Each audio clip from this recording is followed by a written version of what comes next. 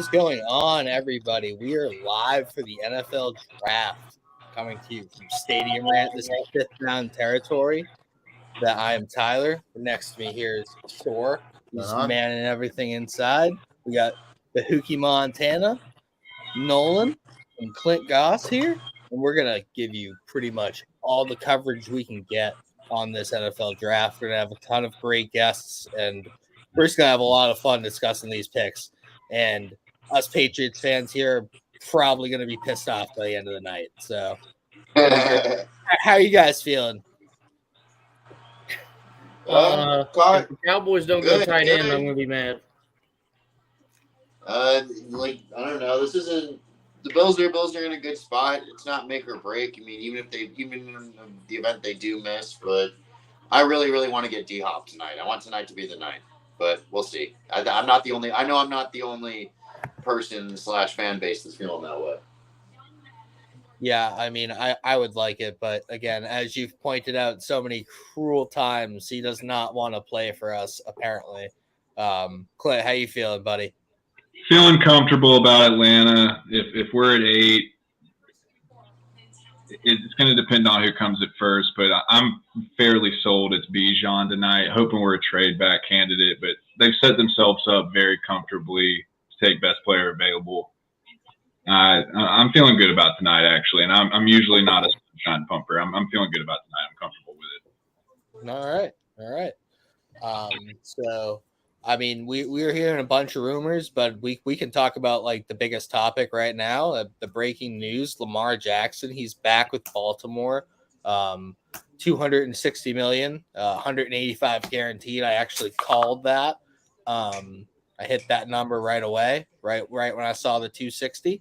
It's a little higher than Jalen Hurts. I mean, when he's healthy, he's one of the most dynamic athletes in the sport. You give him OBJ. If in fact the Ravens are in on D-Hop, you get D-Hop, Rashad Bateman, Mark Andrews, a healthy J.K. Dobbins, a good offensive line, and Lamar Jackson. Okay, we're in business. AFC is loaded. AFC is scary. Loaded. It's very loaded. More than it's probably ever been in my time watching football, and probably from well before that. You think Brett Veach is happy with his contract he signed? He got put into ink and paper for Mahomes now with the value on it. I bet he is. He's, at that point, $50 million seemed like a lot of money, but every year that bar for highest paid quarterback in NFL history is changing, and $50 million is going to seem awful cheap in a couple of years. I would Same thing with that Josh Allen contract. I think this puts Josh at like eighth or ninth highest, which you can live with that. Definitely. Yeah, I mean, with the playmakers now, like it's really looking like the Ravens are going to try and push all in. That's pretty much the biggest news. I mean, the Aaron Rodgers trade, we kind of went over that on Tuesday, Bahuki. But other than that, here we are. We're waiting for everybody thinks it's going to be Bryce Young. Does anybody, like, other than my buddy over here who has some money on other players? Flush that money down the toilet because Bryce Young is going to Carolina at 1. That's a lock. That's the stress. I mean, I agree. The odds were too good. You had to do it. I know you had to do it. It felt like you had to do it. They want you to feel like you had to do it.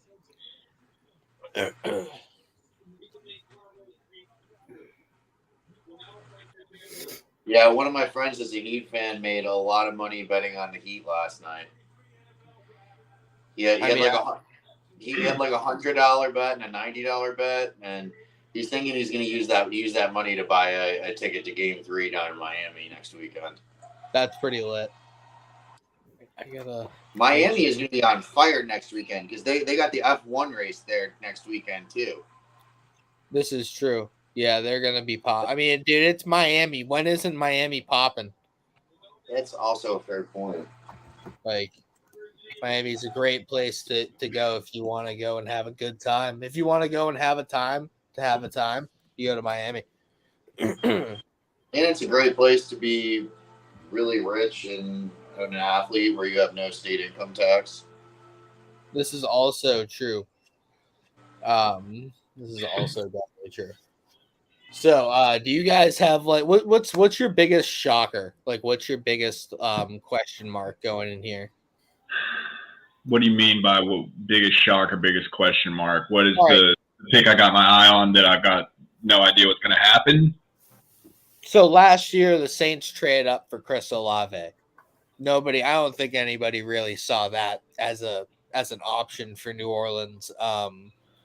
Like it's just something like that, like something nobody's really talked about seeing coming, or like something kind of maybe even off the cuff. I think a week ago I would have said Tennessee trading up to 3, but I don't think that's a hot take at this point after the last 2 days. I think the boldest take, if that's the way I would take it, is I think the last 5 or 6 picks of the first round are really going to be the most interesting part of all this. Obviously, everyone's excited about the quarterbacks early in the top 10 picks. I get that. That's way more commercialized. It's also not 4 hours of fatigue at that point in viewership.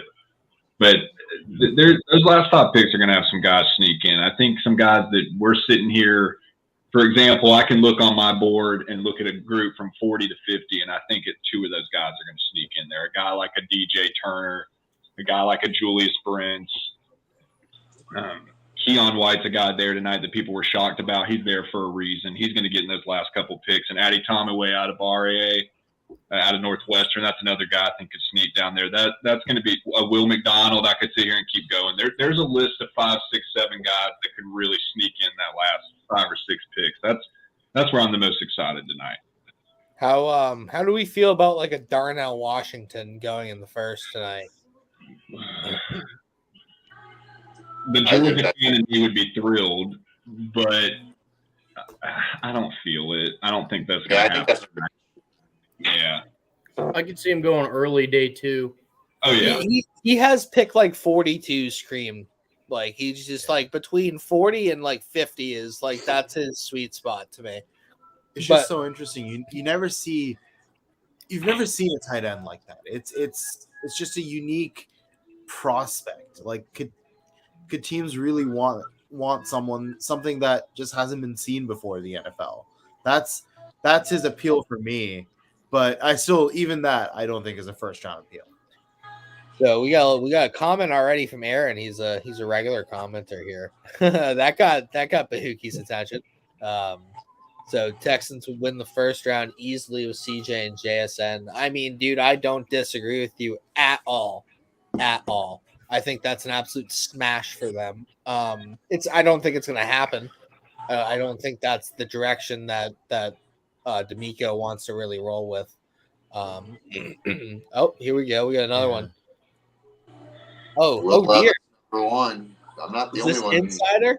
Is this insider or is this speculation? I mean, it's all speculation. This is speculation. This is my cousin. This is my cousin Lewis. You're not supposed to tell him that. I'd win a hundo if that happens. So I'm cool with that. Lewis has about as much insider information on the number 1 pick as I do. Well, I mean, we want a little bit. Yeah. I mean, the Jets are flying. We're almost there, guys. We're almost there. Lewis has a pretty good bet line going, so he might be onto something. He might know something we don't. He's got some bets going. So, oh dear, Will Levis doesn't deserve to be a first rounder because he eats bananas and puts mayonnaise in his coffee. Yeah, the mayonnaise in his coffee was the problem with me. I don't like mayonnaise alone. And he has the phobia of milk. He can't be in the same room as milk, but it's okay to put mayonnaise in your coffee, but it's not okay to put milk in your coffee. You're going to hear that every year on repeat for the rest of our lives. Like Tony Gonzalez played basketball. Jake Fromm played in the Little League World Series. We're going to hear that over and over and over. That mayonnaise and banana clip is not going anywhere. Did you know Ryan Fitzpatrick went to Harvard? You get the point. That's what I was getting. Yeah. That's exactly what I mean. Dude, I think one of the funniest moments in NFL history was when he came out looking like Deshaun Jackson. Like that was one of the funniest things I've ever seen. And everyone lost their mind when Kirk Cousins weird. did that. Kirk Cousins jocked fucking Ryan Fitzpatrick swag really hard. Yeah, that wasn't cool at all. Can't do that. And then Taylor Heineke did it a couple weeks later, and all the Vikings players were getting upset. Like, like find your own trend, dude. How about you guys find your own trend? You just did the same thing. I definitely feel that. I think another big shocker here is like Quentin Johnson. You said it last night. Oh wait, here we go. We got another question. How far is Jalen Carter going to drop? 10's his floor. I don't think outside of the top 6. I think 6 at the lowest. 10's the absolute floor. Let me clarify. Yeah. Yeah.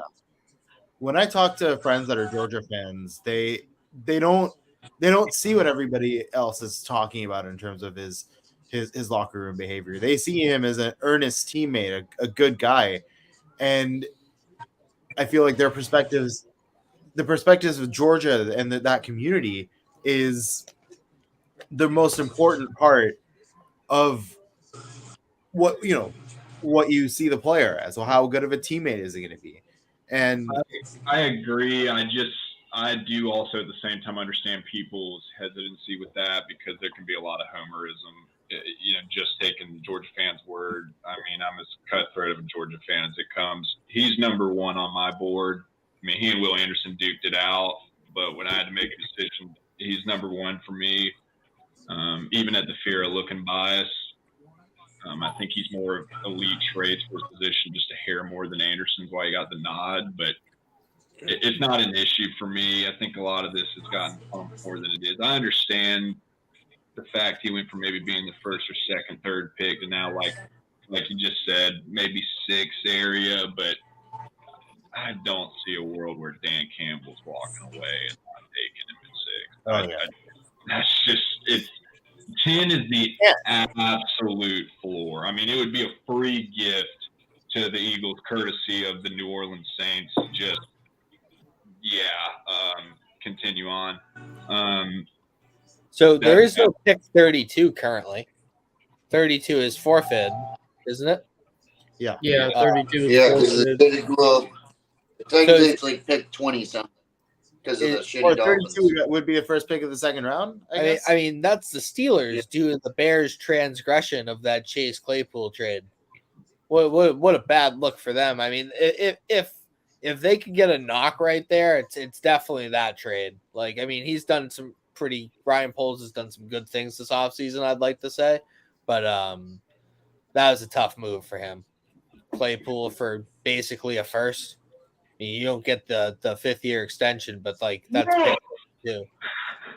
It's actually 31 because the Dolphins had another pick forfeited. There's 2 picks forfeited in that draft. No, it was just 1. They traded the other pick for Bradley Chubb. Oh yeah, but there's 2 picks forfeited in the first. No, it was just because they had the 49ers pick. Oh yeah, that's right. And it split up. Yeah, my bad. But I think another surprise pick tonight, and Tyler, we hinted on this earlier with Cam Robinson on the verge of getting suspended. I mean, it would not surprise me to see Jacksonville try to make a move and jump up and take a tackle or move up and take an interior lineman. Maybe not into like top 5 range or nothing crazy, but a couple picks if they're worried about a lineman going early on, but it could happen. I think that I've seen a lot of mocks getting Osiris Torrance. I see the issue there being crap. Blanking out here. Somebody help me. We're trying to say, Tyler, something along the lines of we were talking last night. I think Jacksonville's really put their focus on the defensive line. That's really where the majority of their resources have gone this far. I think offensive line is definitely possible. It's one or the other. They're going for beef. I mean, I just don't think they have enough ammo to trade up into where they need to get up, because I like there's tackle needy teams basically from, I mean, probably Tennessee if they stick there. Like I'd say from 11 to like 17, all of those teams could probably use a tackle. So it's like, are they going to trade back and not get that tackle? God, Bijan looks dope as hell tonight. He's gonna look great when the Falcons take him. Bijan does look pretty fresh, black on black. Yeah, he looks good. That whole the turtleneck. I was just thinking the same thing. We got another comment here. Thoughts on the Vikings? What do they do at 23? Hendon Hooker would be spicy. Ooh. They're a good. They're a candidate to move up, from what I've heard. Again, I think that defense needs so much help. It wasn't their offense that was the issue. They're always struggling to find cornerback help, in my opinion. Is Kirk Cousins on the last year of his deal now? I think they gave him another. I thought they extended him last year to a 2-year. I think that next year he would be out, unless they've been going year by year, just being like, here's just like $50 million guaranteed, essentially, chilling. Ooh, we got some people down there.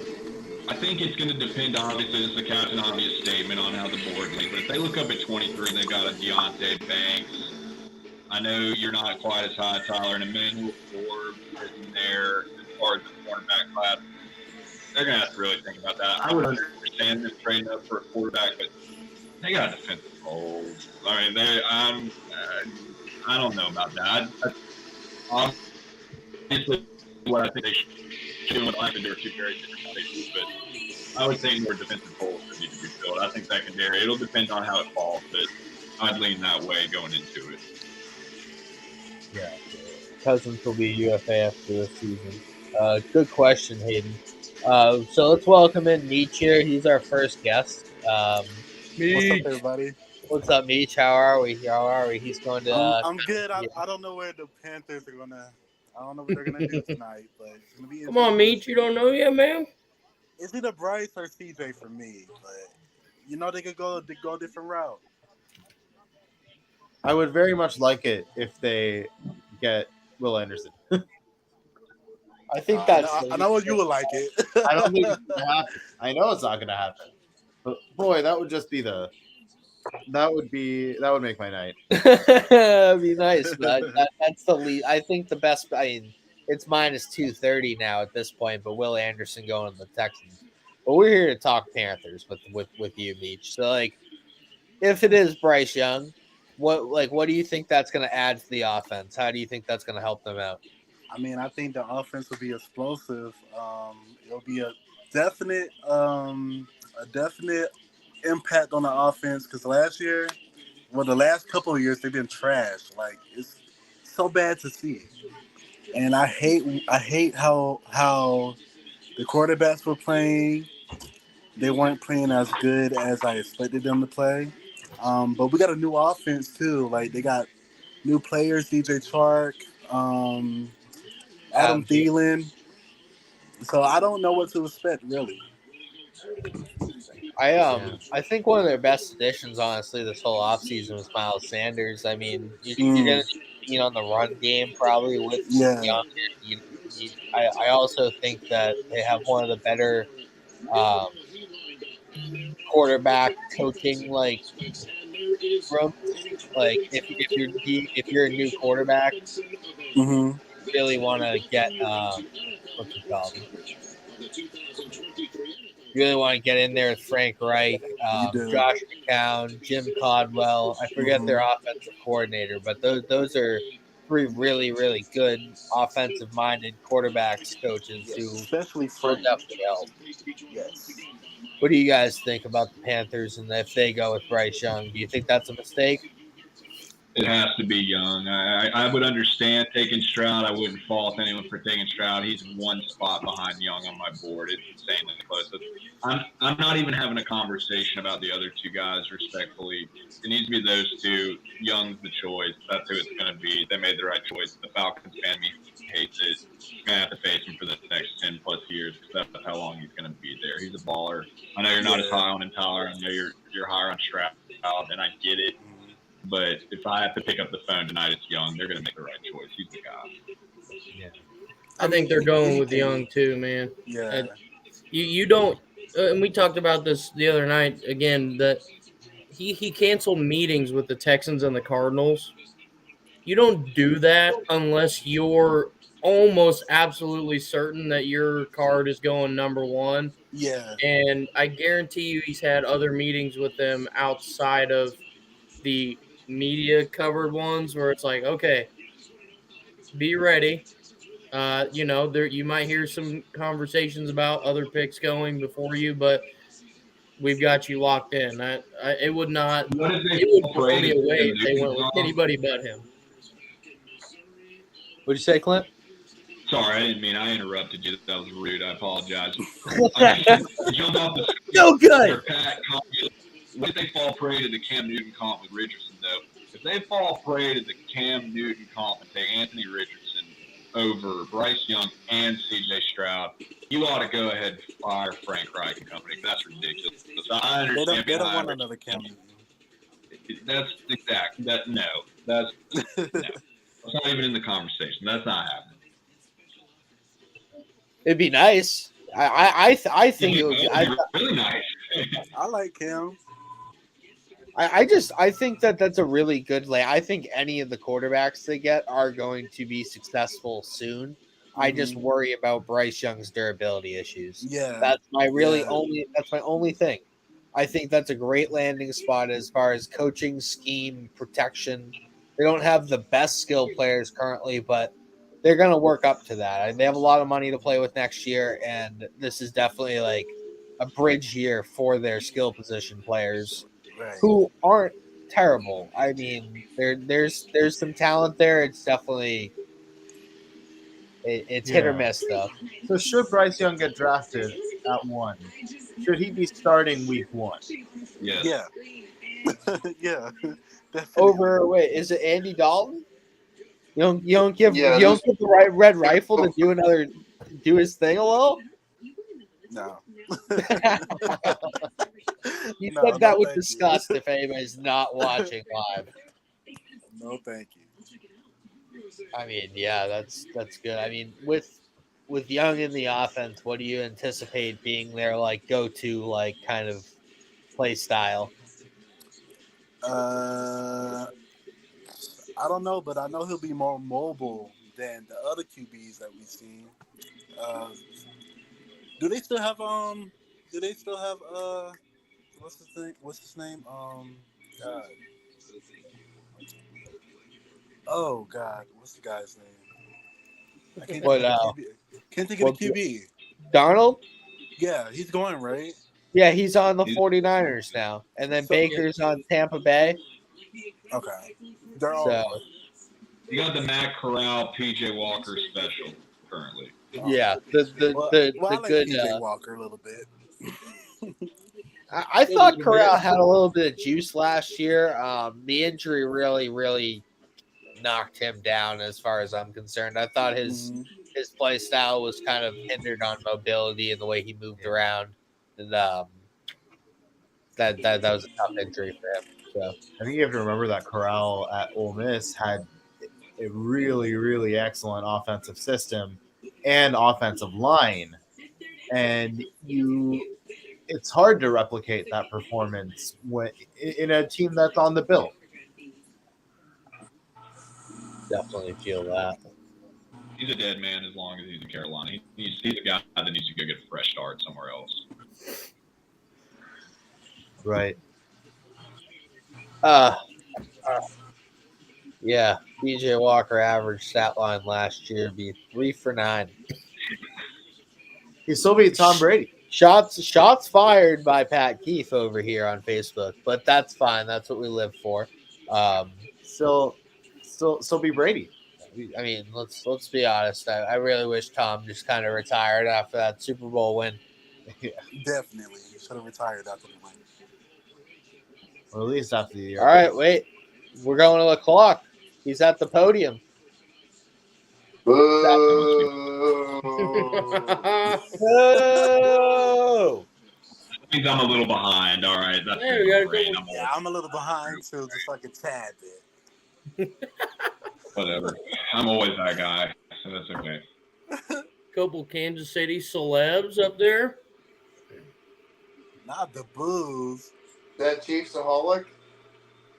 No, no. Oh man, that would be.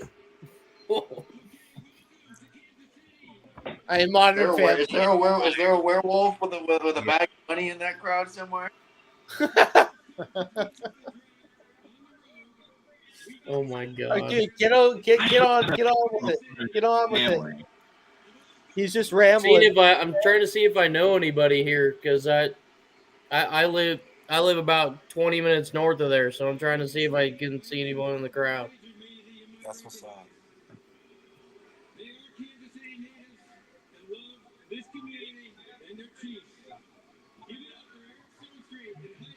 So far, no.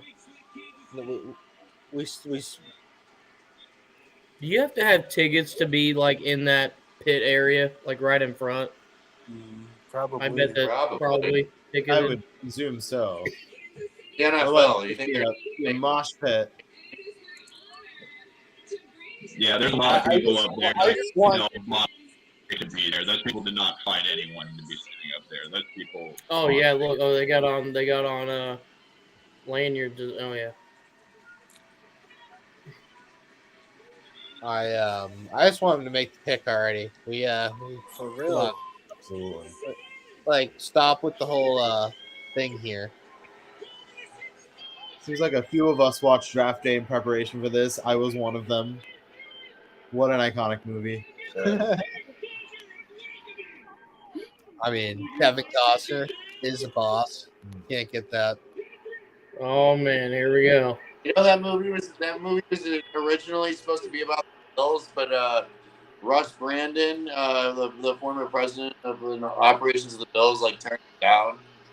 Oh, interesting. True story. Wow. So they chose the next shitty team. But that was before we had Josh Allen. Well, I thought he was coming to the podium to like do the pick, but this is just a whole bunch of bullshit grandstanding. So it's okay. Yeah, look, we got a trophy. We're excited. I mean, I would be pretty excited.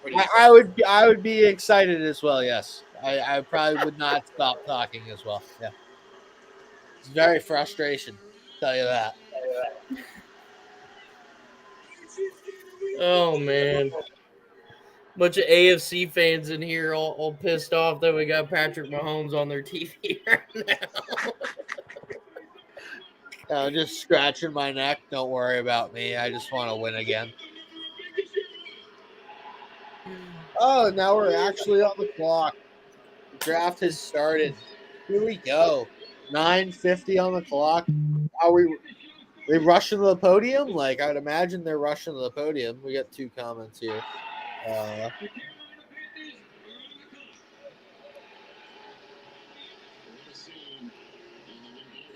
And then Patrick, don't play around throwing the trophy out there.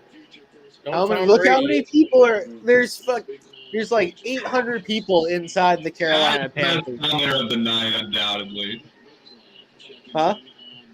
Pat is the best commenter of the night, undoubtedly. Oh, he's got another one too. Kelsey dressed like security at the Vatican. Oh my god. Dude, there's Pat, like Pat, are you okay, man? Why are you so angry? That's fine. Don't kill the spirit. Oh, we got another one here. Who got the louder boos, Mahomes or Goodell? I mean, I'm gonna go ahead and say Goodell. It's hard to hate Patrick. Tradition. It's hard to hate Patrick Mahomes. He's just too good at football. Too good. He's too good at football. You just kind of sit there, stare silently, wanting to boo, but having no choice but to respect.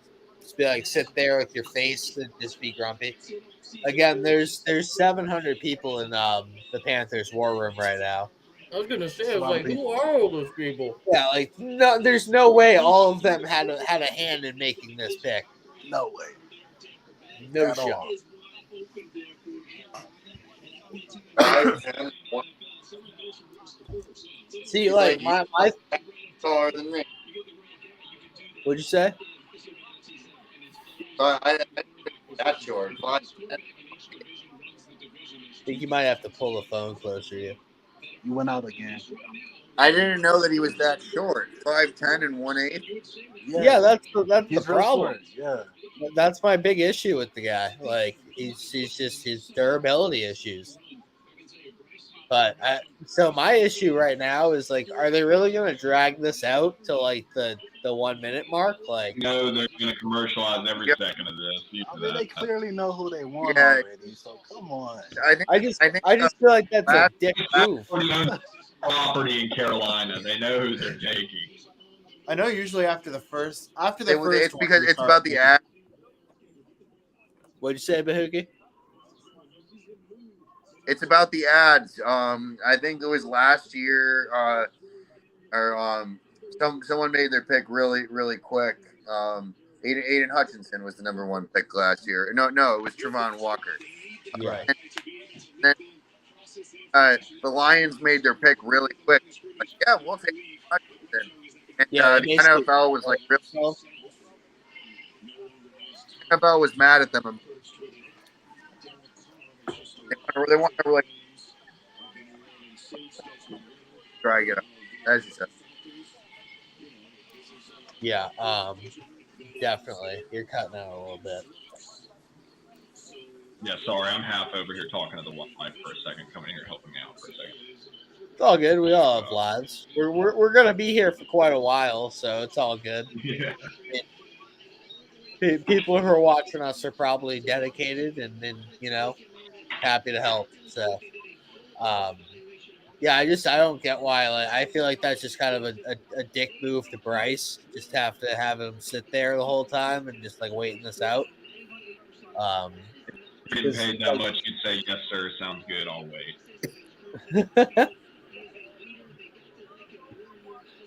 Clint, how many Falcon fans do you think are there? If I win, I'd be like the 4th one.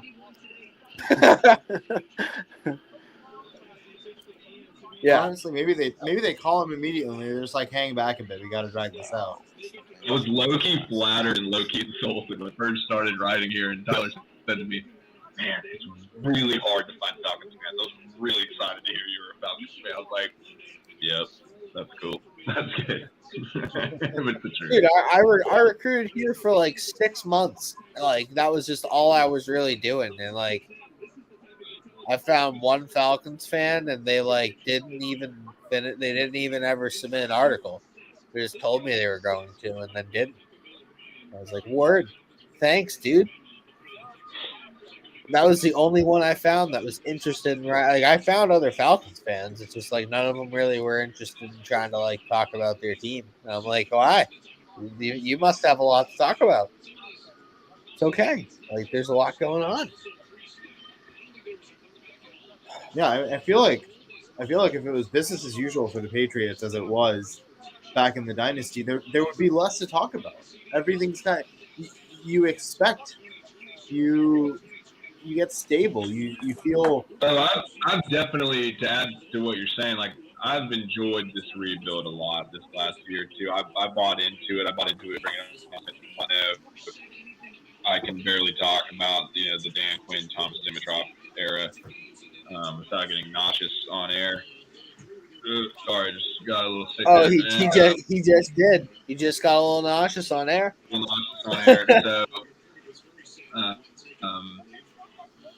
I've really gotten excited about it. I think I've had more fun being a Falcons fan last year too than I have, say, when we were winning the NFC Championship and really going well and in the Julio years and things like that. I mean, I've had a good time with it.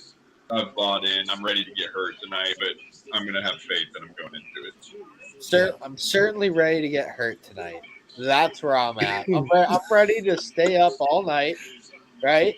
It's going to be like My 10 wife- o'clock. Falcons fans are too busy getting their hearts broken to write. Oh, wow. With the dagger from the wife. She tore for Dallas, so that's understandable. Oh, man. Oh, the pick is in. The pick is in. We're actually in. Wow. Here we go. We're going to kind of start hopefully rolling here. Good Lord. Come on, man. I'm like 5 seconds behind, but I see it now. I'm a good behind. Yep. Yeah, same. Not I pressed just, on. yeah, I just saw the then now. I'm on that nice northeastern cable, man. Like it's that prime line. I have YouTube TV over here. You always have that. Yeah. Watching on cable. I just want somebody else to do the pick right now, just so we have like something kind of to talk about at the moment. Because like this is like we all kind of feel like this is where we all kind of know what's gonna go on. So it'd be very nice to get shocked currently right off rip. How the draft is. This takes a couple picks for the draft to actually start. These are the easy picks. Like when you're doing a fantasy draft for fantasy football. The first few picks, those are the easy ones. Then it's really the later picks that actually win.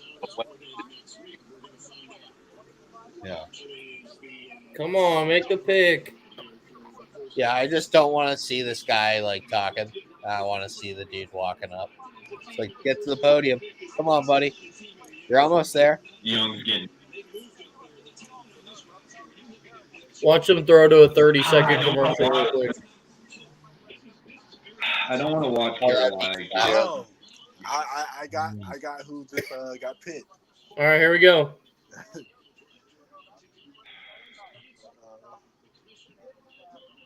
Yep, here we go. Ding, ding, ding, ding, ding, ding, ding. It's Bryce Young. It is Bryce Young, Alabama. I think a perfect comp for him is Kyler Murray. I think that that's how I feel, but you know how Kyler's not even good anymore. Like, yeah, he's good so for one season. I think that if he can stay healthy, he's going to be an electric player. He has all the tools. Let's remember that the guy won a Heisman. Do you think he's gonna stay healthy? I 10 hope times so. the leader than Kyler Murray is. We don't know. I think he's a better leader than Kyler Murray as well. This is true. The fact. He probably doesn't have the Call of Duty issues that Kyler Murray has. He's also less reckless with his running. I feel like he's more calculated. Yeah. This is true. I mean, let's remember the guy in his first year. This is no just athletic freak. The guy won games. I mean, it looks like he needs a bigger hat. Yeah. I don't know why the hat looks kind of weird on the head. They only Loosen the snaps at the back, bro. But yeah, I mean, other than the size, it's really my only issue, and that's really been the only issue I've had with him. So if he can stay healthy, he's going to be a great player for that franchise. Exactly. So everybody in Carolina, he's going to be able to inject Carolina a lot of it. Should be happy. The fans should be very happy right now. Yeah. There's hype and there's mystery and there's intrigue around the Carolina Panthers games. That's big. Mm-hmm. The Panthers haven't had this kind of excitement around a quarterback prospect in the draft since Cam Newton. So the fact that they get to invest in somebody again, I think that's really, really going to help their morale. Is it's like, okay, Bryce, here's the keys to this franchise. Take it where you think you can go, and we've got full confidence in you. So I mean, look at that war room. All 70,000 people in the entire state of Carolina are in there. Both Carolinas. I'm gonna say that Nolan, I'm a Falcons fan, but I did live in Charlotte for a time, over a year, right out of school. I will be Captain Positive for a second. They have great fans, and it's a great game to go to, and they're going to get. He's going to succeed there. That's such a good pick. He has a chance to see Wright, McCown, Thomas Brown, et cetera, et cetera. That was a home run. I hate to say it. That was an absolute home run. So, what I'm seeing right now is like he could be any. So if he has injury issues, he's probably something closer to Kyler. If he could stay healthy for a couple of seasons, he's probably something closer to Russell Wilson. Oh, So definitely. either way. Houston.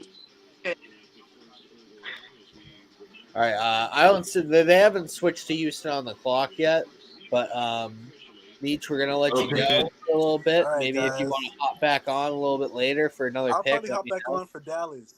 Cool. Yeah. That's my team right there. Word. Thanks for having you on, buddy. Good Thanks, job. Meech. Guys. All right. Now, Look at all those. now we have all-time great Louie. quarterbacks. What's up, Louie? Louie's here to talk Texans. What's going on, buddy? No, good. I'm actually gonna change my answer from in our chat before. I think, given everything I've seen leading up to the draft, I think this is CJ Stroud. Put money on it right now. So, although I was Will Anderson all the way up, I thought they would get D'Amico's guy, but I guess we'll find out. I need this to go Young, Anderson, Stroud. And I'll win $120. So I'd like to see that. I saw that the odds 20 minutes before the draft started, Stroud was at negative 6,000 to go number 2 overall on DraftKings. Last night he was plus 750. The pick is already in. The pick's already that's what I in. was seeing. He went way down like the hour before. People were hammering it apparently. So Houston has tripped over themselves getting to the podium currently. The picks are already there. Yeah, you got to tell me what it's in. I had to step away from the TV for this. So D'Amico's on the phone, so the pick's already there. Picks in. Man, So imagine if this whole Stroud thing was just smoke the whole time to make the Titans drag their feet for this pick. Trade up to number 3, done, except your guy's already gone. That'd be excellent work by the Texans to just screw the Titans like that. Little interdivisional, hey, catch the finger, buddy. Yeah, I think they really were if they let it out that they wanted a defensive guy, and that was true, you're letting these teams make that trade too early. So I think they really wanted to keep everybody guessing a little bit.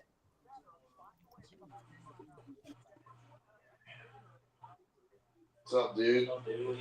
I'm doing a live stream here. You want to come say hi? Yeah, draft's on. This is my friend Brock. Buddy? He's a Boston fan. Yes, I am. Yeah, Lamb up here in the Patriots. What's up? What's up? Pick 14. We're waiting all night, buddy. Are the Celtics gonna close out tonight? God, I'm gonna have to turn. I have to turn my phone over and lay it down because it's coming in with the picks before my TV is. I know who it is. Wow. Stroud's the pick. This is the first round. Yeah. I haven't even seen it on my TV yet. Stroud's the pick. I'm How not do you surprised. feel about that? I feel good about it. I mean, to be honest, if we're not giving up any draft capital, either to me, I think they'll go edge probably at 12 now, and then they'll try and trade up. I could see a big move for Marvin Harrison next year, them trying to be in the sweepstakes for that. So, yeah, I would expect edge at 12, and then I'd guess they're probably addressing center position sometime early tomorrow. Right. There was talk of the Texans sticking with Davis Mills. What do you think happens with Mills now? Where do you think there are any teams that could use him? I honestly think he'll sit behind. Because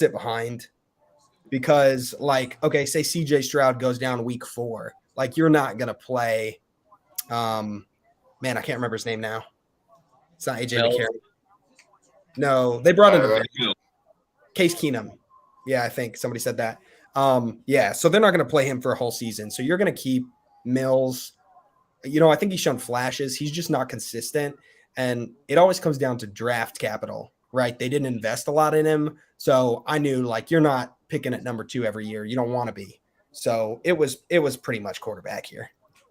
So with the news of John Mechie being pretty much ready to go for training camp, you guys got Robert Woods. If you do think you go defense at 12, how do you think the complement of weapons that you currently have is going to fit with CJ Stroud? I think running a West Coast style offense, they brought in a really good pass catching tight end in Schultz. And then Devin Singletary is, I think, a pretty underrated pass catching back. So to me, I'm like, I don't think it's going to be, like MVP numbers or anywhere close to that for Stroud. Probably not even rookie of the year conversation. But I do think it'll be functional enough that you're looking probably close to 6 wins would be my guess with a rookie head coach and a rookie QB. So I think it's enough to develop. And the Texans have a better line than they're given credit for. Upgraded at right guard. I think they take a center really early.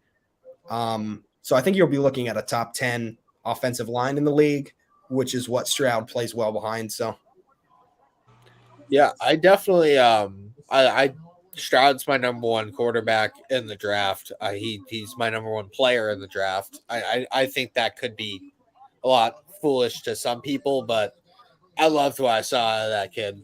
I think you guys kind of stole it too.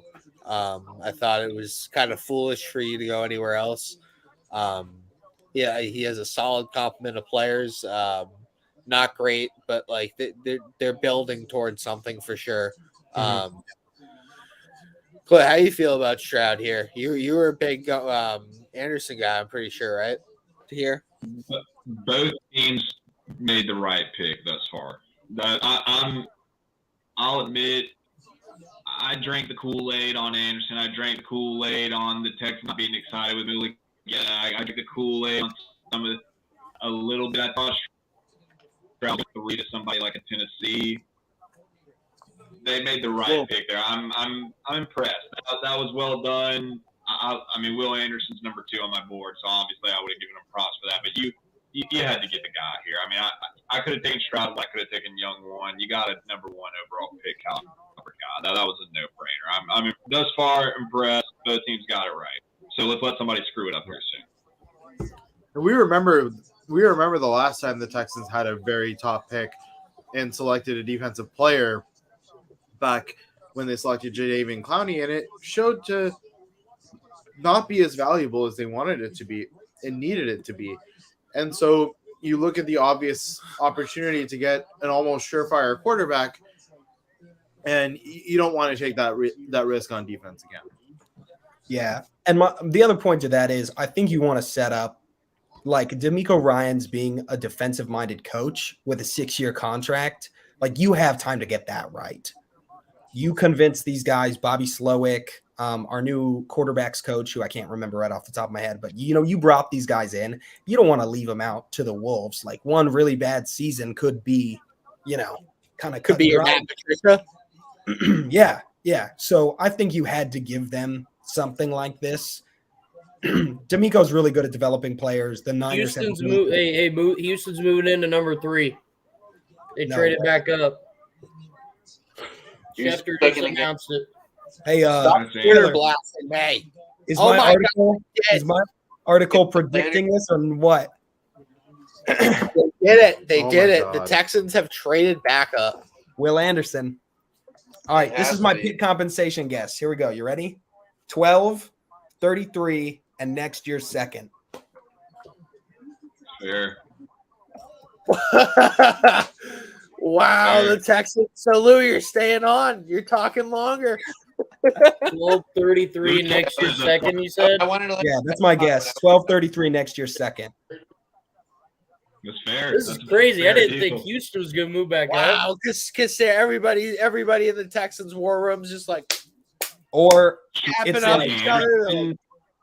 Why did I talk about defensive player or quarterback when you can just say, no, I'll get both?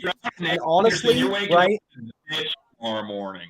Here's the move that I think Nick Caserio is going to be underrated for. You take your QB at 2 to dry up the Cardinals market. You let the Titans put in the work before take up their time in that conversation. You take the quarterback that the Titans want, drop the floor out of that market, and then make the trade up for that pick. Brilliant. The pick's already in, so I mean, It's Will Anderson. There's no way. Oh yeah, it definitely has to be, No right? question Houston's GMing has improved since O'Brien left. Yeah. Nick Caserio gets a lot of hate. I think that this is really going to put him a little more in that conversation of like a mid-tier GM rather than number 32. So, wow, absolutely. I mean, I'm shocked. When was the last time this happened? Look up. Yeah. I don't remember the last time a team had the 2 and the 3 like back to back. This is crazy. Like realistically, this is like history. Like when does this happen? Look at them guys. Look at them guys on the phones running around. They're like, okay, make a goal. Tell this guy, come on. Yeah, they're all dapping up in the war room. It's the same. It's the Justin Jefferson thing all over again. People are like, oh my god, I can't believe we worked. It worked. There's nobody in their war room because they're all running around out in the hallway celebrating. Like, what was compensation? Have they said yet? I haven't heard it. So, dude, the one thing I don't like. Oh, here we go. 12.33 first next year, third next year. Okay, so they did have to give get the 3 and the 105. So you get a fourth rounder as well. We get a fourth back. Yeah, you get a fourth this year back. So I would look also, like, if we're dropping predictions, look for Houston to trade a third and that fourth to move up into the bottom half of the second. I would say close probably in that. Maybe like get another weapon. That's typically a good spot for like weapons. Yeah, I think you'll pick. It's Will Anderson. I don't even have to see this one. It's Will Anderson. D'Amico's a Bama guy. They want that locker room leader. Yeah, it's a no-brainer. It wasn't Tyree. Absolute smash spot here. So the first 3 people off the board are Bryce Young, CJ Stroud, and Will Anderson. Now's where things get really, really interesting. Yeah, Colts. Are the Colts taking Will Levis? I think the Colts. I think the Colts take Anthony Richardson, to be honest. I think he's more of a Jalen Hurts type player. And I think Levis may go to the Raiders at 7, unless the Seahawks let the Titans move up. So we'll see. I really like interesting. I really like that for the Texans. That's so bad. And like, even if they run it back with Quessenberry at center, which I hate the idea of, like, it's 1 year. They'll fix it next year. Like, you have 2 cornerstone players, which will suck when we have to pay them both. But for now, sheesh. Crazy, man. Yeah, that what a power move. Yeah, that's just big swinging around right there.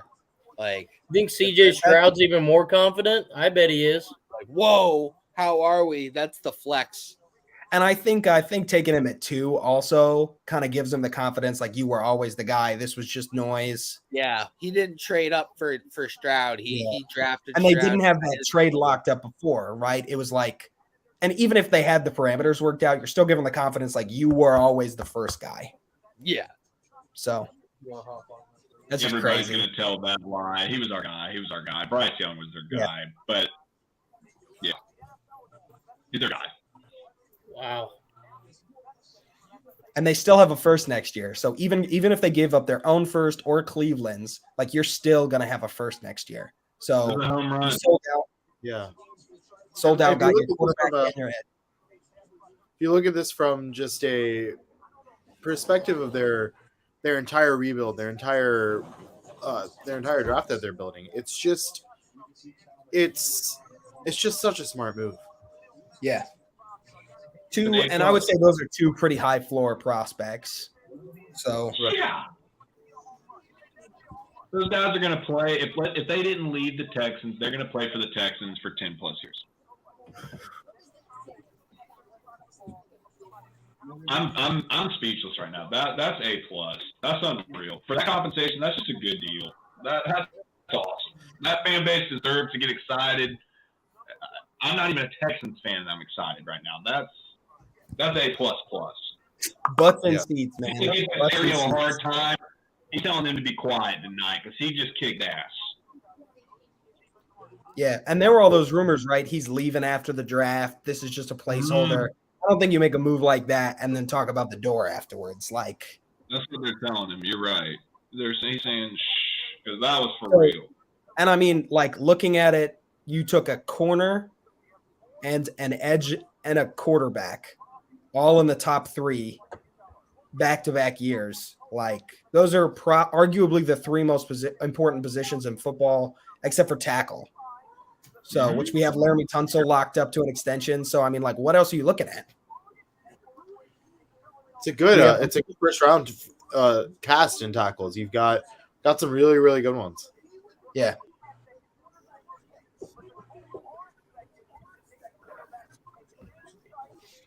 Man, the Titans got to be mad right now. You know they have to feel a little lost out on that scenario. Because I mean, now you're running it back with Ryan Tannehill, or you're trying to fight somebody off for Will Levis probably at this point if he falls. Right. Because if you don't have faith in Malik Willis, I don't think that offense is designed for Anthony Richardson either. So like their worst nightmare. Is Detroit getting Jalen Carter?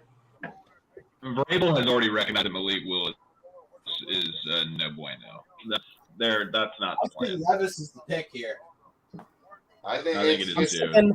I'm sticking by my Richardson prediction for Steichen. Yeah, but I would not be shocked. Where do people think Hendon Hooker is going to go? I think you'll actually see I like the Vikings out of the first scenario. What do you guys think about Tampa Bay for Hendon Hooker? Hang on, I'll be right back. Hang on. I feel like if Tampa Bay gets any quarterback in the first round, our consensus mock draft, that's where we went. If they draft him, that's a really interesting 3-way competition between him, Trask, and Mayfield. You tell Kyle Trask to go grab you a Gatorade in that competition.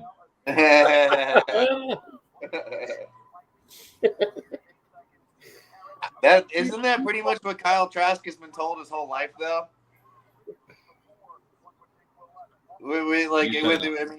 I would agree with that statement, but that's kind of like where Kyle Trask is at his best. Which is what? What's I got to he has to compete for a job. We'll always succeed. The lower we put it. But I think Hooker to Tampa Bay would be a pretty good pick.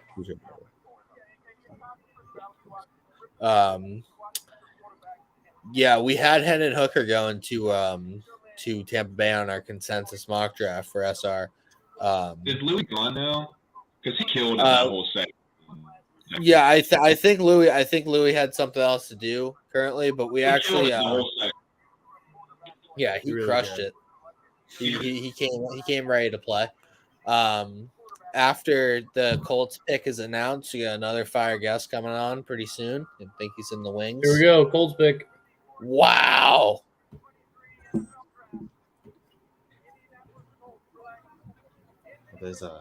Oh, they did go Richardson.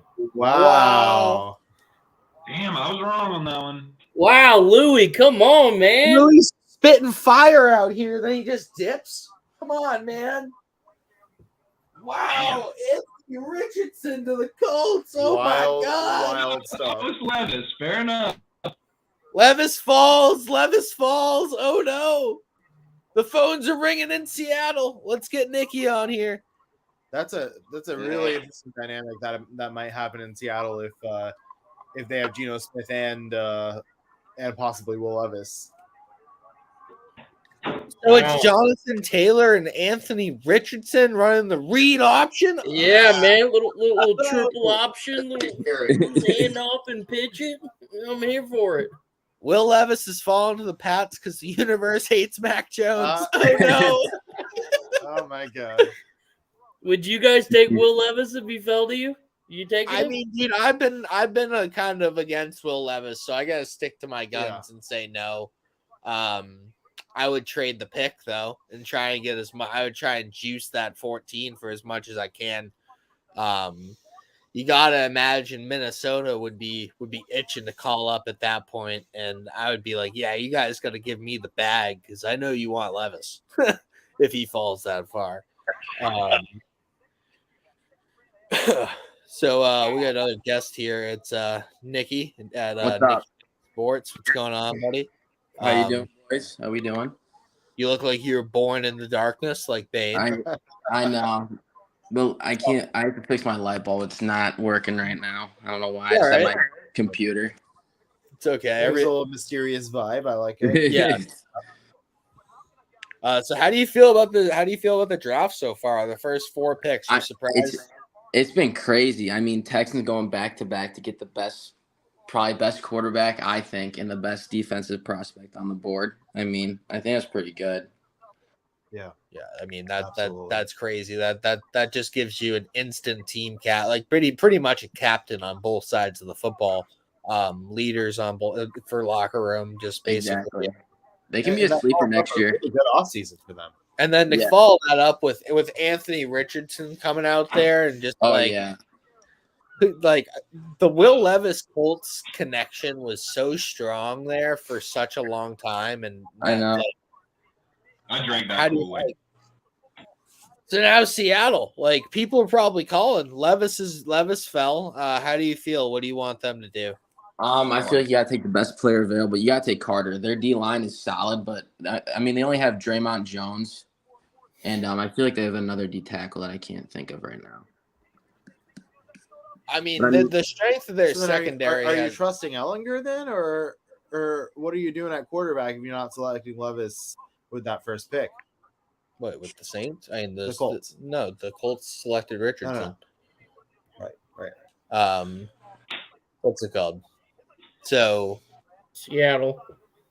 Yeah, Seattle is it's either Carter here or it could be Carter or trade, I think. I mean they have a lot of value at this pick right now. They could definitely trade with like maybe Philly, I think.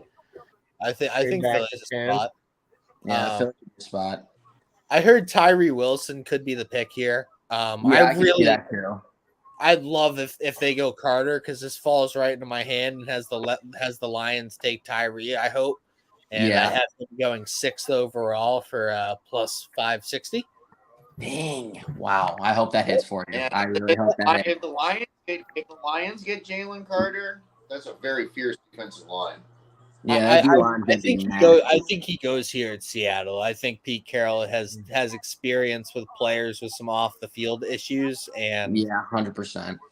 He utilizes. So what was the thing with Jalen Carter? There was he was friends with someone who murdered someone, or no? He was racing in a street race that got somebody killed. Essentially, they were racing, going to Waffle House at 3 a.m. and one of those horrible stories. It's a freak accident. The kid's never been a problem in Athens.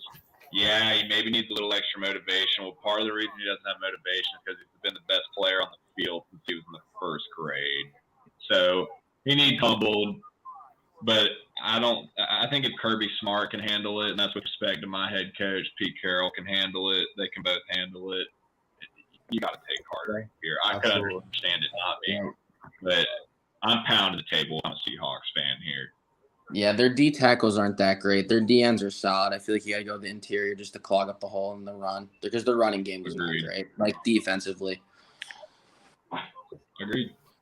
Well, I know we agreed on our mock draft that Carter within top 5 was made the most sense just because he's too good to fall below that. And then, Seattle really, D-line was the number 1 need I had for Seattle on my board. So, I mean, I go Carter, and if you don't want to go D-line right now and you want to wait and see if you can get one later, you could go wide receiver if that's what you're trying, or not wide receiver, corner, safety. If you wanted to go that, you could because it's out there. If you wanted to go where? I didn't hear you. I'm sorry. You broke up. Could you repeat that again? What was that? Dude saying over under 50% completion. If he's not over 50%, he doesn't deserve to be in the NFL. Another comment, though. Just saw Anthony college career worst by first one back. I mean, I was talking to Tyler about Anthony Richardson earlier this week. I mean, I went to USF, so diehard USF fan, and USF gave Florida all they could handle this year. They should have won that game. They had a bad hold and a bad kick. The refs were fucking terrible. But to win the game, Anthony Richardson was dog shit in that game. He had 0 touchdowns and 2 interceptions. And I remember watching that game and thinking, this is the guy who's going to be a top 5 pick? Okay, whatever you say. Then he went to the combine and he put up some of the craziest measurables like we've seen at the quarterback position since like Robert Griffin III. He literally looked like Terminator from Terminator 2. Like running around there. Like I was just like, what is happening? Like that's a scary around. Yeah, him and Jonathan Taylor running the zone read option in RPOs just sounds really terrifying. They also Michael Pittman. You took I'm right there with you. I mean, they need to upgrade their offensive line. I think in the coming rounds here, it should be the next way they would go. Jonathan Taylor is going to be a great late first round pick in fantasy drafts this year. I think that he kind of had a down year, and I think a lot of people undervalue him. He's still that guy. Don't think he's not. Yeah, I agree. The Seahawks pick is in, by the way. I think considering we're 5 picks at this point, it's worth mentioning of the 4 picks, that was easily the least value. That I mean, just using myself, I mean, the first 3 picks were top 4 guys on my board. I had Richardson at 15. I mean, they definitely traded that pick. Boom bust pick. He has maybe some of the best upside, but where he is right now, he's gonna be more of a running threat than he is going to be a passing threat to start his career. We'll see what he does. What kind of production? Oh, she's hot. Yeah, Blake. Real with you. Am I lying? I bet they go defense here. Yeah, I'm having issues with both of my streams now. He looks like a first round pick. You need to relax. Have like 3 more Miller Lights, buddy. Ooh.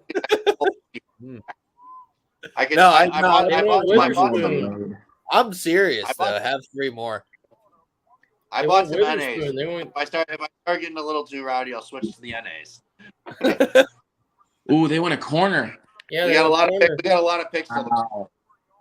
That makes Tyree Wilson the pick at 6 even more. Actually, no, it's Jalen Carter now. It's gotta be Carter. Yeah, I bet they do. Dude, I didn't think they were going to take a corner. Unless people don't like it, like unless people just don't mess with that, like I don't know. Yeah, I'm surprised because they have Tariq Woolen and then they have Kobe Bryant out of Cincinnati. Yeah, but both of those guys I feel like are more like ball hawking players. Witherspoon's more of like a blanket guy, like. Yeah, he can he's like not like a comparison, but he can just lock down people man on man. Yes, I totally agree. I'm gonna have to watch the Falcons pass on Jalen Carter. Yeah. I'm gonna have to sit here and watch it. I have to sit here with my already receding hairline. I think Detroit takes him right here. I don't know. Maybe Dan Campbell's about racing when you're about kneecap biting, so they could be a thing. Don't get me wrong, Dan Campbell's Jalen Carter's a certified kneecap biter. You can believe that. This is true. I think this is the pick right here. I said top 6. I don't know if you guys remember that. We were talking where's the I said top 6. This is the spot right here. I really hope this is Tyree Wilson. Nikki, what do you think, man? Are you cool with Witherspoon? I'm cool with this. I mean, I would rather go D line, but I mean, getting another corner really helps our secondary with Jamal Adams and Tariq Woolen. So, I mean, I'll take it. I mean, you get the pass rush going by having a good secondary as well. Right. Like we still have pick 22, so yeah. I think it's worth mentioning. Has anyone seen a single mock that had Seattle going corner there? I did not see one single. I didn't see one. No. Cool, because no one saw that coming. No. I had D-line the whole time and cornerback maybe at 20. Definitely didn't think that. He knows what he's doing. For sure. Yeah. I mean, when you look at Seattle, you are talking about a defense that was pretty leaky against the pass last year, and this could be a real help. Yeah, this could be. Hopefully it doesn't turn out like a bust. But I don't think he will. Pete Carroll knows how to run a defense. I think that he allows Woolen the ability to play more off coverage and be more of a spy. That allows him to be more ball hawking. And also, we can't forget Jamal Adams should be back healthy next year. Yeah, he will. He should be back by week 1. That's a big piece to a defense. I mean, with getting a cornerback like that and having your secondary the way it is, he doesn't have to, make that move there. It looks like we have another trade. I think the Cardinals are moving up here. Really? Does Jalen Carter? Dude, don't take Jalen Carter. Oh, take Tyree Wilson.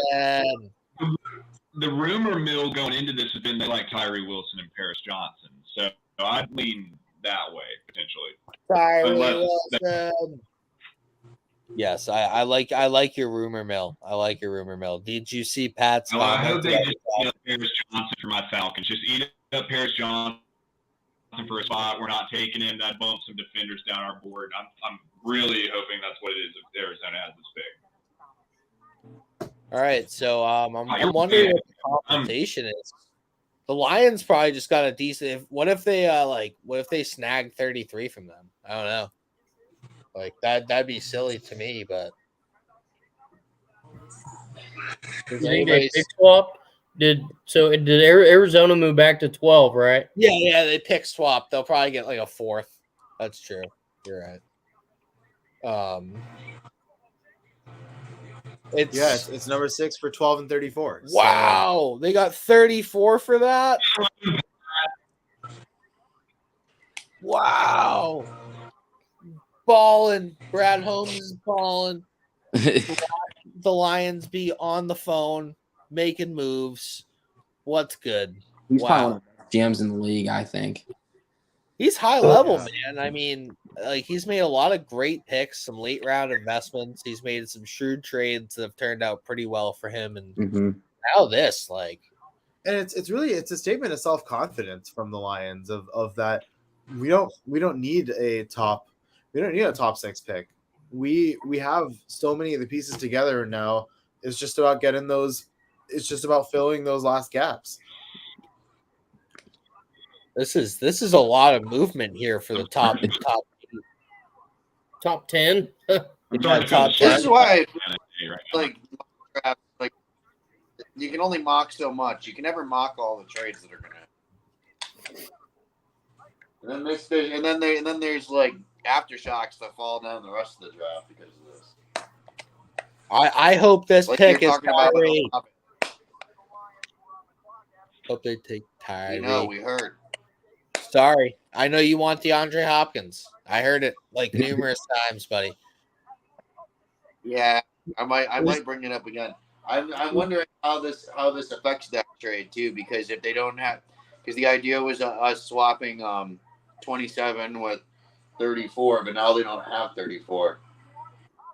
Yeah, I love that trade for the Lions. I mean, getting another top 35 pick just to swap and a pick swap there. That's pretty shrewd GMing.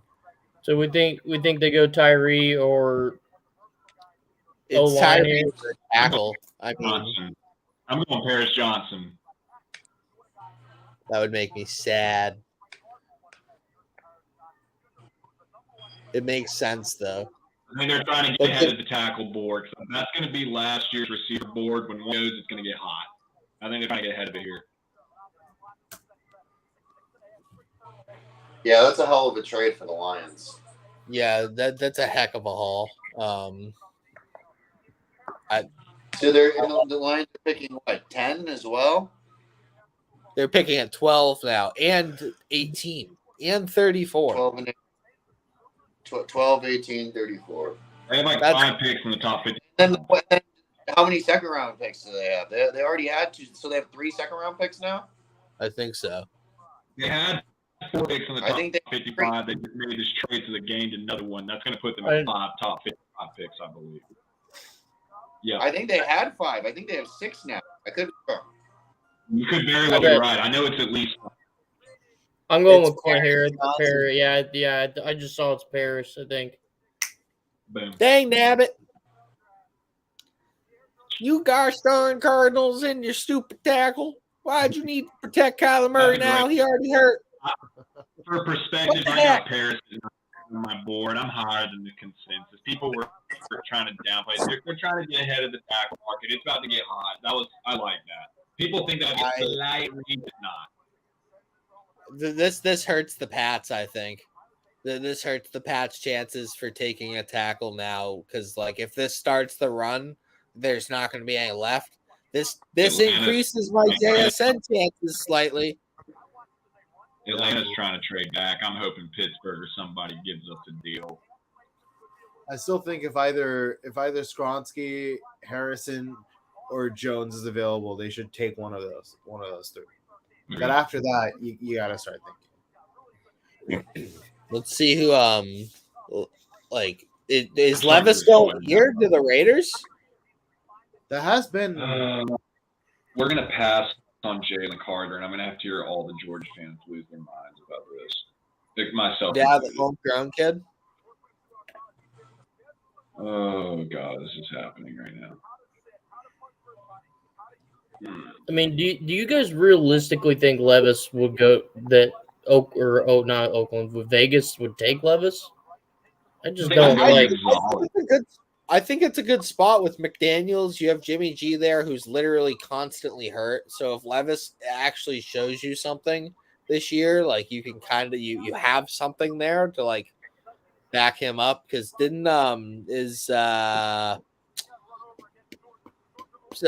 Stidham still there? No, he's in the gone. Feels like Arizona could have gotten one of the top 3 tackles at 12. This isn't Levis here. I really don't think this is Levis here. I think it's going to be more corner, or they might go O-line. This could be a Skronsky. This could be a Gonzalez. I think that Stroud and Young were their guys as far as quarterback. I think they're kind of looking up and being like, we're late to the party. This isn't Levis. Levis has a little bit of fall potential here. Yeah, that I do. I hope he falls all the way to New England, and maybe we get like a first next year for that pick. I don't know. Right. You look at the teams between now and New England, and the ones that need a quarterback are kind of limited. He's looking into the camera while he's doing this interview. He looked dead. He's like, I just want to thank God. Like, I think that's a great ad for them. I thought the tackle run would start a little bit later at like maybe 9. I thought like let's see what this is definitely interesting what the Raiders are gonna do here. Nikki, what do you think? I definitely think they could. I don't know, because I feel like defense should be the move for them, because their defense is like not that good besides Crosby and Chandler Jones. Jones faded last year unless he was running over Mac Jones. Yeah, I feel bad for you. Do Raiders go Jalen Carter, build up the middle? Dude, that would be such a Raiders. See, that's where I don't like Jalen Carter being. That's where that's a problem to me. Like Henry Ruggs, like anybody ring a bell? I mean, hard, like tough. It is half their draft class in the past 3 years have like had criminal charges. Clint, this one's for you, buddy. An Atlanta question. What? I fear that I'm drinking Homes twice a year. Clint's falling into a severe depression here that they might pass on Jalen Carter. I'm afraid he's not supposed to be here.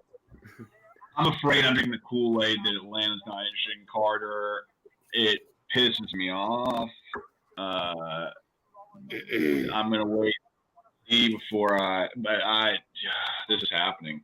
You don't understand how much the Falcons fans or the Georgia fans aren't gonna let this one go. I'm a part of both communities, but I'm as reasonable as you'll find. This is gonna be bad. This is gonna be really bad. Who do you want for Atlanta to take at 8? I want Jalen Carter. Are we gonna do it? I don't think so. If we do, I'm going downstairs and taking 3 shots of bourbon and then coming back to the street. He said he's throwing 3 back. Yeah. I love Christian Gonzalez. I love Jalen Carter. I'd be excited about Tyree Wilson. I'd be excited about Bijan. I'd like him at a discount. I want the trade. I'm a world. There's no fucking telling. This is going to be big. Hey, Clint, what are you going to do? They take Will Levis. What if they just throw a wrench in there? What are you going to do? Clint Goss has left the meeting. Yeah, so I guess that answered that. The pick's in here for the Raiders, but I guess that answered that question. What is the only thing that you don't want them to do? I cannot stomach a quarterback. Okay, Levis. I don't want to reach on Van Ness. I think he belongs in the 15 to 20 range. It's not Nolan Smith. He doesn't fit what Nielsen wants. I think the guy's Bijan ultimately. I'd be excited about it. I mean, there's so many ways they can make me happy and so many few ways they can piss me off. I know that's probably what they're going to do, so I'm scared. I'm ready to get hurt, man. I'm ready. I said that. I think the Raiders are going to go Tyree here. I think they're going to try to build up their secondary. Gonzalez.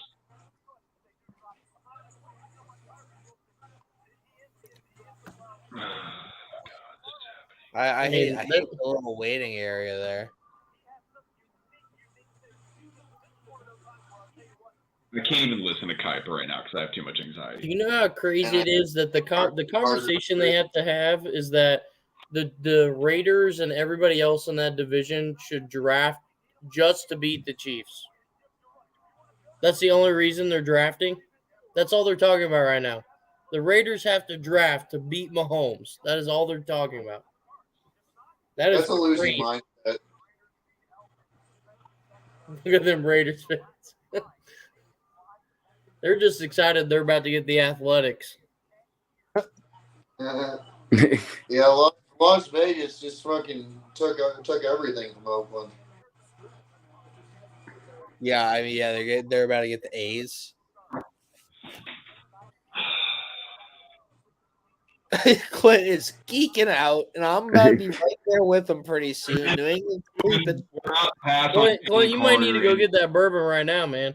Man. Do it. It's okay. Get it prepared. Wow. Okay. I was one pick off, fellas. What was it? Tyree is what you're saying. Yeah, it looks like Tyree here. You go Tyree. See, I like the pick, but it likely means that Chandler Jones is a cap casualty. Chandler Jones is getting closer to being washed. Yeah.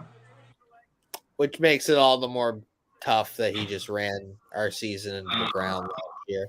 Clint, take a deep breath, brother. It's been a long time since we've seen a player of this caliber on defense come out of the Big 12. Not known for the hard hitting, obviously, and the physicality as much as some of the other conferences, but this is a rare one. I think this guy could be like Jason Pierre-Paul, to be honest. I think that's a good comparison. Yeah, I think he's got long arms. He clubs down. He uses 6'5", 270. Yeah, monster. God.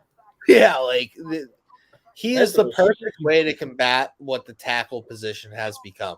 He's fast. He's quick. He uses his hands. He's violent, and he's 6'5", and his wingspan is like 8 feet. Oh my God, he just ruined that left tackle. Yeah, he is. He's a problem, dude. He just picked Roger Goodell's like not a small dude, and he just like lifted him like 8 feet off the ground. Not really with what seemed like no effort. Yeah, he's like, you're up. You're in the air. We're chilling. Yeah, I like it. I mean, him and Max Crosby. Max Crosby is another comp for him. He's like 6'7". He's one of the longer edges in the league as well. Chandler Jones is another comp. It's right up there on the TV. Can the Celtics get a stop? We're shooting well, but can we get a stop? No. Doesn't look like it. It doesn't look like it. I know I mentioned this earlier, but I would just mention again. So far, the value pick, the Colts have undoubtedly had the worst value pick. I had AR at 15 on my board. I had no one lower than 9th taken thus far. Where was Tyree? 8. So right there, yeah. So you guys are on the clock. How are you feeling? Are you just trying to talk about other stuff so you don't think about it? I think they're gonna hurt me. They're not gonna take it. They should have already turned. I think it's Bijan. I hope it's trade back for somebody like Karofsky, potentially, or somebody that got their eye on Levis. But I'm afraid they're gonna hurt me here. If it's Jalen Carter, I'm walking off the stream for a moment because I will humiliate myself. Well, is there any chance we can do? What if they go JSN? We can do. They just don't do anything. You say, and they just. The pick's already in. Yeah, the pick. Yeah, wow. Picks in. Got to be him. It's got to be. It's Bijan. If it's Jalen Carter. Did you see what Lee said? Good. We got great commenters here. Lee, that's great. I'm hoping for less here just to see Melba. If it's love, if I lose my mind. Oh, shut up.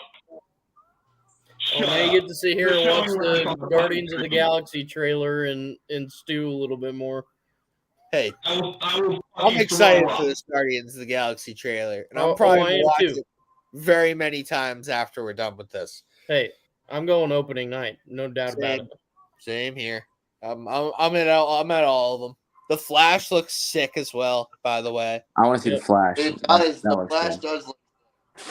Michael Keaton Batman, like, make me cry.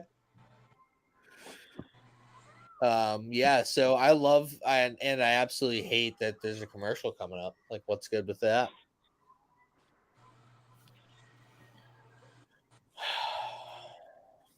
All right, the Pats are kind of getting to that point where it's like, all right, the people who I want them to take kind of sitting there, but like there's too many.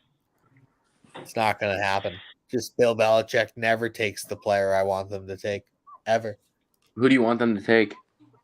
I would hope JSN falls. JSN. He might go to the. I think Packers have 13 now. Yeah, that's tough. So if that happens, if JSN goes, I'm assuming like 2 to 3 more tackles go, or maybe not 3, probably 2 tackles, maybe an edge. Maybe Christian Gonzalez falls to us there at 14 with the way the board looks, and I wouldn't hate that.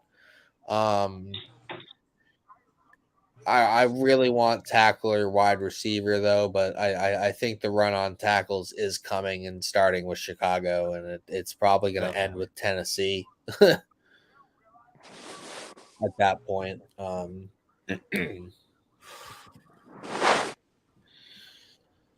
So yeah, that's where we're at. I'm waiting for this commercial. It's pretty dumb. How are we feeling so far though? You're waiting? You think you're waiting for this commercial? Yeah, no, I'm not waiting that hard.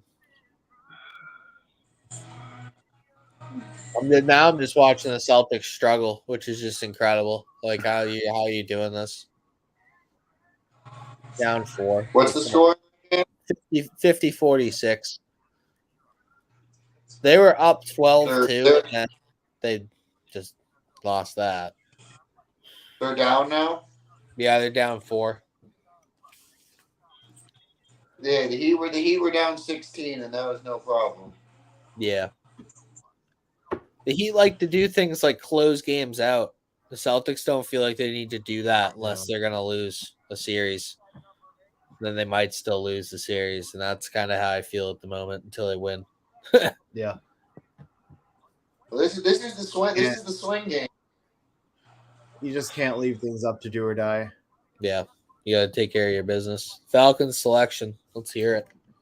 How many fucking commercials is it going to be?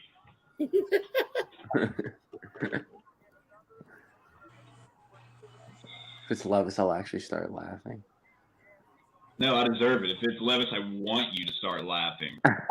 He goes, no, I deserve it. Treat me like a Falcons fan. No, I want you to start like. I think it's Bijan, but I also know there's no telling. Chris and Shade. Eagles traded up a spot to 9. Yeah. So I don't think it's Bijan then. I feel like they might have just traded up for Bijan. Bruh. I think you're getting Carter. He was smirking at his phone earlier. I will black out. I don't know how else to say it. I will black out. I will black out. He's number 1 on my board right here. Like, number 1, Jalen Carter. Yeah, that'd be incredible value. Wow. no way. Look at his face.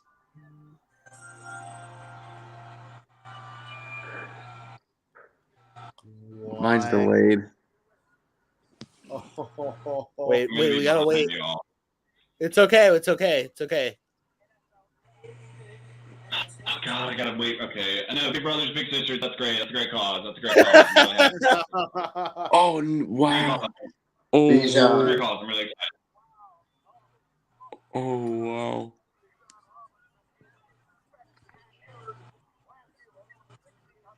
It's Bijan.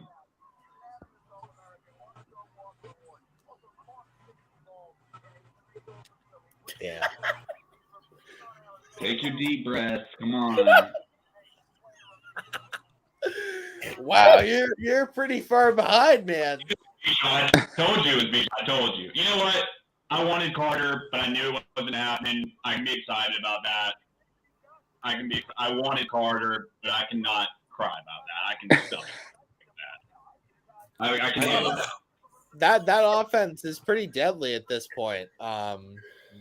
So does that mean the Eagles are taking Jalen Carter? Have to. God, they're What I wonder what Chicago is getting for that. Chicago is getting an arsenal of picks, man. Yeah, I wonder what they got. God, yeah, the Eagles have to take him, right? Yeah, my last comment from the Falcons' perspective would be: don't let the Jalen Carter thing sour this pick. Bijan's a beast. He's number 5 on my board overall. We've got some freaks at this point. I'm not crying about that. Be excited, move forward. This is about to be Jalen Carter. Yeah, that'll be a little tough to swallow from my personal preference, but I can move forward with that. I mean, yeah, to answer Lee's question here, I mean, fantasy value, Algier had 1,000 yards in 8 games. I think the Arthur Smith system is conductive for what Bijan does. So he's going to be a beast in that. Yo, Nikki, we're going to let you go until the next Seahawks pick. All right. All right, perfect. Thank you, boys. I'll see you in a little bit.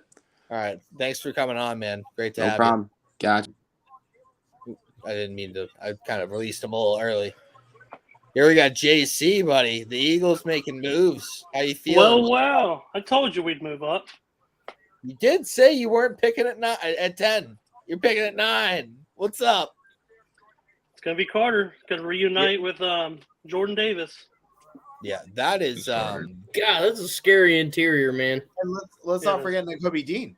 Yeah, they also have Nakobe Dean Dean too. Yeah, that's a strong defensive front you got there. And we're gonna need it, especially with all the Yeah, aged players we have. Let's see. The Eagles traded number 10 and a 4th round pick next year to move up. Okay. So not a bad deal. Good. I mean, Chicago is probably going to still get the player they want. I think that this is a real problem for offenses right now. Like they're going to have to face like a serious amount of interior pressure coming from the Eagles. Like at this point, they have it's Josh Sweat, right? Is their edge rusher? One of their edge rushers. Yeah, he's a monster. He's a blazer off the edge. So that it's one of those things, man. It's where are you gonna attack from, like an offensive perspective? They just have way too many weapons on their defensive line. They finally upgraded their secondary last year, which was shown, especially when it came time going in the playoffs. But I like this move. If they better be going Jalen Carter. What if they went like Christian Gonzalez? I'd probably take it. I'd even have us originally going defense. I thought we'd go tackle, since this is probably going to be Kelsey's last year, even though it's been his last year for the last 5. And then Lane Johnson, he's probably going to be hanging up after this year as well. I'll be excited if we get Carter. I think Paris Johnson could have been the pick there if he was still on the clock. I don't think that the other tackles really match Gonzalez or Carter's kind of level of talent in my board. The only other tackle I thought could go would probably be Skoronski from Northwestern. Mm-hmm. I think he's more of a guard, but I think that works for you guys because you lost Isaac Samalu this offseason, right? So he could kick in the guard and he would still have a starting role, and I do think he's one of the more plug-and-play players in the league. Oh, my God, there's a puppy. Hi, puppy. Doug wanted to say hello. Hi. Big guy. He's a Falcons fan. He's all right with the Bijan pick. He wanted Carter, but he's going to move on. I can't wait till Nike just makes the Pat selection. It's just a dude from University of Rhode Island. What? They made that Cole Strange pick last year, and I triple taked the TV, almost spit out my water. I was like, come on. He's still a good player. It's just a tough thing to be tied to like that. Value, yeah. Could have got him in the 2nd or 3rd round. You could have taken like George Pickens, like, you know, like I would have been cool with that. Still, you could have taken him in the 2nd round too, but here, dude, you should walk a little faster, Goodell.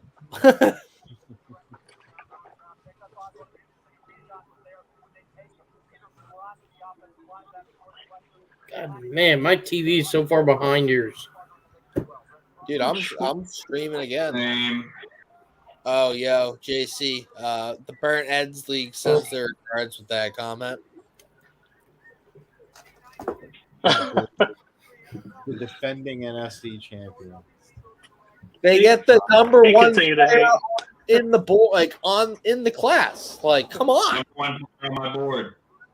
He fell to 9. Like, that's crazy. Somebody just made so much money. Like, one person in the world put like probably $10 on that and just made like hella moolah on 9. So, I mean, thank God. Do we think Skoronski's the pick here for the Bears? JC, you want to hang on for a few minutes, or? Yeah, I'll hang on. Hainsworth Jr. Like Albert Hainsworth in his heyday, or Albert Hainsworth when he came to the Patriots? 2 different players, 2 different times. So, like, I'm gonna say in his heyday, yeah. Like, Carter just brings like that speed and like interior rush to. Hey, Chicago's picking in. What's going here? Third away, and Chicago's pick is in. Oh wow, they just must have ran to the podium. Jeez. Like we're a third of the way through.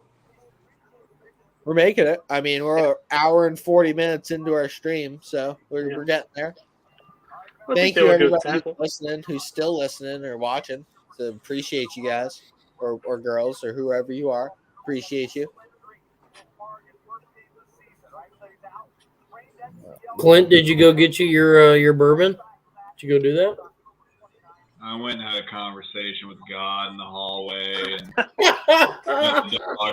the dog You in said here. I went like God. What did I what went and did had a he? conversation. I got the dog. Look, I'm excited about Bijan. I wanted Carter, but that's okay. I'm not going to cry about that. I would have cried about Lucas Van Ness. I would have cried about Will Levis. I'm not going to cry about that. I would have cried for you. I'm getting ready to cry, man. I'm happy What for if Carter. What if Chicago just kills my dreams right here and takes JSN? I was just thinking that. They just They have to go tackle. freaking right on my thoughts and just take JSN. I hope They have so many receivers now, though. I feel like the offensive line's a bigger priority. Yeah, I totally agree. Because That's what I'm hoping they go for. But when they traded for DJ Moore, I mean, if you're going to do that, so now they got DJ Moore, Mooney, and Claypool. Yeah, I keep forgetting they have Claypool is the pick here. Yeah, it's hard. It's hard to say that like they're not going to take a offensive lineman with this pick. I go Saransky. Like they need guard, center, tackle. He could play all three positions. So like, yeah, Skaronski's you can plug him anywhere. JC is Carter a day one starter? They plug him in immediately. I don't think so. Especially there is that, like Lee commented earlier, there's a weight concern. Seems like the same concern they had with Jordan Davis. They might plug him in here and there, but definitely won't be a starter. The Eagles never really they don't really play people enough to be labeled starters with their defensive line rotations. They have so many bodies that they're all playing pretty much the same amount of time. That way they all stay fresh, which is really the problem when you're playing a team like that, because everybody's healthy and everybody's fresh for the most part. So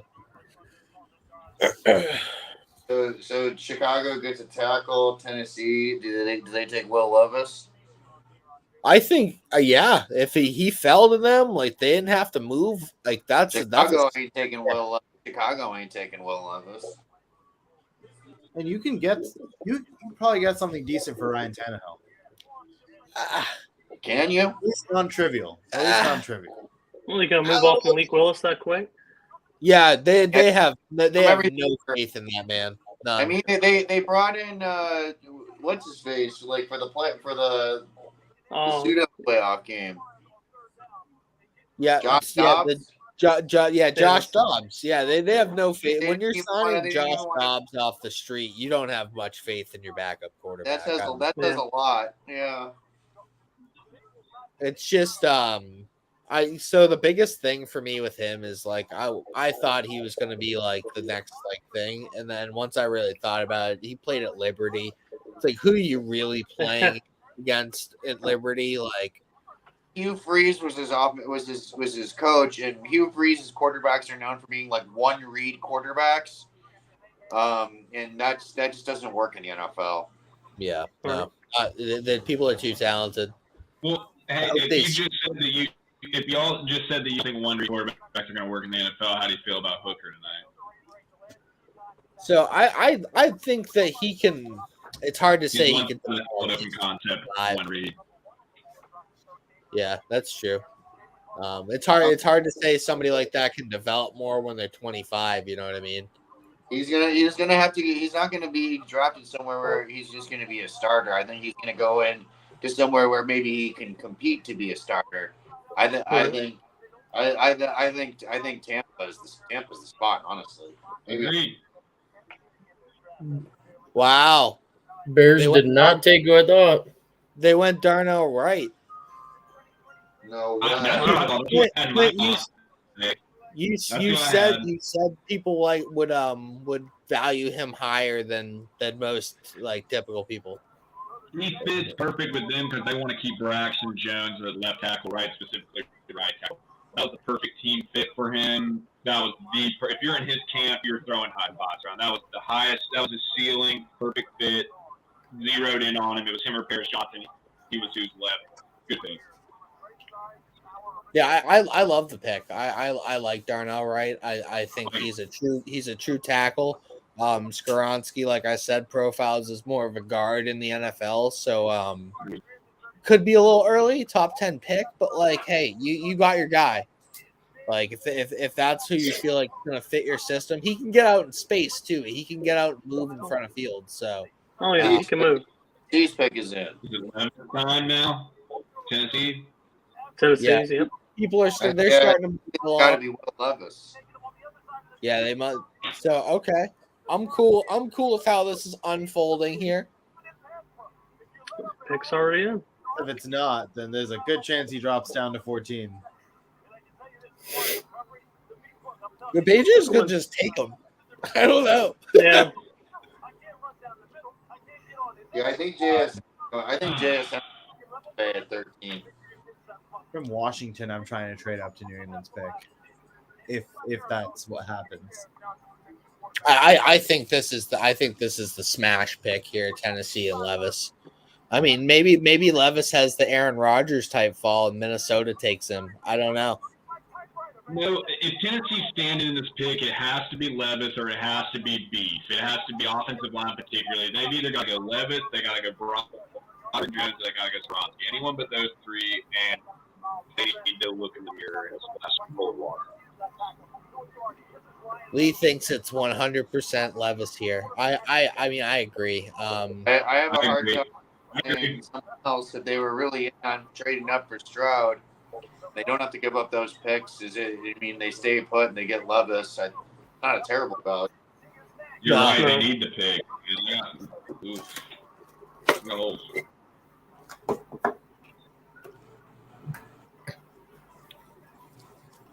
Interesting. Another commercial.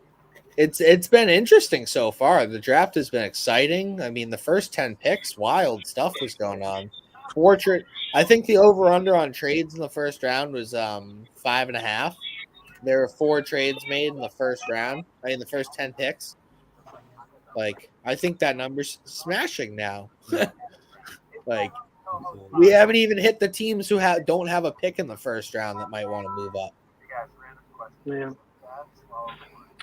Like, I really want to see Green Bay's pick, especially with how Rodgers spent years getting mad at the organization for not drafting an offensive weapon in the first round.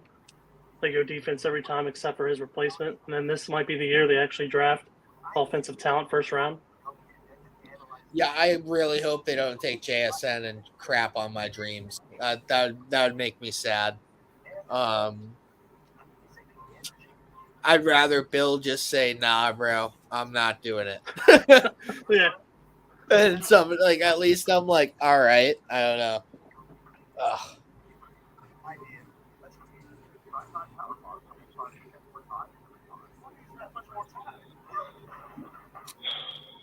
This is very, I mean, I think it's going to be interesting because with all the Colts Levis talk, like they take Anthony Richardson, and if the Titans take Levis, then that's like a nice divisional rivalry there. Oh, all man. of a sudden, the AFC South might have like some quarterbacks in it. Like, Wait, you know, you think you heard the Levis?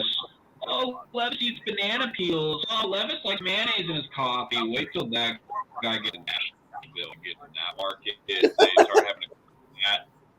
That's going to be one of the biggest tools you've seen in the entire league. Go ahead and buckle up, bud, because that's coming. He said, "Buckle up, guy." Oh no. Hey, Clint, can I show you a meme that's going around right now about the Falcons pick? Yeah, go ahead. Please do. Okay. So it's a tree duct taped up and said the Falcons drafting a running back after having a 1,000-yard rusher last year. Look, I get it. I wanted Carter. Bijan's the top 5 player in this class. Yeah, I want him too. Bijan's the top 5 player. He's going to be used in the slot, similar to a McCaffrey role for a team that's lacking a wide receiver too, looking for that on day 2. if it wasn't Jalen Carter, the only two guys I could justify there were Christian Gonzalez or Bijan. They went with one of those two. They make the calls I don't. I can stomach it. I wanted Carter, but I can handle it. I'm excited about Bijan, but yeah, that you set yourself up to get picked on a little bit, no question.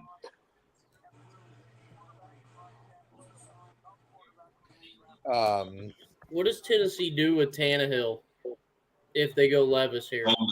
There's a cardboard box. Go pack your shit and get out.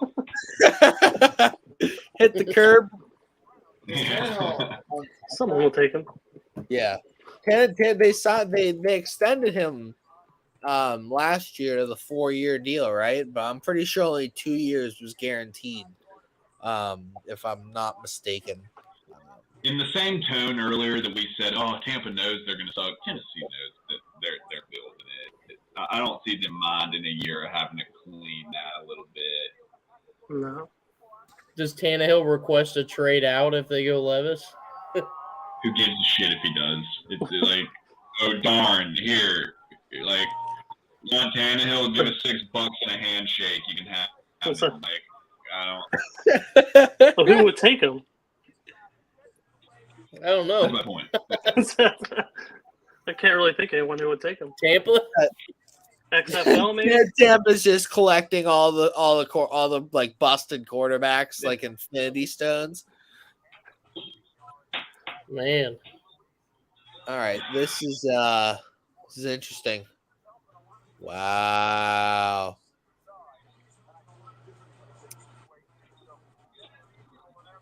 What a man. It continues. This means he's fallen. Jeez. Where is he gonna go? What is Washington about to get the steal? Who they take? I'm behind. Skoronski. There you go. Yeah, it's a good pick. I That's a mean good that means Tannehill's staying at the moment. As far as anybody is concerned, they're looking to try and like continue to build out this team and worry about maybe quarterback next year if things don't really go right. Maybe they trade Derrick Henry at the deadline if things are going poor and kind of get like a CMC type of package or a little smaller than that, but like something to a desperate team and pick up some picks to give yourself some flexibility for next year. Lee does not want them to take Levis. Didn't Tennessee lose Taylor Lewin? So that they needed another good guy to kind of plug in there. Yeah, they did. So I mean that solid. That's a good pick. Yeah. Can't be mad. I mean, I Derrick Henry. I could probably find a couple of Tennessee fans that are probably mad.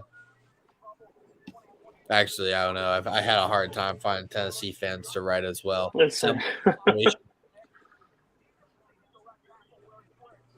Lions picks are in.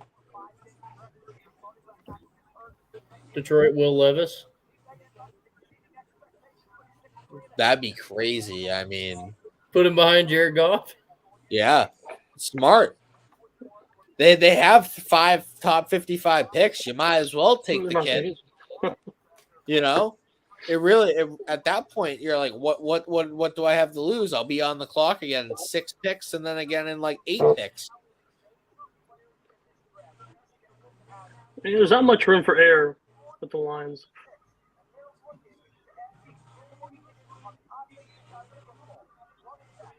Yeah, they have 12, 18, 34, 45, and 54. God. Huh? Wow. Man, 5 of the next 43. That is crazy. That's insane. They could be like a sleeper team to like come out of the what's it called? The NFC. I don't know. They just need to put them back onto Hard Knocks here if this goes the way they want. Just Hard Knocks again with them. That Hard Knocks to them was great. Wow.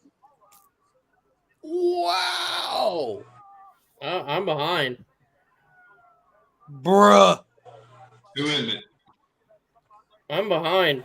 Whoa. They took Gibbs. Wow. They took Jameer? They took Gibbs The running at back? What 12 happened? overall. Dang. I'll point out. Wow. Where was got him later in the draft. Remember that Gibbs went to My Georgia. John pick's looking okay right now at 8. Wow. I am Hey, absolutely. Hey, you got some of that Falcons pick. That Falcons pick isn't sounding so bad right now. Jeez. Did the Titans take Wow. Stunned. They did lose Jamal Williams, so I mean, you know. DeAndre Swift is cooked. Fantasy value. Don't they have Montgomery, though? Yeah, but Yeah, that's true. They did get David Montgomery. he might just play in the slot, bro. Oh, Yeah, he is no. quick. They got Deontay Foreman too. Didn't they? Or no, Deontay Foreman went to Chicago. Yeah, Chicago. For perspective, I had Gibbs at 25 on my board, and I thought I was being generous. Man. Yeah, I that had him early that second, seems. next round. That's a reach. That's a reach. Did the Titans take Levis? No, the Texans No. took Skoronski, offensive Titans, lineman. you mean. Yeah. That's what I meant. Sorry. Yeah, Titans took O-line. That dude. So Levis is still out there.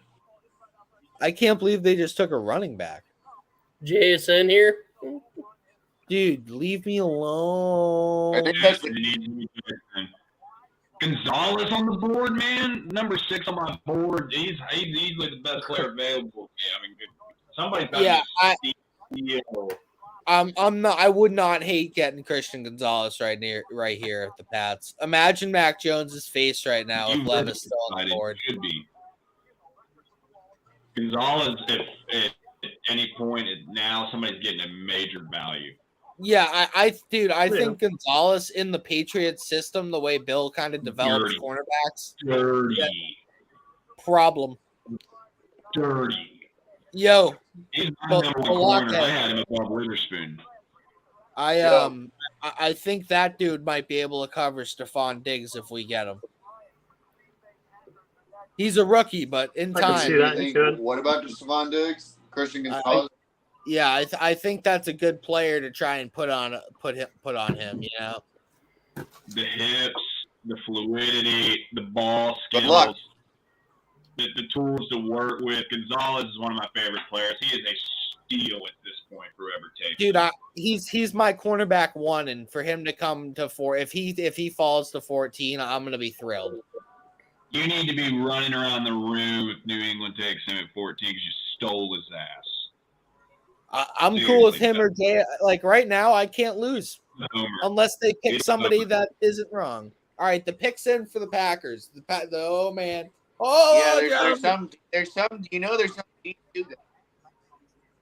There's some D2 guy that Bill Belichick loves. Hey, you're gonna get Riley Moss, and you like it. All right, that's what you're gonna get. God. Riley Moss in the 3rd round, you're gonna like it. Look at this.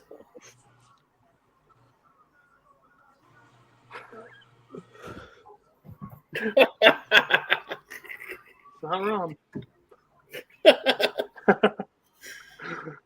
So I mean, dude, I think that I don't know why if they're taking Gibbs to play him in the slot, I don't know why you don't just take JSN there. I'm still baffled by that Lions pick. That was a reach, You're like, I don't even know what to say. I had him in the first round, like early round 2. I did not have him top 15. I had him at 25. I thought I was generous. I took him at 12. I had beat at 5. Taking him at that was in terms of market value and draft capital and assets and all that. That made that Falcons pick look real nice. I got him at a 4-pick premium compared to you taking Jahmyr Gibbs at a 12th pick reach. This draft is popping off right now. Like this is cool. It's just surprise after surprise. Yeah, it's been very unpredictable. What does Detroit do? What does Detroit do at 18 then? Dude, they could still get Levis. They could. It's a gamble for them. They like to do that. If they're going Jahmyr Gibbs at 12, just go ahead and take Levis. Why not? Might as well. I don't think anyone else will take him. This is I think crazy. he might get a Before their Lucas next Van pick. I told you the Pats were going to get a nice player, or get an opportunity at a nice player at least. I mean, they haven't taken anybody yet. They still might trade the pick. I'm ready to get hurt. What a lovely XFL commercial making Ben DiNucci look like an absolute stud. Yeah. Like a Heisman winner. He ain't even played for the championship, but they had more clips of him than the two teams that were playing for the championship. You got Ben DiNucci. MVP right there. I want to say one of the best things about this stream tonight is that two of the main hosts are in the last couple of picks. You're gonna have a lot of fatigue at that point. You're gonna have a lot of that's gonna get grimy when the Cowboys and Bills go. That's gonna get grimy at this point. I mean, I'll be fine if we go tight end by then. I'm hoping to see them trade back and land DeAndre Hopkins, but that might have to wait for tomorrow. Ooh. I had Dallas taking tight end. Give Josh On my Allen, list. D-Hop, No, and I Diggs. didn't. Yeah. That's what I want. That's what we take down the Bengals. That would be wow. That would be crazy. Lucas Van Ness. Wow. Lucas Van Ness, they can pick between Gonzalez and JSN. Oh my good lord. Those two, you are going to need to talk to God for a second because that's got to be it. Dude, does Green Bay just not like offense in round one? Nope. Wow. Yeah, perfectly. Ian Rappaport even said Wow. no revenge wide receiver during Aaron Rodgers week. Look at all those groups. He's got 3 of them. One or two of them might be his sisters, but goddamn.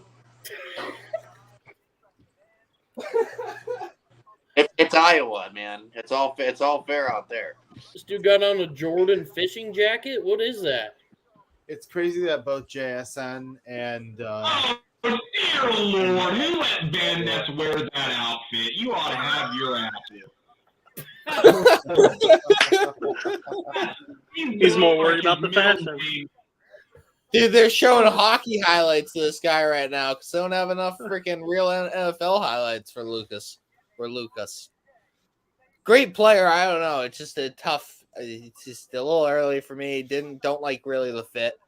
The Packers take a bajillion edge rushers. Who do you prefer here? Who do you prefer, JSN or Gonzalez, if you had to choose? JSN's been your guy the whole time. But you weren't expecting Gonzalez to be on the board at this point. Nope. Here we go. The New England Patriots have made a trade with the Pittsburgh Steelers. Dude. wow. Well, What did I tell you? Either. What did I tell you was going to happen? Well, you might need to go get the bourbon for you and Soar. You might need to go get him, man. Leave me alone. Or is it Gonzalez? Dude, the pick here has to be Gonzalez. Yeah. All right. Whoa, okay. We trade back to 17. That's okay. So JSN at 17. If they go Gonzalez here. Yeah, Washington love that. Shot for Tyler. What else did they get? Yeah, they picked up 120. Before we get away from the Green Bay pick, I would say that McShay made a really good point. I like Van Ness more as a 3-tech than a 5-tech, man. He's going to be better kicked inside. A team like Green Bay that's got enough rotational depth to kick him inside, they're going to get a lot of mileage out of him. That kid ought to be happy. He got a good fit there. He got a good fit. He got picked at a good spot. That was a good fit for him. How many trades are we at now? That's number 5, right? I think that is 5. Yeah, that one right there. Yeah, that is 5. We're only halfway through the. Hey, I commented on StadiumRant Twitter today that Steelers were trading up for one of the tier 1 tackles. That one was a gimme. This is about to be Broderick Jones right here, I think.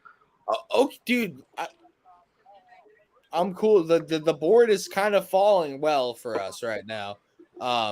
Don't be surprised to see New England trade back again, though. Don't be surprised. I'm telling you, this is life. Like, and they're just gonna stack a bunch of force. They're not even gonna get 100. Like, no. What are you gonna do if the Pats draft Willis or Levis?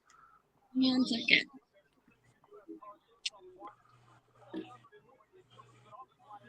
They got to tell that man. So they're showing the Broderick Jones family. They got to tell the guy in the back to stop moving hats around, or you're gonna give it away, you idiot. Got his uncle in the background moving hats around because he's excited to give him the hat. I told you. Oh, it just popped up for me.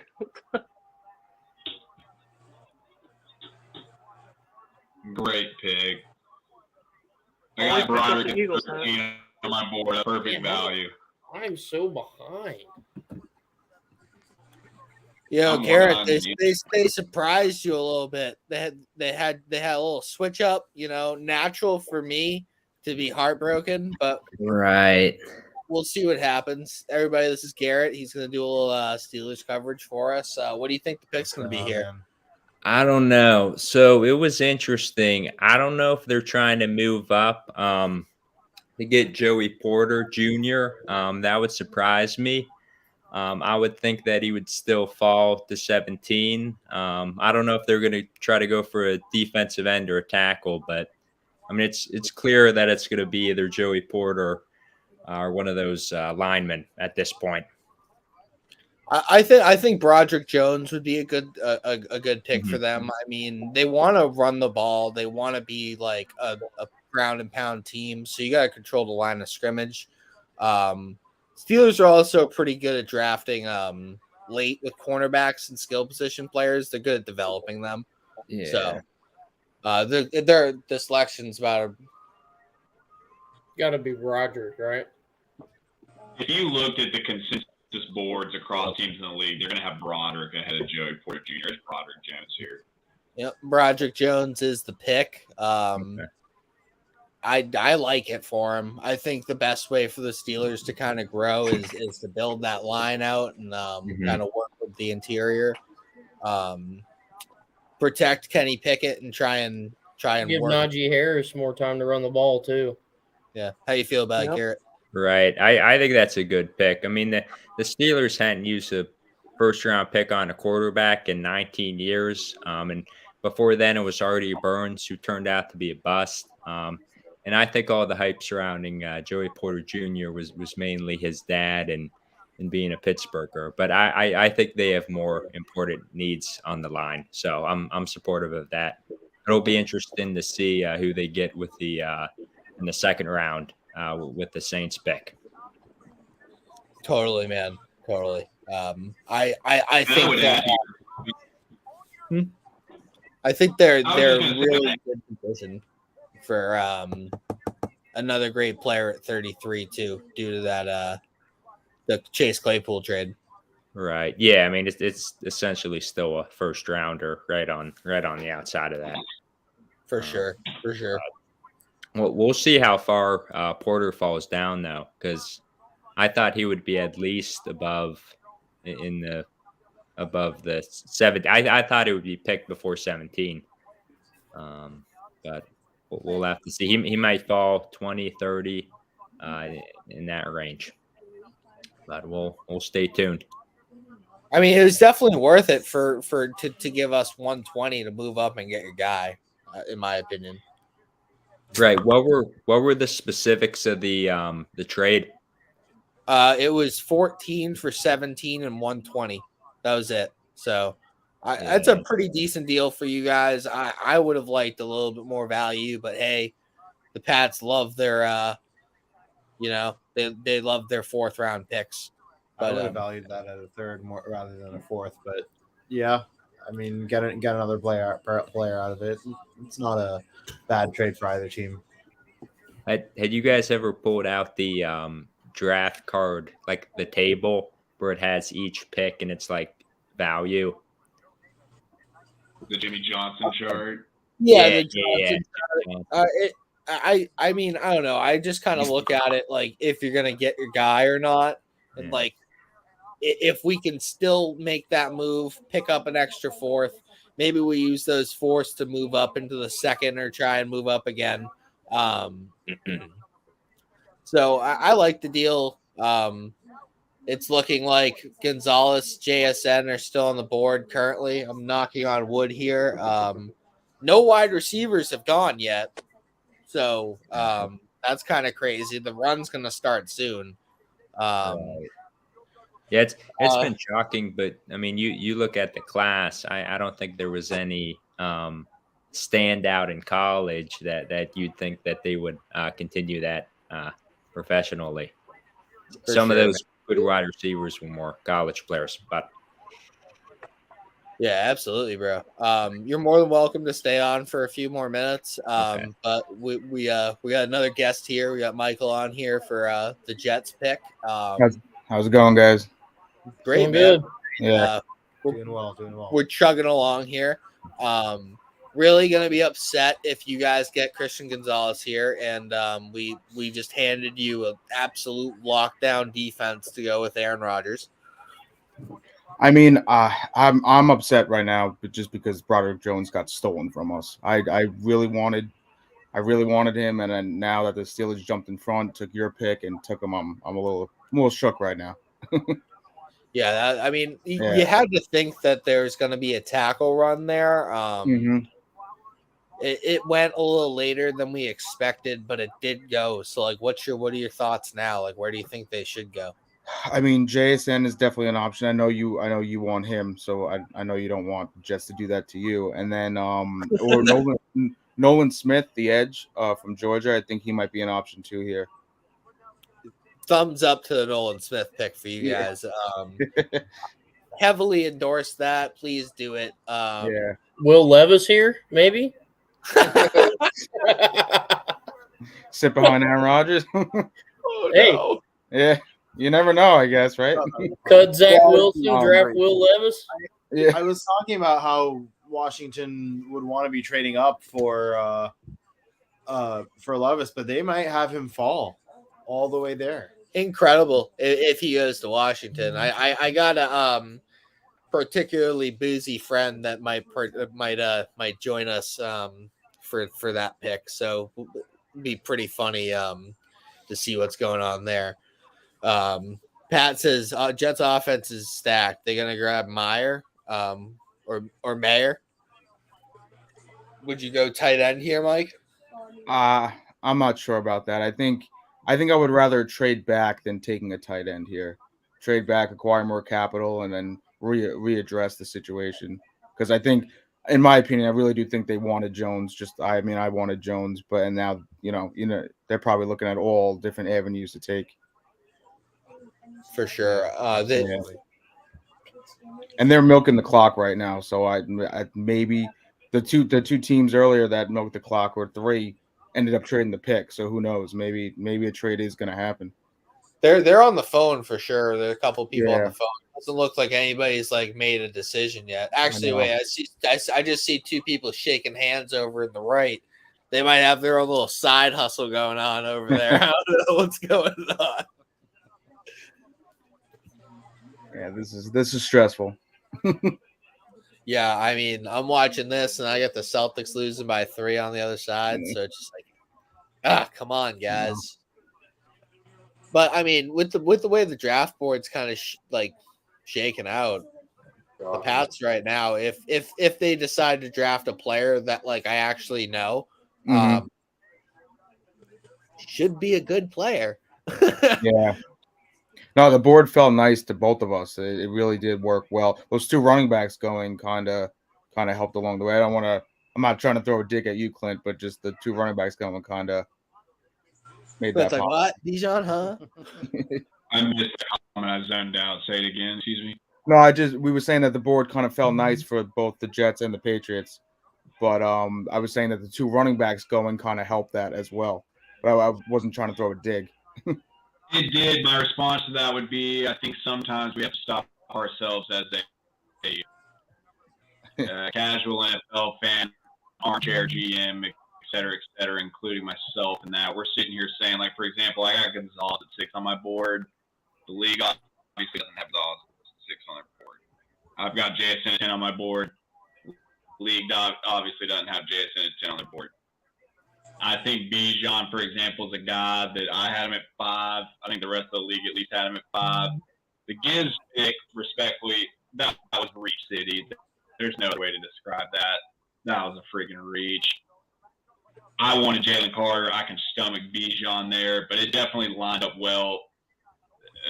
Tyler and Tour and the Patriots guys need to be upset if they don't jump on if Gonzalez or JSN are on the board. It lined up perfectly for the Patriots to have a big night. I'm a little agitated about the Bijan pick. I like it. I like the stud. The top 5 players in the league is purely the Jalen Carter thing. Is there any chance Gonzalez, how do I say it? It's easy for me to look at Gonzalez now and say we passed on him and say, well, yeah, he lost another 8 picks. That's a little easier for me. Bijan will last another 8. I think the Jets go and just make a strength on their team, like an elite level strength, and just get like literally I think the top 2 cornerbacks in the past drafts back to back, and just kind of stack that thing. Like who like literally the Pats would probably get 0 yards against you guys receiving. We have no weapon that could beat either one of them. Like realistically. Wow, Yeah, you're not going to be happy, Mike. I don't think. Yeah, I gotta refresh Twitter, don't I? Damn, yeah. You guys are so ahead. What is this? I saw that one come up on my Twitter feed. He's walking. I see it now. I don't want to ruin it for anybody.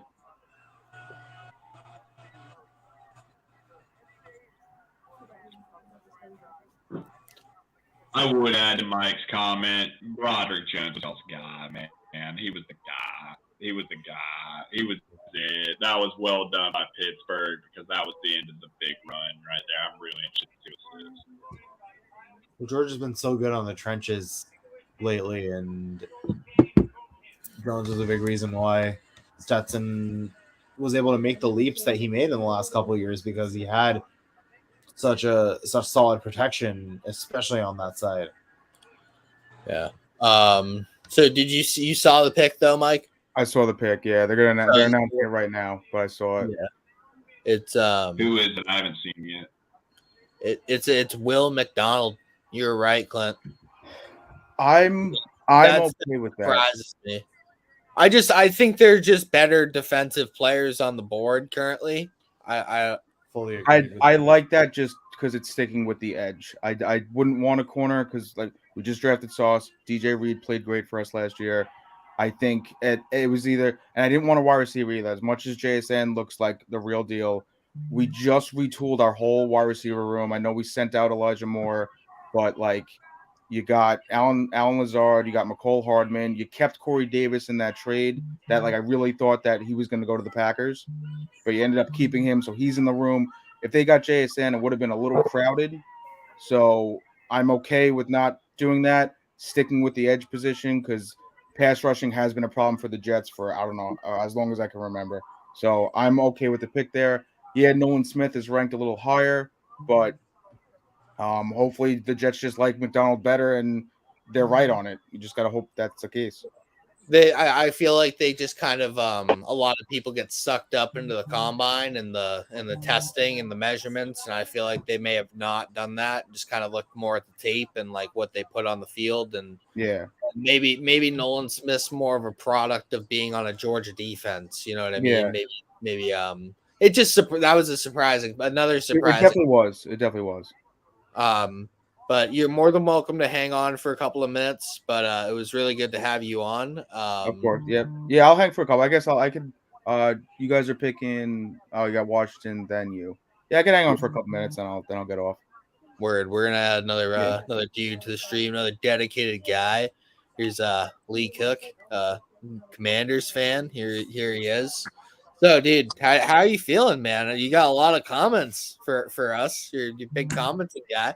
Yeah, man. Enjoying the stream. Appreciate you guys having me. Of course. I feel like you got to run to the podium to draft Christian Gonzalez. I mean, for him to fall to 16, I mean, it's kind of a no-brainer. Was I the only one that thought that the Jets were drafting the Make-A-Wish kid for a minute? The which kid? The Make-A-Wish. He was, dude. That kid was hype. He was hype. Typical Jets fan, though. Yeah. They get a heart. That's for damn sure. They bleed green, but they bleed green because they have a heart.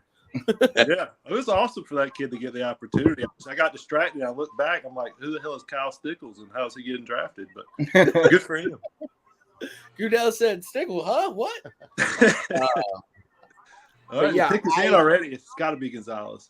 You said Gonzalez earlier, and I said there was no way he was falling. So if he does, and y'all snag him up, that's a snatch spot. What's your worst nightmare pick here? Levis probably, man. I'd take Levis over a tight end. I don't want a first-round tight end. They just never seem to work out. I don't want Levis. I feel like he's got bust written all over him. I'm a Carolina guy. I probably have more faith in Sam Howell as a fifth-round pick than I should, but I want to see him get a real chance this year. I don't believe in Levis, so he would probably be my worst nightmare. That, or they said a tight end I wouldn't be real happy with either. Yeah, I mean, I thought tight end would kind of be a decent play for you guys because you have a great wide receiver room. You have a great running back room. Your offensive line's good. It could use a tackle maybe, but I thought tight end could have been a completion like type of thing for your offense. But if it's Gonzalez here, like that's a smash spot. Like I had him as my number one cornerback on the board. So win at 16, that's for sure. Yeah.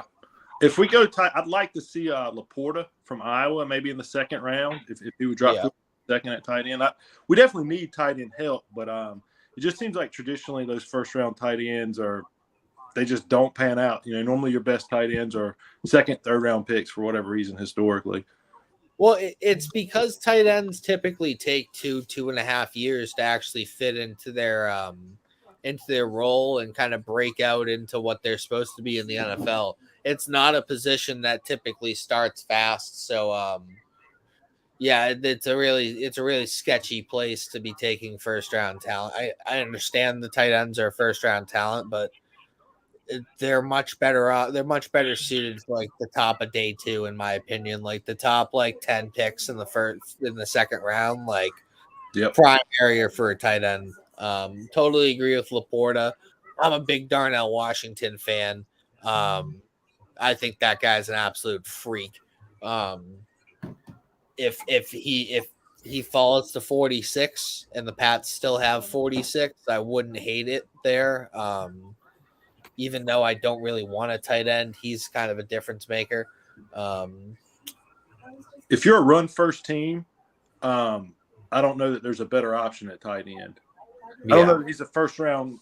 I've seen some mocks with him going in the first, and I don't know if he's got the refined route running ability and the really ability to pack the passing game to be quite that early of a pick. But if you're run first, he's a 6 offensive lineman with his size and athleticism.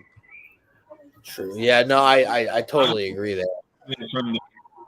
I would comment Georgia perspective as far as Washington, and I would have said this before today. I'd say this after today, no matter where he went, he was the most. In the same way, our first national championship, I say Quay Walker was the piece nobody talked about. Darnell Washington was the piece nobody talked about this year. You say 6th offensive lineman. He was the piece no one talked about. He might have been, all joking aside, and that sounds silly, saying the biggest cog in that machine. Washington's being so slow. People are talking about his receiving ability, and that's not really doing a big route tree with him, and not a lot of snaps, not a lot of routes on clips. Lee, you set the back, buddy. Hey, what can I say? I think last year before the season, I had wagered with him or I told him that Wentz was going to have more touchdowns than Jalen Hurts. So, yeah, we'll own that. Wow. Yeah, Lee. Not my best call. Do you see the pick? No, I'm behind. I see the Bachelorette. Oh no! How far? Oh, are you no. behind? I'm streaming this now on my Xbox, guys. Like, come on. I'm streaming. I was watching it on cable before, and I was ahead, and like then I switched to the stream. So like, I'm guessing by that reaction, it's not Gonzalez. no, it's not. Wow. Yeah, I don't think that's. I'm surprised he went over Gonzalez, but he was a guy I saw mock quite a bit to us, him and Joey Porter Jr. So I'll try to be positive about it. I'm just surprised he went over both of them. I like him. I like him a lot. His frame scares me a little. That he's coming in like 6'1", like 167. He's got to put on some more muscle to be able to like move people at the image. Huh? What'd you say, Clint? I mentioned about Forbes that we had earlier today. We talked about. I said I said that Kuiper had Forbes. You know, after last night we saw Pittsburgh won't have the balls to pass on Porter for another corner, and he's got Forbes going there. The Pats pick is in. That the league was higher on it. Oh man, the Pats pick is in. They're not trading back again. Oh, they're gonna give us a commercial. 166 at the combine. That's tiny. Yeah, dude. That's smaller than Devonta Smith. Like that's tough. Like you're gonna have to put on some weight, and that's gonna drop the 4.3 to like maybe 4. Back up to 170 plus at this point. He's already back to 170 plus. He's twitchy as hell. The kid's like a cat in your back alley. He's a player. All right. I mean, that's really my only issue with him. Oh no, we're not getting a commercial. They're walking up to the podium. It looks like. Oh, I just saw the Patriots pick. Don't tell me. I know. I won't. Come on, Will Levis. Oh my.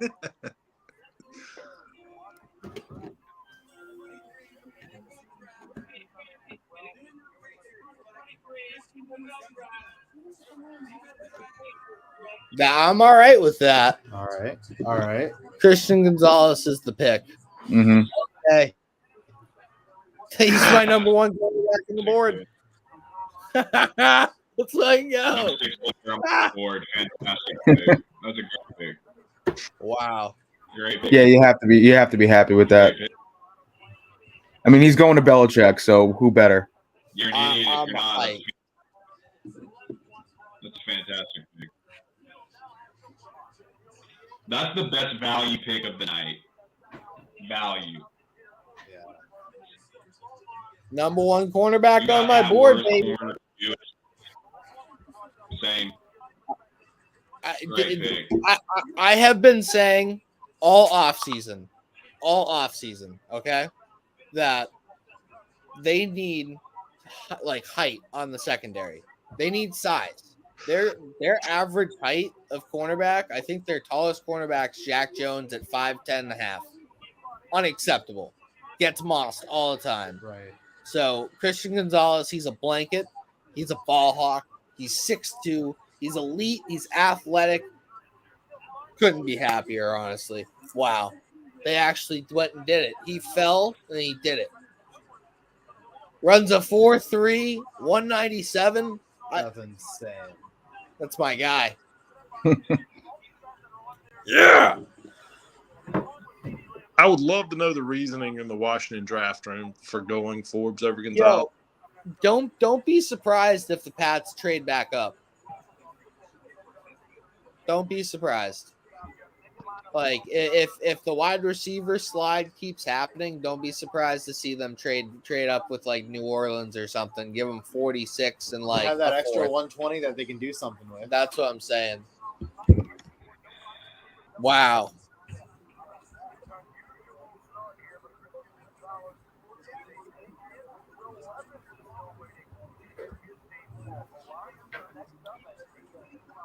Yeah, well, like this dude's a beast.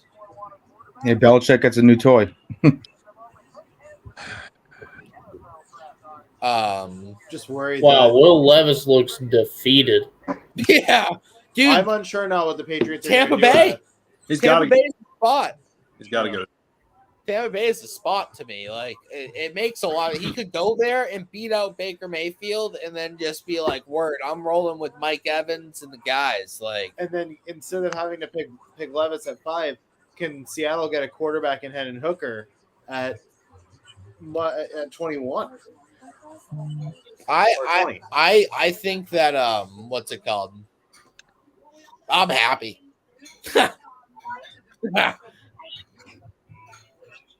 I'm hyped, actually. More than happy. I'm actually hyped. We're coming for you, Bahuki. I made a couple ribeyes. They're gone now.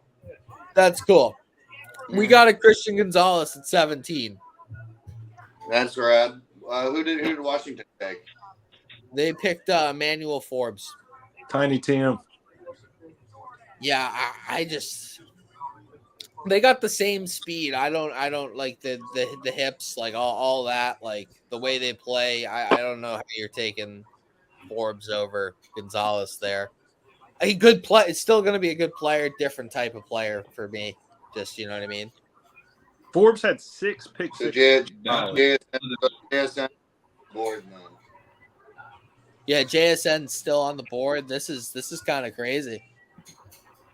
Yeah, who would have thought 2 running backs went over any of the wide receivers? Yeah, that is crazy. That's crazy. A lot of people bet. I mean, there's still Will Levis is still on the board. Yeah, I think that's Tampa Bay written all over it. What do you think, Bahuki? I don't know if you heard me. Yeah, I would. That was exactly my thought. Are the Lions about to take JSN right now? To get Will Levis. Lions mayor right now. Huh? James is out. It's Bob. And they have Amon-Ra St. Brown. And then who are their other receivers? They just got Jahmyr Gibbs. Maybe a tight end. It could be a tight end. Maybe a tight end. That or they go edge to complement Hutchinson. I don't see. I see like them taking, what's it called? If they already went running back, there's no reason they can't go tight end. That's so true. So Kincaid. I mean, I would think Kincaid, but like Musgrave is also a possibility. Like Mayer. I hope I just want Mayer to fall to Dallas. That's all I need here. Notre Dame. I grew up a Notre Dame fan. Notre Dame does nothing but put out a great tight end.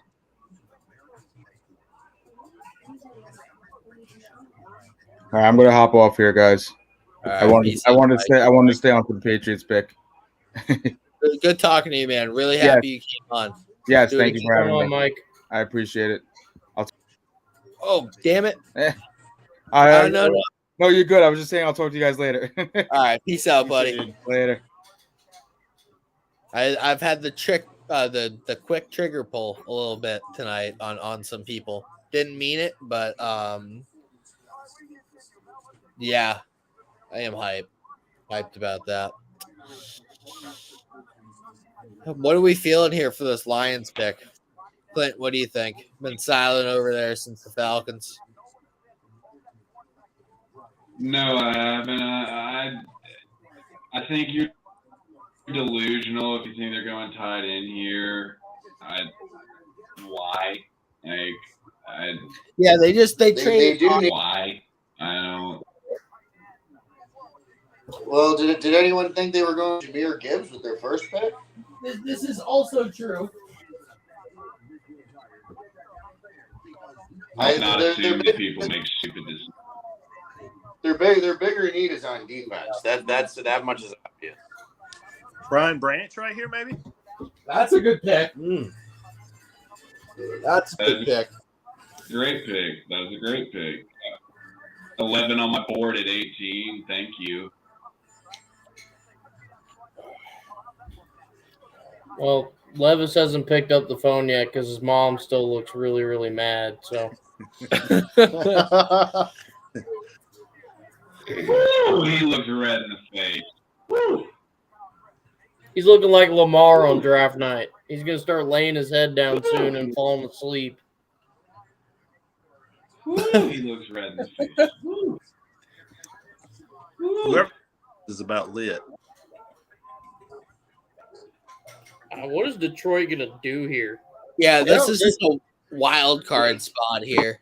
I have no idea what they're gonna do with them taking Gibbs at 12. Like they completely threw off everything that they. Dude, they did it again.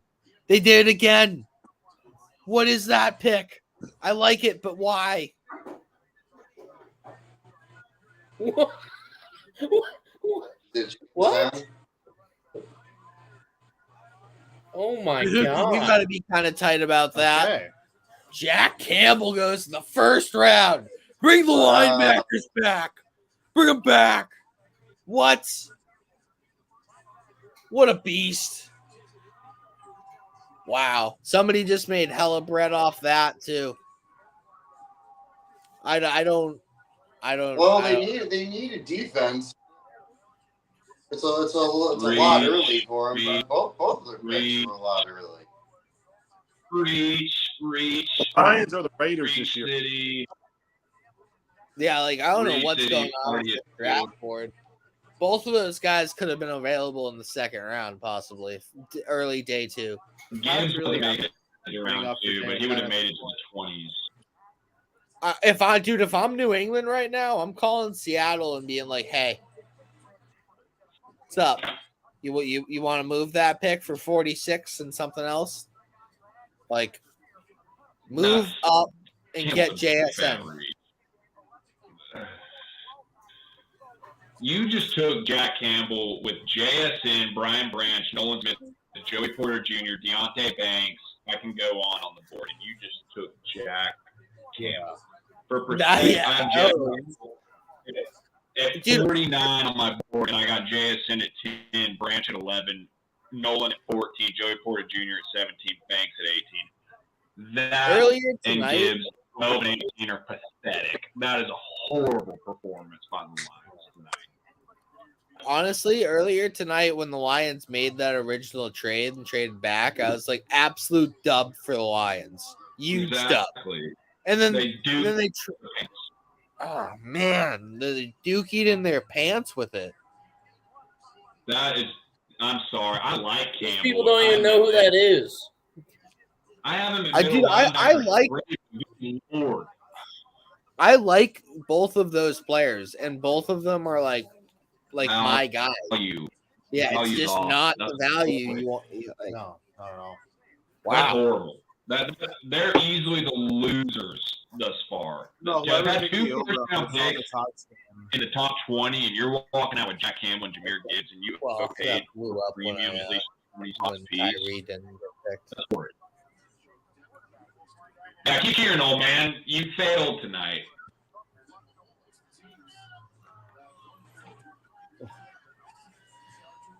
is this pick Will Levis here, Bahuki? You think it's Levis? Like, I think the pick has to be Levis. I think did anyone really expect him to be around at 19? Go here, he's going to slip even further. Obviously.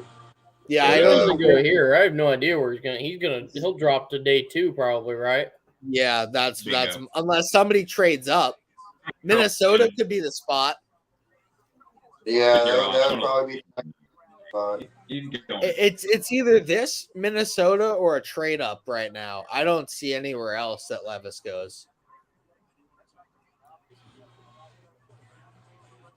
Yeah, absolutely. I think one of the big shocks. Wow. Do you think there's any shot that JSN falls out of the first day? Yeah, I don't see it, but the who? Tampa just surprised me with their pick. Wow. Oh, they went Cansey. Okay. What D line? That's a Bucks pick. I will say from a Falcons perspective, that's such a Bucks pick. Take a Kansas, even if it's a slight reach. That's such a Bucks pick. He'll play for them for ages. It's just with Levis on the board. You're like you don't have a future QB really. He's down in Fort Lauderdale right now. He just got to hop in the car and drive on over.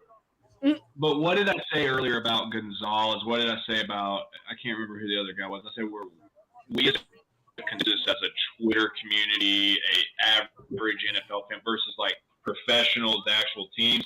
Obviously, the league Levis and some of us were at this point.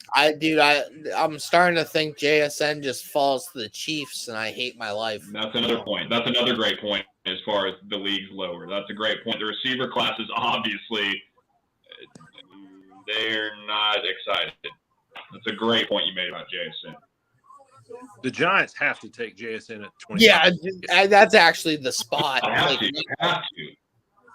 to. Yeah, but before that, I mean, it makes they should trade up right now. Patriots, it just makes sense for the Patriots to trade up. Honestly, they might not need to with how the wide receivers are falling. They might be able to trade up in day 2 and get Zay Flowers. But I mean, Tyler, you're the guy that's so high on Addison. Baltimore's a spot for wide. You're the guy that's so high on Addison, for example. I mean, I'm sitting here a little lower on Addison. You're sitting here. You can have JSN. You can have your pick of the litter 5 picks away. The Giants need to make a move here. Get your guy, unless it's someone they're confident going to be there. The Giants need to attack. The Chargers at 21 could be the spot too. Keenan Allen isn't getting any younger. Dude, I mean, Baltimore could be. I think we see the run now. Honestly, yeah. You're right. You're right. This is the run. It's right here. Like it's steal JSN, dude. Someone is about to steal JSN. Brian Branch, Nolan Smith, Deontay Banks sitting on the board, Joey Porter Jr. The top of day 2 tomorrow is going to be hot. Hot. The block is hot tomorrow morning or tomorrow afternoon. 7 p.m. Yeah, Tambien. 7 OBJ, p.m. these receivers got to be coming off the board soon, right? Yeah, I think Baltimore. Same thing, brother. Wow. I mean, I'm happy. I was that's a player from a good school that I know of that I did a lot of research on, so I'm pretty hyped. I'm still excited about my pick. You're speaking on Gonzalez? Yeah. Sorry. No context to my ramble there. Just kind of came out. Number 6 on my board, number 1 corner. That was the best value pick of the night thus far. I'm not saying the best pick, the best value pick was sure. Gonzalez. It was. It's not a it is a conversation. I don't think it's a conversation, but it is a conversation. But that's the best value pick of the night. If you're upset with that, you're delusional. No, I'm not. Not upset at all. Not upset. Some of my buddies are like, "Oh, I want JSN." It's like, yeah, but like this guy getting this guy, this is a difference maker in your defense. Like a true You took one. a boundary corner. You took a boundary corner that can come in, at least give you corner 2 ability, corner 1 upside versus with. I mean, I've got JSN at 10 on my board versus Gonzalez at 6. JSN is a slot dominant guy. You got to understand somebody like Belichick, who's defensive centric, specifically corner centric, going with Gonzalez. He was the pick, man. Well, and the Patriots, when they selected Juju, already kind of covered a really skilled slot role, and so you look at JSN, and it's like what the Patriots really needed is a downfield threat, not another guy with skill and athleticism that's kind of reliable. So my biggest thing about Gonzalez is he's 6'2", and he has wingspan. Our tallest cornerbacks were really, like, if you break it down, Marcus Jones is 5'8". What's it called? Jack Jones is 5'10.5". Jonathan Jones is like 5'10". Like, all of them are short. Like T. Higgins took advantage of us in that Bengals game, like numerous times, just go like this. Yeah, that shouldn't happen anymore. So getting a guy with that type of size, athleticism, and actual ability, just really pumped. Really pumped. I mean, hey, for perspective, not that I'm some beacon of light, but if we'd have taken Christian Gonzalez at 8, I'd have been sitting here going, "Oh, great, I'm super excited to have him as a corner 2 to AJ Terrell." To get him where y'all did and pick up some assets, Patriots hit an A+ tonight. Yeah. Where did you have first time you hear that in a long time? So, I hope they slide back up and have, because I feel like the momentum's there. They have enough picks. They typically make 9 draft picks. They currently have like 12 picks, so I expect them to move up somewhere. What better way to do it than get another a 5th-year option on a guy like that, like a player like one of these guys who are still available? Like, I don't think he's going to be the pick, but go ahead and prepare yourself in the same way we said Will Levis likes mayonnaise in his coffee. Jake Fromm played in the Little League World Series.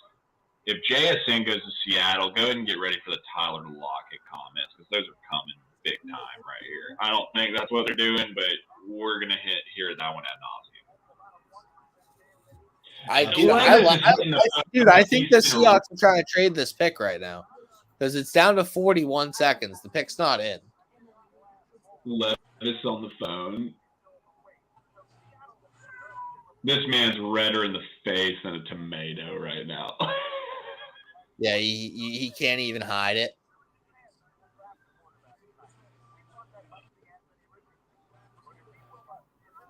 What is that, guys? Why are we shutting down offensively in the 4th again? Levis's ass is so tight, you could put a lump of charcoal up and you get a diamond in a week and a half. That guy is rough. Wow. He's pressured. That was very detailed. Yeah, that was informative. It's colorful language. It's okay. We endorse it. The pick's actually in Seattle. So they went they went Witherspoon first. So I'm thinking offense here, maybe Mayer. No, disagree. I don't know though. You might be. I mean, the sad thing is Porter and Banks are 2 of your top 5 best players left on the board, and they already went with Schmidt. So that's not going to be it. That's taking some value out of it. You're left there with JSN, Branch, Nolan Smith. Do they take Branch and just really, really lock down the set? Like I think Branch and Jamal Adams share a lot of similar qualities. Huh? It'd be the best value. Do they surprise us and go a slide early on an edge, give us somebody like a Miles Murphy here? Do they give us somebody like a guard, like an Osiris Torrance, try and shore that up? I mean, they're obviously good at tackle with Charles Cross and Abraham Lucas, but they can go a lot of ways here. I think Miles Murphy's the pick here, honestly, or Nolan Smith because he's still on the board. I think edge is a smart play. I'm not really sure who the. It's Osiris Torrance, John Michael Schmentz, and right. You talking about really interior offensive line? Yeah, it's not a great interior offensive line class, I don't believe. As far as first round caliber guys, as far as center, you're talking John Michael Smith, Joe Tippman. Guard, you're talking Osiris Torrance. Yeah, that's who I would think you're probably looking at only as far as this day. Smith is one of my. Avila would be a reach at the beginning of the year. I think Avila is a day 3 guy, early day 3 guy. I like him. I think he's going to be a solid pro. There's just not a lot of upside. Disagree. Oh, that's cool. They got a bunch of local Kansas City high school athletes up on the stage. That's really cool. I think they take JSN, but I also think they take Miles Murphy, but we'll see. One of the two. JSN and Miles Murphy. You got JSN. JSN's value. I think Miles Murphy might be more their essential need now. Okay. We're doing the kids. These kids should have to do the Oklahoma drill, and whoever comes out. Wow. Wow is right. Seattle's loaded. It's Jackson Smith and a Jigba. Whoa. The best value pick they could have made. Go ahead and buckle up. Do you know Jackson Smith and Jigba plays in the slot? He could be like a Tyler Lockett role. Did you know that? Were you aware? Strong played in the Little League World Series for Warner Robins. I didn't know if you knew that. Oh man, dude, I think he does fit in that system very well. Yeah, that's Lockett and JSN. And they have Kenneth Walker, who's just a beast. They just So what their wide receiver room now is DK, Lockett, and him. Yeah, and then they have Geno Smith's like yeah. I mean, hey, they paid Geno big money, so I mean, why not go reinvest in that again? I don't know that he's 2 or 102 in a rookie dynasty draft now. I think that just dropped him a few picks. What's up, Danny? What's up? How you doing, buddy? I'm good. How are you? Glad to have you on here. What do you think of the draft so far? Crazy night. Yeah, it is. I see Nick Jigba just went. Yeah. How you feel about that? His fit into that offense. Well, first being an Ohio State fan, I wish he would have fell to like round 5 for milking his injury all year. But yeah, I like that move for them.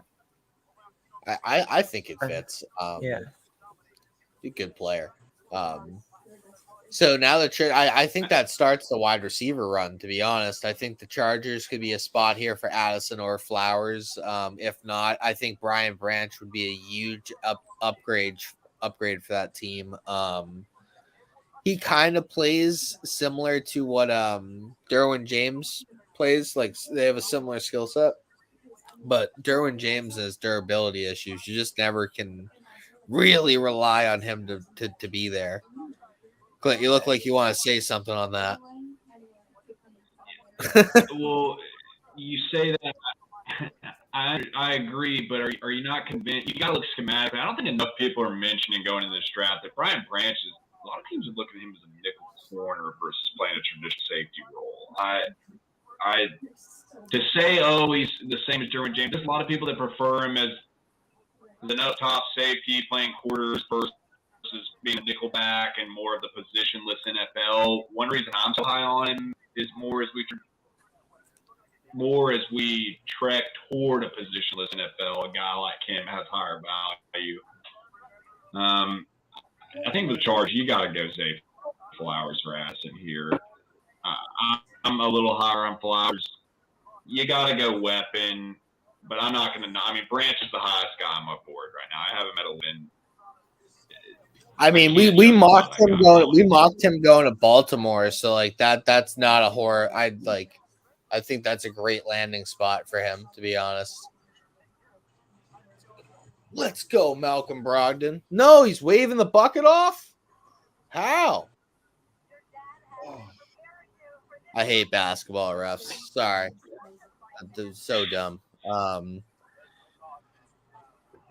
Yeah, so your Browns don't pick in the first round, Danny, but do you think they could be like toying around with a possible trade up with what's on the board? What are you thinking? No, I think Barry. I think Barry's pretty much ready for pick 74. I don't think he's gonna move up at all. Word. The Chargers pick is already in. They seem comfortable with what they want to do here. Anybody like who? So I want Nolan. What do you think? What do you think about the Chargers pick here being kind of like a Chiefs guy as well as a Cowboys guy? I definitely think Chargers they're either looking probably secondary again, build up there, or they're also looking for another wide receiver. Because again, we've talked about already, Keenan Allen he's not out the door yet. But, eventually you got to build for it. And Mike Williams can't stay healthy right now, so his Olympic level jumping is a problem when he lands on his back because he jumps. He's like John Morant going into the paint. He's like John Morant. So I mean, I don't know. The same injury that happens to Giannis, I feel like it happens to him like every 3 weeks. Yeah. It's so tough. Like such a great play. If I was them, I would go offensive weapon. I'd go get another receiver, just to kind of be safe, have a safety valve.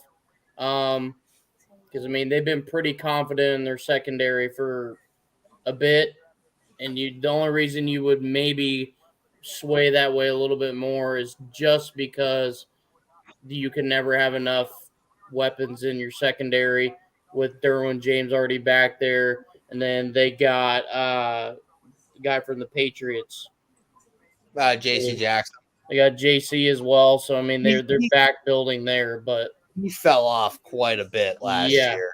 Hence why it might not be bad to maybe consider secondary if you want to continue back building. What about Banks here? Wow.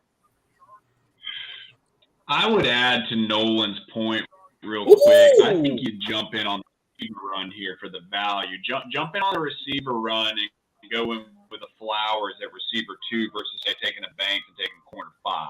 I mean, it could very well be Banks. I've got Banks at 18 on my board, Porter at 17. I've got Flowers at 21, but Quentin Johnson at TCU. Yeah, they took Quentin Johnson. Wow. Wow. So Mike Williams 2.0. He could be Julio now. I mean, shut up. Oh yeah. Julio who? Not Julio Jones. It's a mini. Julio, like you're talking about Julio Jones. I don't know who you're talking about. I'm talking about Julio Jones. Might have been a hot comp, but it's okay. So Zay Flowers, Madison here. I think it's Brian Branch coming up here. I mean, at the very least, Johnson's going to be an explosive playmaker for them. Like I think that's the right landing spot. He doesn't have to be the alpha right away. Then he can come in and like take it over. He's going into a good receiving room that he gets to learn from. If there's anything that he's weak spots in, I mean, yeah, Mike Williams gets hurt a lot, but Mike Williams is also pretty damn good when he's on. Building your route tree with Keenan Allen helping you is going to be a massive thing. He could get his footwork in 2 years could be pretty good. Yeah, that's everything you want him to kind of be. Like he could turn out to everything you want him to be, and that's kind of what I was making the comp for. I understand it might have been a little hot with the Julio, but like that was just like the first thing that came to my mind. It's like Justin Herbert, Quentin Johnson, problem. Ravens go Will Levis. Yeah. A couple plays ahead, like a couple selections ahead. I thought you were like being like, "Hey, that's who they took." When I heard that, I was like a dog. When I heard like outside, I was like, "What'd you just say?" Excuse me? Like, Ravens take Will Levis and say, "Hey, Lamar, do well these next 5 years." I would ask y'all this: so, like, who's a guy you're looking at that you're like, you shouldn't be here right now? Like, I'll start. I'm sitting here looking at my board. My top guys, I got Brian Branch at 11, Nolan Smith at 14, Joey Porter at 17, Deontay Banks 18. Like, who are some guys you're looking at and you're like, you shouldn't be here right now? Nolan Smith for me. Yeah, no, I'm with Swords. Nolan Smith for me. Brian Branch is a very, very close second. I'm a little high on Branch. I'm gonna take the edge versatility that Nolan Smith kind of offers over the safety versatility.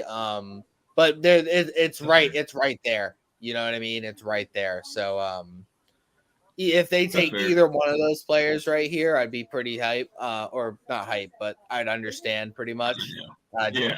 Danny, what are you thinking for the Ravens here? I'm thinking they get a player that doesn't kill the Browns for the next 10 years. So whoever wants to be a bust, I am good with that one. All right, so name that bust. You know what? Give him Zay Flowers. Give him that. Wow. Yeah, give him that, and we'll throw Greg Newsome at him, who cries about being in the slot. We'll throw Martin Emerson at him, and we'll throw Denzel Ward, who stays on the field for 5 games. And so, if they do take Zay Flowers and he haunts you for the next 10 years, how are you going to feel about that? This company might go. This company might go under with that take. So, but I like it. I put you on the spot there. You had to say something, and you said it. So I appreciate that. I mean, it's kind of hard to knock a team who took your franchise and then have beat the crap out of you for the last 20 plus years, but someone's got to give. I feel like the Browns did break them though with the whole Lamar Jackson thing. I mean, everyone knows they didn't want to give him that contract. This is true. Your article is still getting some nice views. Wow, Jaylen Brown, you stuffed the absolute Christ out of DeJounte Murray. Good job. Wait, what's going on in that game? Celtics are now up 6 with 2:20 left. It's been a sweat though. The Hawks are fighting. I gotta give them hella credit here. They're playing their heart out. Oh, let's go, Tatum! Sorry. That was awesome. Al Horford missed a 3, and Tatum came out of nowhere on the rebound and dunked it with the 2-hand jam. Sorry, no, this is draft show, but block you just missed from Williams. Needed that in my life. Needed a little bit of in my life. You know. Lee, you've been kind of quiet. What do you think Baltimore is doing here? As a Commanders fan, that they're right in the same neighborhood as you guys. I hate them too, Danny. Half of our fan base eroded over there, so they didn't take our friends, but I hate them as well. I like that. Jordan Addison. What were you gonna say? Sorry, I didn't mean to cut you off. I was just going to say, kind of back to what Clint had asked a while ago. I'm kind of – it always seems to happen, but Will Levis still being there, man. I mean, I don't think I saw a single mock that had him falling below 12. Yeah. Where does he go now? I mean, he's probably going to fall to the second round unless somebody trades back up for the 5th-year option right here at the end. I think Minnesota's the spot. They don't have a backup quarterback either, so I think he's good insurance on Kirk Cousins and a developmental piece for them. I think that's a smart play. They keep drafting cornerbacks in the first round, and they keep just not hitting on cornerbacks in the first round. So that's where I think Levis should go. But you've got such good cornerbacks still on the board. I mean, unless they want to go Joey Porter, it's really tough. Does Minnesota pass on Brian Branch if he's still there? I mean, they definitely need some defensive help. That is true. I mean, the Baltimore picks in, so this is going to be important here. Is the wide receiver run going to continue? JSN, Quentin Johnson off the board, Zay Flowers, Addison still on there. Kincaid's there. I don't think that's a spot here. I don't think any tight ends go in the first round, to be completely honest. Nolan's like biting his tongue over there, you guys should shut up. I can already tell just based on how the rest of this board is gone. It's not Dallas happening. is going to end up doing something idiotic. We're gonna be like, oh, we just went and got Stephon Gilmore. Let's do another. Wow, Danny. Wow, you're right. They picked him. Yeah, they picked Zay Flowers. I predicted this draft. If you go back to an article I wrote this week, I said Anthony Richardson was going 1 through 22. I said he wasn't going to fall to 23 to Minnesota. And now this one. Zay Flowers looking stunting out there. Wow. They love that. Over Addison on the live stream last night. I feel very comfortable with that. That Flowers is going. I thought Flowers was going to be receiver 2. I'm surprised he went receiver 3. I thought that guy was going 2. If Addison falls That was to a the great top pick. of the first, honestly, Pitt could be a spot for Addison. They match. They get Pickett and Addison back together. Yeah. All right. Just clip what I said about him being a bust. So. Oh, that's going on our TikTok, Danny. All right, just clip that. So in 2 years, I look like an idiot. Actually, we're not going to play that if he becomes all pro. But no, we're playing that. Okay, but when Denzel Ward, who plays in 3 games, sees him once a year because he's not going to be healthy for the second one, he'll lock him down. I mean, around the table here for redraft, who would you take right now? JSN, Quentin Johnson, or Zay Flowers? JSN. Yeah, JSN. Does Flowers give us a little bit of I go Flowers. Brown vibes with his picks in Baltimore? He does give me Malcolm Brown, Hollywood Brown vibes, but I think he has better hands. Yeah. Like Hollywood. I think he's better than Hollywood. I just mean the pick, like this pick. No, you know? the pick seems I was about to say that they love their short, like really fast, like dynamic downfield route. Yeah. Like I do think he's more talented than Hollywood, though. I do. I think he's a better ball. Comparison is Tyreek Hill. I would say more like Jalen Waddle. He's not as fast as them, but he's dynamic. Like he's a lot stronger at the catch point than you would think. His ability to change extraordinary. More McCole Hardman with body skills, body control, and hands. He's McCole Hardman on steroids. Right. This works. Like that's a good receiver in my book. So he's going to miss 6 games for PEDs. Is that what you're saying? Hopefully. Let him miss 17. Oh man, Danny, you called that. He might torment you, bro. They're comparing him to Tyreek Hill. Yeah, I mean that is a comp for him. This is the note I have. Have y'all noticed tonight they've taken it easy on the like depressive tragedy stories? Like, they're not showing that overall. He drafted 10th overall. His father wasn't in the picture, and his mother was arrested from the day he was born, and he grew up addicted to drugs. Like, there hasn't been the narratives tonight they've been plugging. Oh, my God. You know I'm right. Think about it. The last couple of years, that wasn't what I thought you were going with when you started speaking there, but I do agree. Because they're having I more thought that you meant like they're not showing Levis all that much, at least on my broadcast. I'm not seeing you Levis mean like the guy in the green room all night. That's a good point too. That is a good point, actually. It's like they haven't done as much of the let's rub it in his face that he's Aaron Rodgers and he's still here. What a loser. That's actually I hadn't even thought of that. Brilliant points. What's it called? Malik Willis last year, right? He was at the draft the whole night, didn't get picked. They showed him a lot, I'm pretty sure. I mean, the Ravens off. What's it called? I'm pretty sure somebody just tweeted OBJ and Zay Flowers. That will do. And it's like, did you guys forget that Rashad Bateman plays football? He's really good at football. Forgot that he played football. I mean, at least if Levis doesn't go to Minnesota, this is bad. Yeah, if he doesn't, they shouldn't have invited him. Like, I think they go Addison here. He's up and smiling now. They are showing him, and he is standing and smiling. He's gonna love the winter. You see, Zay Flowers is the first Boston College player or wide receiver to ever go in the first round. I did not see that. It makes sense though. They've never really had great skill players at BC. They had Matt Ryan for that one period of time. They had Doug Flutie for that one period of time, and that's why I don't really love college football as much as I love the NFL. It's tough for me to get into a college team, not northern, like up here in the north.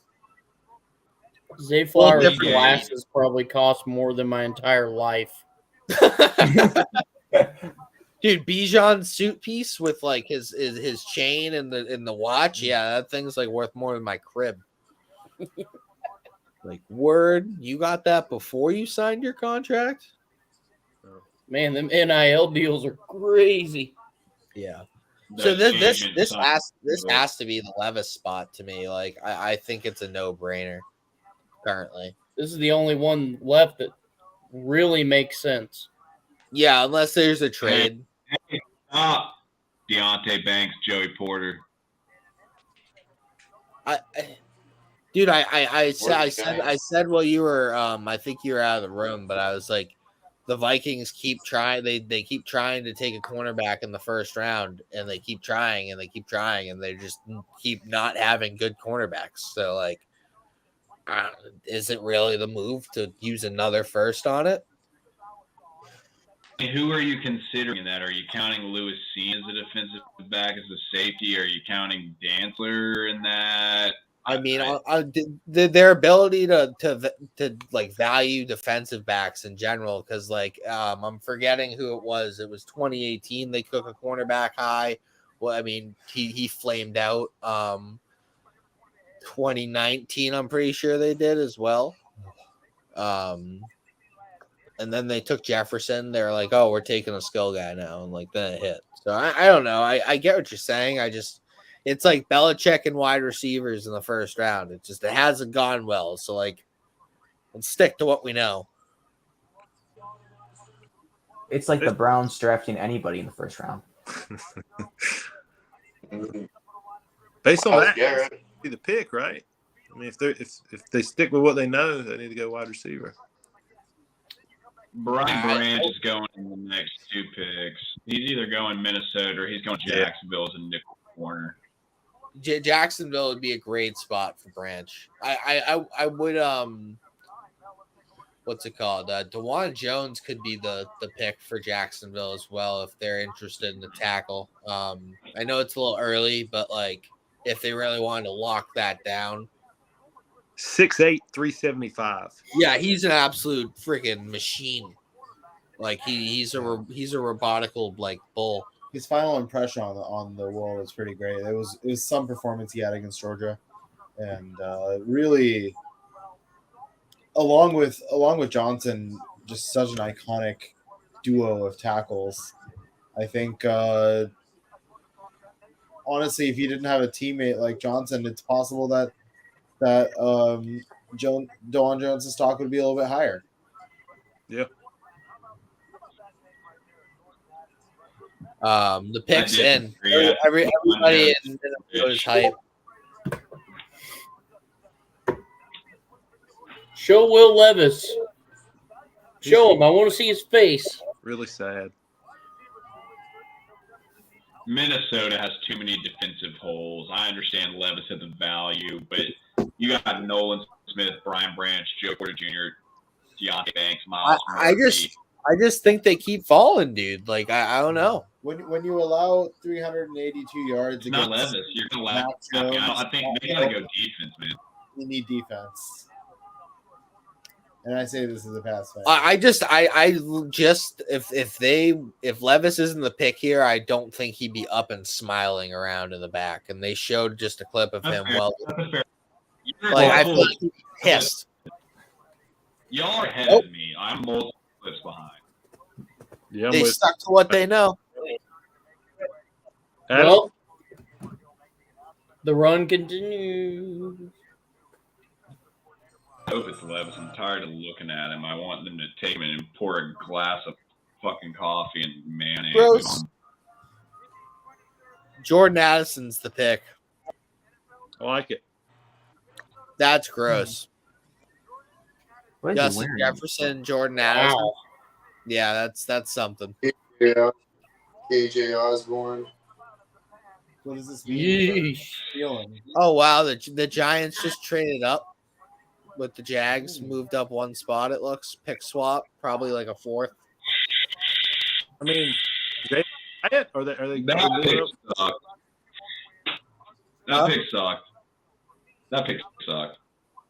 Yeah, I mean, I like Addison.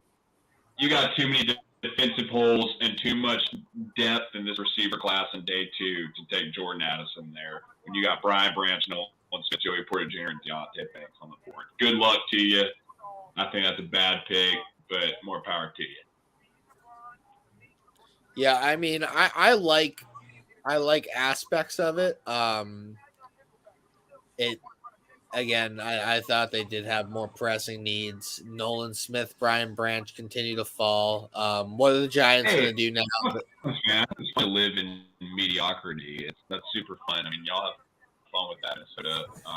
That's not putting you any over the edge like that in defensive depth talent, but y'all have fun with that. Yeah, that was a horrible pick. I'd go the other way. I mean, I think there's a lot of depth still at corner. They do have to replace Adam Thielen. You know, you play to your strengths. You got to replace a 30-plus Adam Thielen. I think you could have looked with talent going into day 2. What you're looking at John Mingo, looking at Cedric Tillman, looking at Tyler Scott, looking at. It's really about Porter and Banks are still on the board here, so it's like you got people like Tyreek Stevenson, Julius Brents, guys like that. I mean, it's really. Say is what corners are you looking at day 2? Then is it a Tyreek Stevenson? Is it a Darius Rush? Is it? It's like which one of the groups do you like better? Do you like, do you like this group of wide? Like, do you like the top wide receiver left, or do you like the second half of day 2 cornerbacks? You know what I mean? Like, I guess they liked Addison over Banks and Porter. Enough. I disagree, but I can respect that. I disagree. I would have taken Banks or Joey Porter Jr. over. I would have ran the pick in at Joey Porter Jr. Actually, now that I think about it, like he's probably the best. I mean, that's my opinion. I think I'd have gone Branch, but beyond Branch, I don't mind Addison over the cornerbacks. That's just me. Branch is number 11 on the board. I wouldn't have disagreed for 1 second. I think that was a bad pick, but more power to him. All right, so the Giants are here on the clock. What are we thinking here for the G-men? Lee, you wanna take a stand since that's your division? I mean, I thought for sure they were looking receiver. It's getting a little thin for a first-round receiver. I mean, Josh Downs. That's a Jalen Hyatt.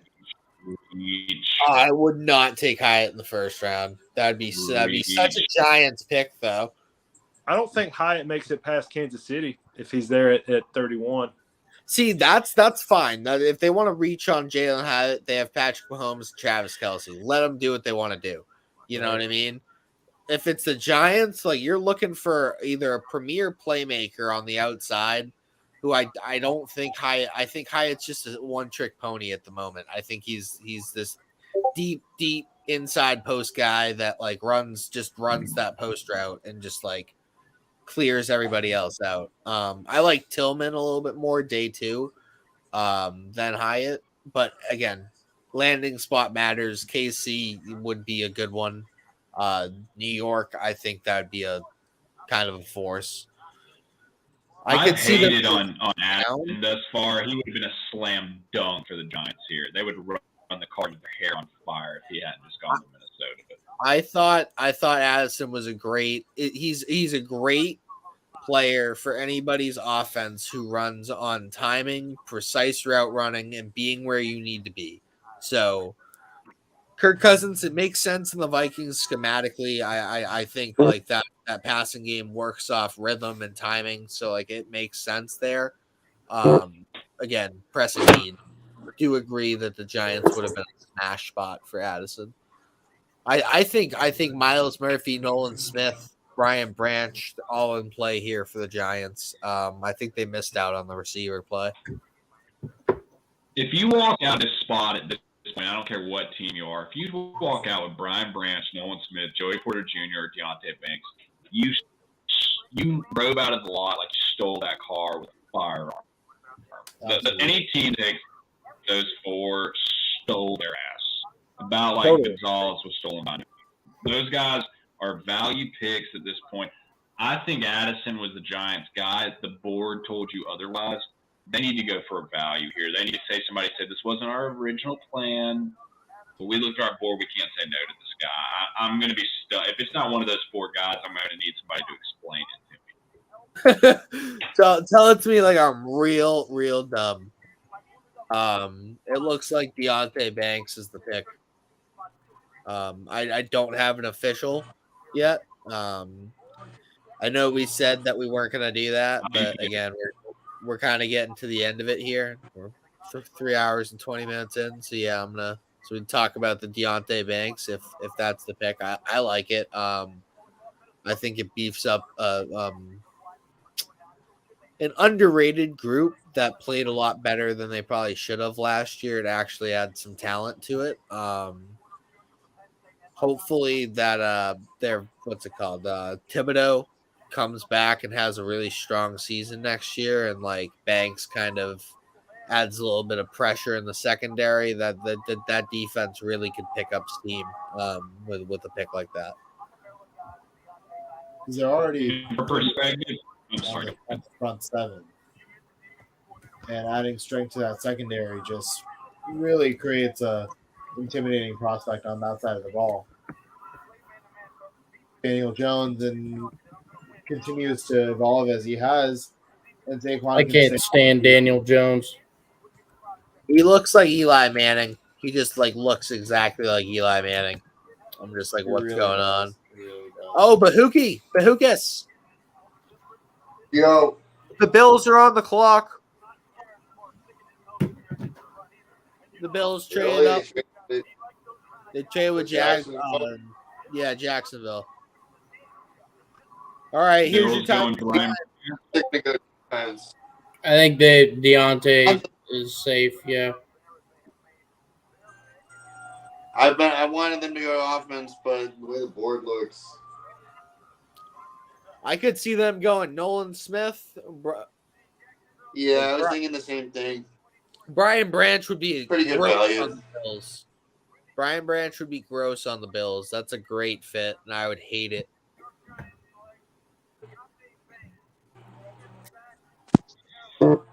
I had good pick there for the Giants.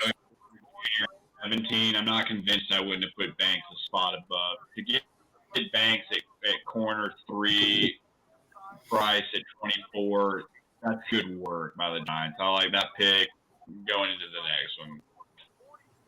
So, but Jacksonville gets 27 and 130. Wow. Or no, yeah. Did Buffalo trade up? Yeah.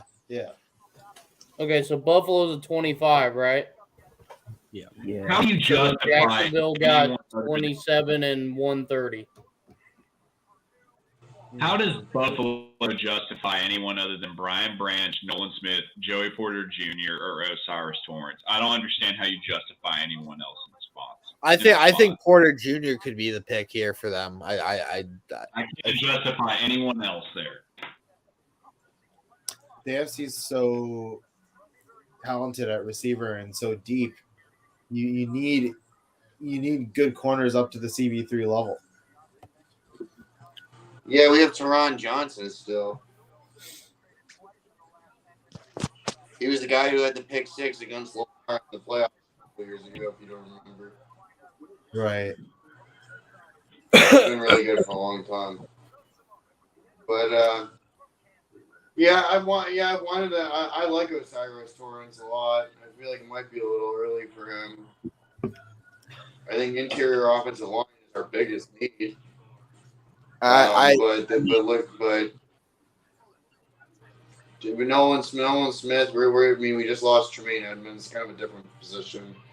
Von Miller is probably not going to be back in the beginning part of the year, so having another edge guy wouldn't be terrible. And yeah, I guess for cornerbacks, like there's usually a pretty steep drop off in talent. Right. I mean, do you see them going like Josh Downs at all? Like, do you see them doing something weird? I don't, but I think if you're moving up a couple spots, it's got to be for one of these premier players who's going to be getting picked in one of these next 2 picks. Yeah. I mean, I think it's someone that Dallas or Jacksonville would have taken. If the Bills Dallas want to get over was the hump Dallas and they want to be looking at tight end. contender, if the Bills want to be a contender, you got a pick that puts you over the hump. Who puts you over the hump here other than the top 3 or 4? The pick's in, so we're gonna find out. Nobody spoil it for Bahukas. Let him see it on the TV. Will Levis. Holy crap. Oh, just kidding. He got me for 2 seconds. I won't lie. He got me for I was like, what the fuck you talking My heart about? started going racing. I'm like, what? I won't lie. You got me for a second. I won't lie. I mean, they just went to commercial. Screw you guys. I mean, I know I was saying that in the middle of was trying to finish speaking. I apologize. I mean, how is the Bills do you justify taking someone other than Brian Branch, Nolan, Joey Porter Jr., Osiris Torrance, interior O-line? I don't. You got to go for the value here. You got a couple guys drop at 25. I think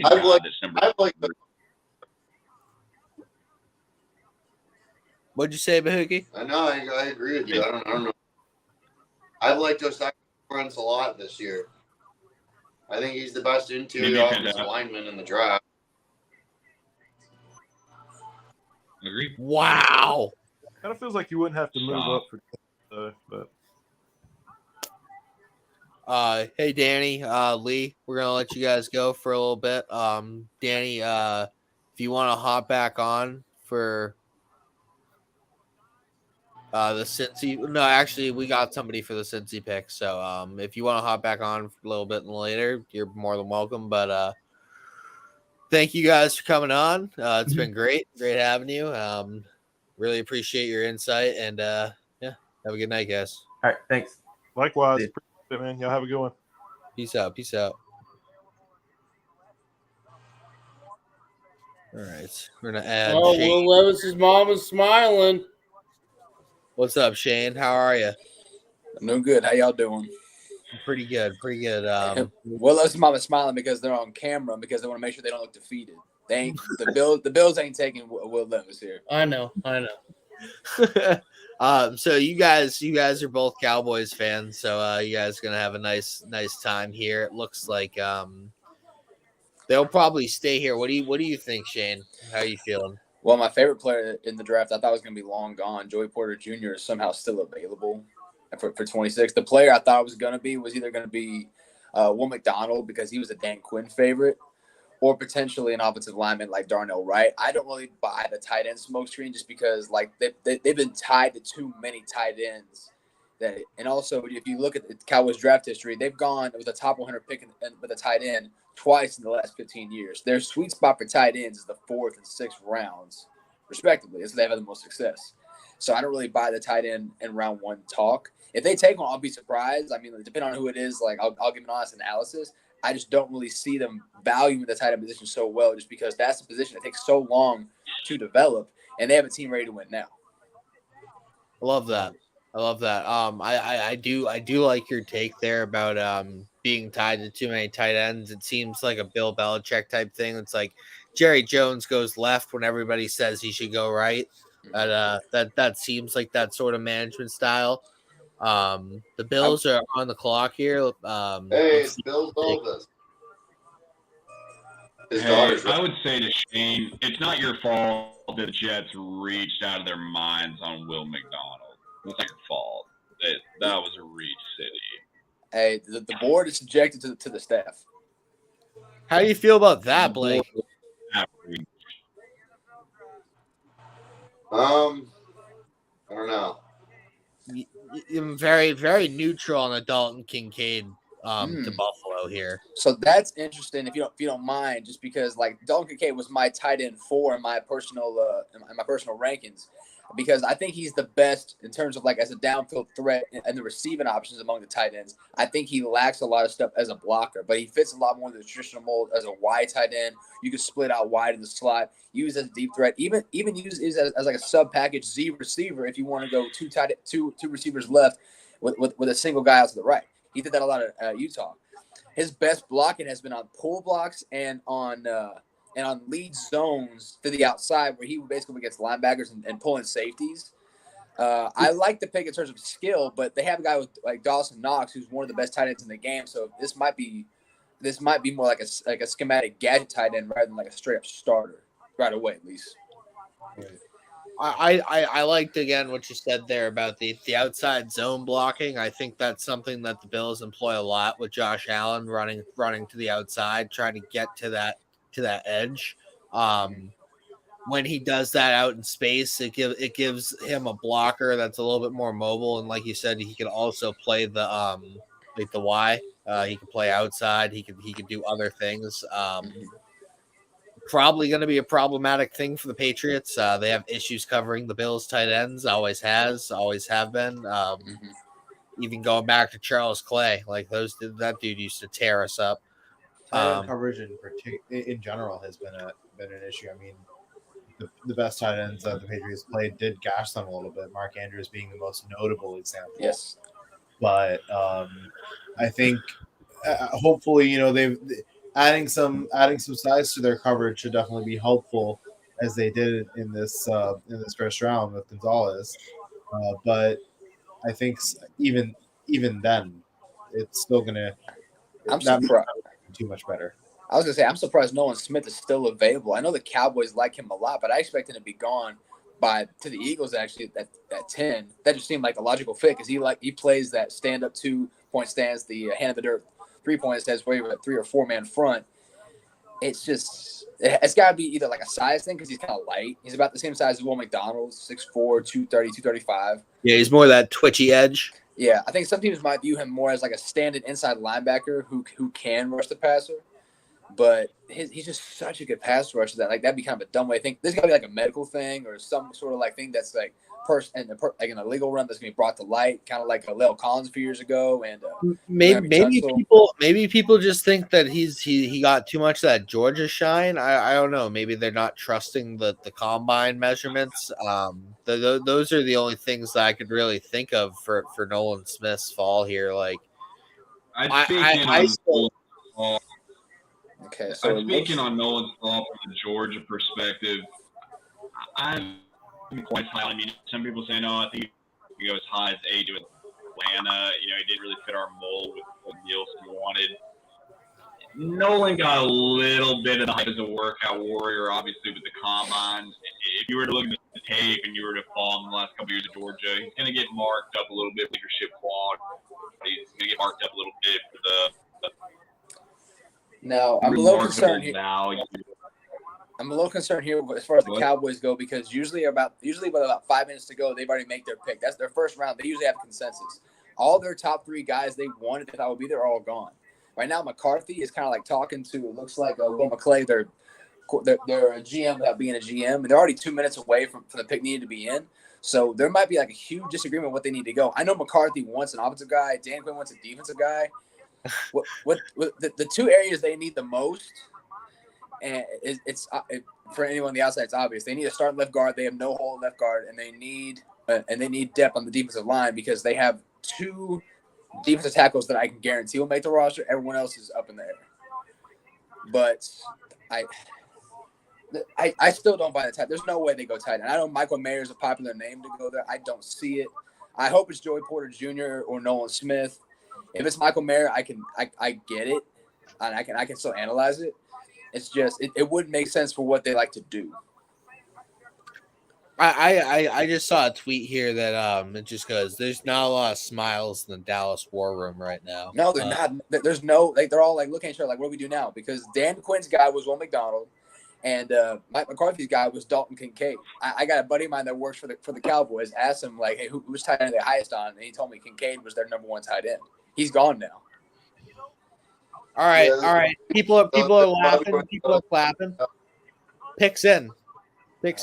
All right. I'm gonna turn my volume down if y'all want to turn y'all's thing up because I'll react on here.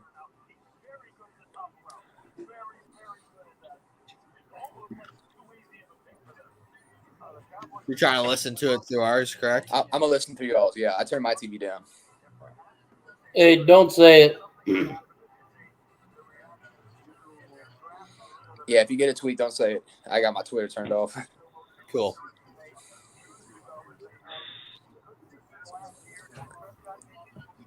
I mean, Nolan, what do you think? What do you think about all of what Shane just said?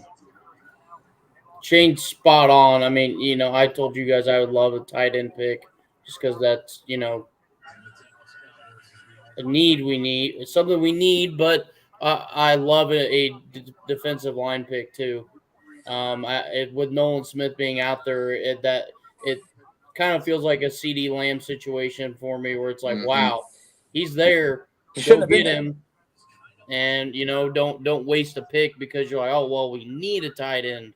No, you have 3 of them on your roster. The pretty pick for me was tight end, but I think if you want to get nitty gritty and you want to actually improve your roster, go D line here. Yeah, I like that. I mean, so you think like, well, Nolan Smith is probably what you want to do. If they're thinking going interior D line, do you think Mozzie Smith could be a pick?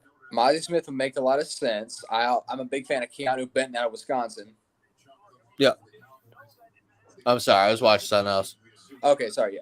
I'm a big fan of Keanu Benton out of Wisconsin as well. He can play 3-tech, but he's also one of the best run stuffers as the nose. Mozzie Smith is like that athletic guy who can rush the passer and stuff the run from the interior. I don't know if they don't really go nose tackle this high either. They like athletic 3-technique defensive tackles. They can rotate in at the nose. That's their MO. If they go pure nose tackle, that's usually like from the 5th round on.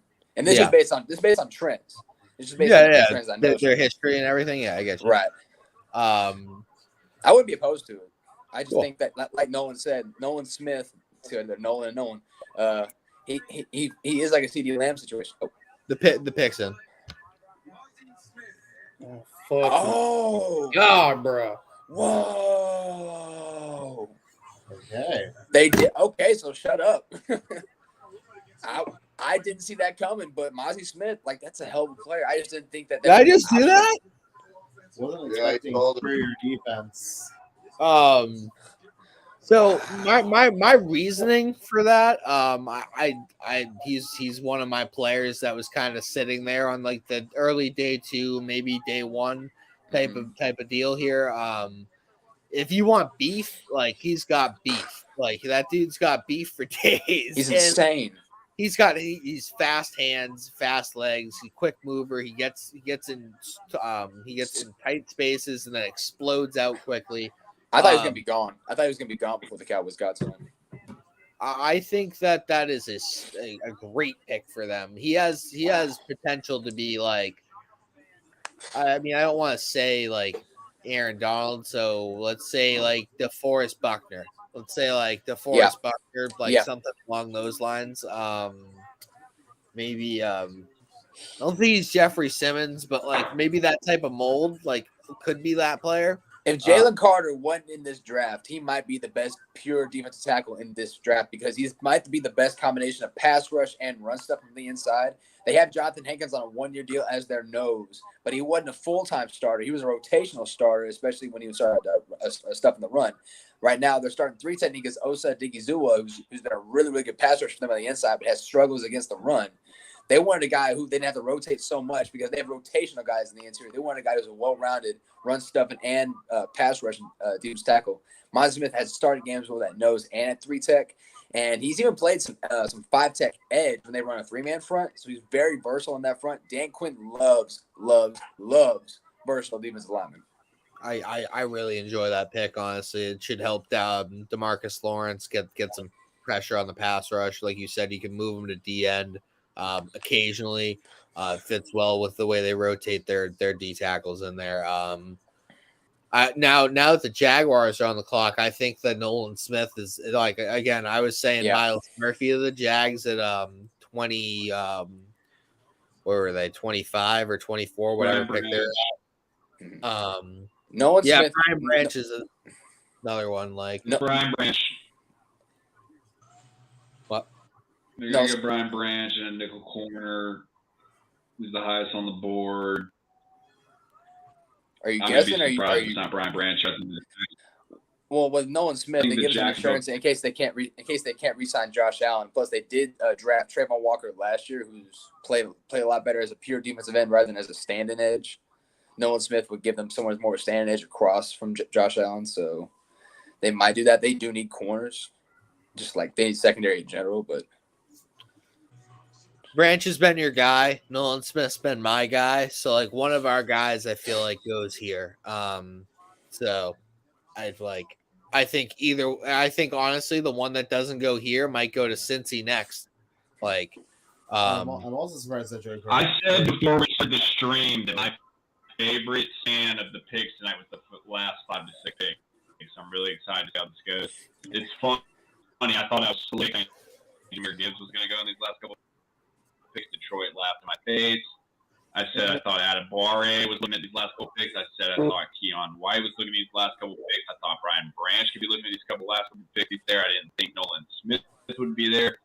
The fact that Brian Branch, Nolan Smith, Joey Porter Jr. are still on the board, there are steals to be had. Jacksonville's got to cash in here on Brian Branch or Nolan Smith. Noble.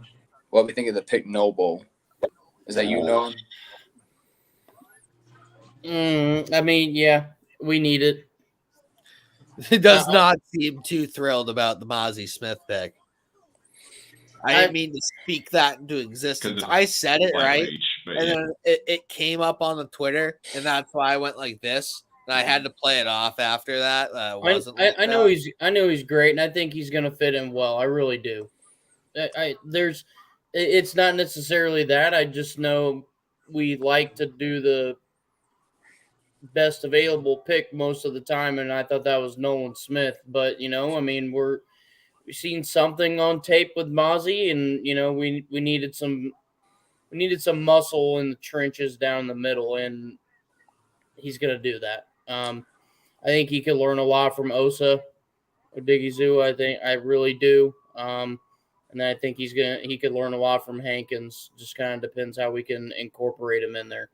Shane hit that on the nose. That he just has to find that comfortable medium, and you've got two guys that are complete opposite ends of the spectrum, and he can learn from both of them. So, don't mean to interrupt you, but the Jacksonville Jaguars war room looks like a Walmart conference center. Bad. It was bad. It looked like they just set everything up like that. Like, I don't know. There's just a bunch of like plastic. Can I cut you off there, bro? I think it's funny to say that shit. I've gone to the Georgia-Florida game every year of my life. Jacksonville is a different breed.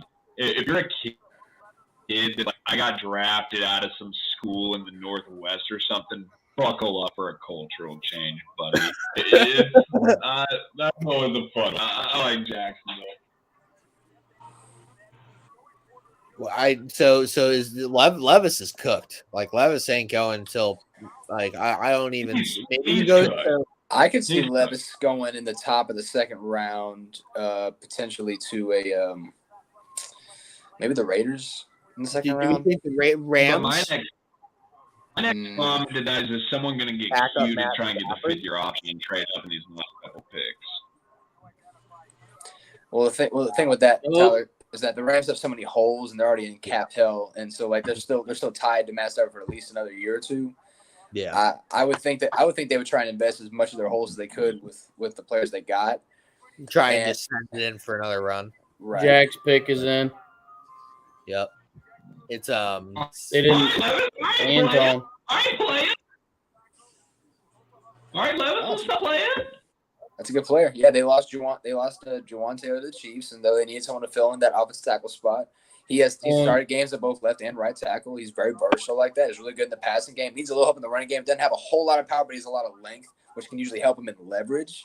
Not a bad pick. Yeah, I like Harris for them. Again, with the players on the board, didn't necessarily think that was going to be what they did. But definitely a good player. Is going to fit a need. Cam Robinson's probably going to miss some games due to a suspension, so it's definitely going to. You got to keep Trevor Lawrence upright with the skill set that you have on the outside with the receiver position. That's solid for them. Just because I was like, maybe they trade up for a tackle with Cam Robinson going out, but now they They didn't even have to trade up because Anton was sitting around at 27 for them. So, I mean, I think that's solid. They're going to get a guy that can step in while Robinson's out and, stay above water at least. I appreciate having me on. I got to run. I got another appearance I got to make. You, I appreciate you having me on, crushed right? it, man. Thank you for coming Good job, on. Shane. Thanks for coming Anytime. on, man. Anytime. Appreciate y'all. Awesome. Thank you. Peace out. What's up, Bo? No How you doubt, doing, shout buddy? out to Noel. What's going on, guys? Happy draft day.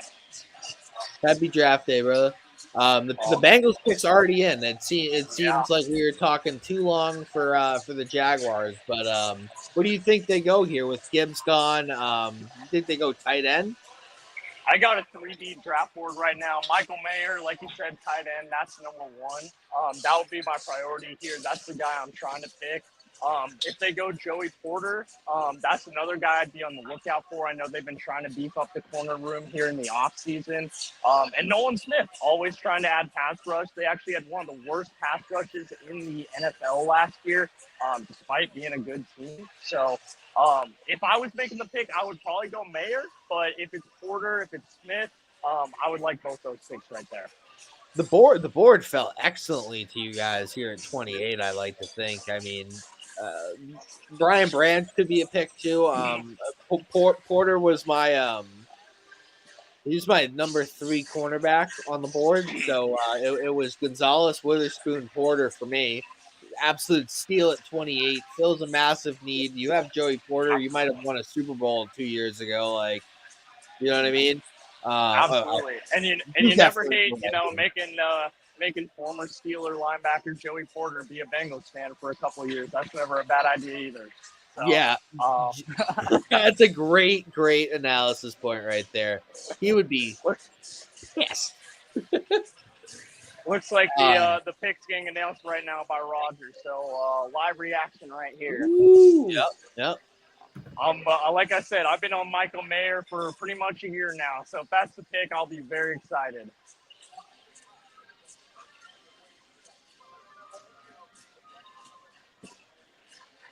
I see the pick. I like the pick. Okay, that's interesting. It fits their mold. They've always been really big on those high effort DNs, high motor DNs, and it fits their mold. It definitely, as far as the pass rusher goes, I probably would have gone with Nolan Smith there, but I understand the pick. I won't lie, a little bit disappointed with Michael Mayer on the board there, with Joey Porter, like you said, with Nolan Smith again. But I don't hate the pick. I think that's fits Lou Anarumo's defense pretty much perfectly. Like, fits with Trey Hendrickson, Sam Hubbard, the type of high effort defensive end they got, just working on the edge there. And if this draft was held a year ago, Miles Murphy might have been top 10 pick. So that was going to be my point right there. Like I'm actually really high on Miles Murphy. I thought that he was my edge 3 in the class. After Anderson and Tyree Wilson, he was probably my favorite edge. He didn't show as much this year as he showed in previous years, but if you put him in that system with Lou Amorello and some other pass rushers, he could be that fuel to get that box going. You know what I mean? He could really get after it. I think that's a steal pick. Yeah, for sure. And especially leading up to the draft, there's a lot of guys that probably had him in like the early 20s, late teens. So getting him here at 28, that's definitely not a bad pick there. Maybe not the pick I would have made once again, but not complaining about it at all. I think get him with Lou Anarumo for a year, kind of unlock some of the traits he showed the year before, prior to 2022, back in 2021. And you can see a big time pass rusher here in Cincinnati, which outside of Trey Hendrickson, they don't really have on the roster right now. So I can definitely see why they made this pick. And overall, if I was to give it a grade here on the spot, I'd probably say like a B+. Yeah. That makes a lot of sense. It was really, really good. I mean, you're more than welcome to stay on and talk some more football with us. If you have to go, you're more than welcome to leave as well. We appreciate having you on. Yeah. Yeah, appreciate you guys having me on. I do have to go, but glad to hop on, talk Bengals here, even if it's only for a couple minutes. I feel like as soon as the Jags pick was in, I feel like the Bengals pick was in pretty much right after. But awesome seeing you guys, and love the show. Keep doing great work. Awesome. Thanks for coming, man. Awesome. Thanks, guys. All right, that's the final four. We're down to the final countdown, guys. It's the seventh inning stretch. My legs are definitely getting a little stiff here, sitting like this. But I think my girlfriend's asleep. I don't know how she could be sleeping. How do you feel about your pick so far? Lamb, Dude. you seem like you feel pretty good. Clint, how do you feel about Bijan? You still wish you took your comment on your girlfriend. Your comment on your girlfriend being active over there. My wife and the child quit on me an hour ago, so we're still sitting here grinding with the dog laying next to me. But I'm feeling good about Bijan. I said going into tonight the exact same thing that happened. I thought they'd pass on Jalen Carter. I thought they'd go Bijan. He was their guy. I'm excited about it. And now I'm sitting here looking at New Orleans going, I really hate you guys, and I'd really like you to take a goose egg in your pants right here. Dude, Brian Brandt makes too much sense to me here. Shut up. I'm sorry. Don't even say it that makes too much sense to me here. I don't want to hear that right now. I want to hear someone like Will Levis, Brian Bressie, or someone who's more value appropriate at 29. I mean, my top guys on my board, I got Branch at 11, Nolan Smith at 14, Joey Porter 17, Levis 28. Let him go ahead and have a smoke break. He's done for the night. He's washed. Torrance.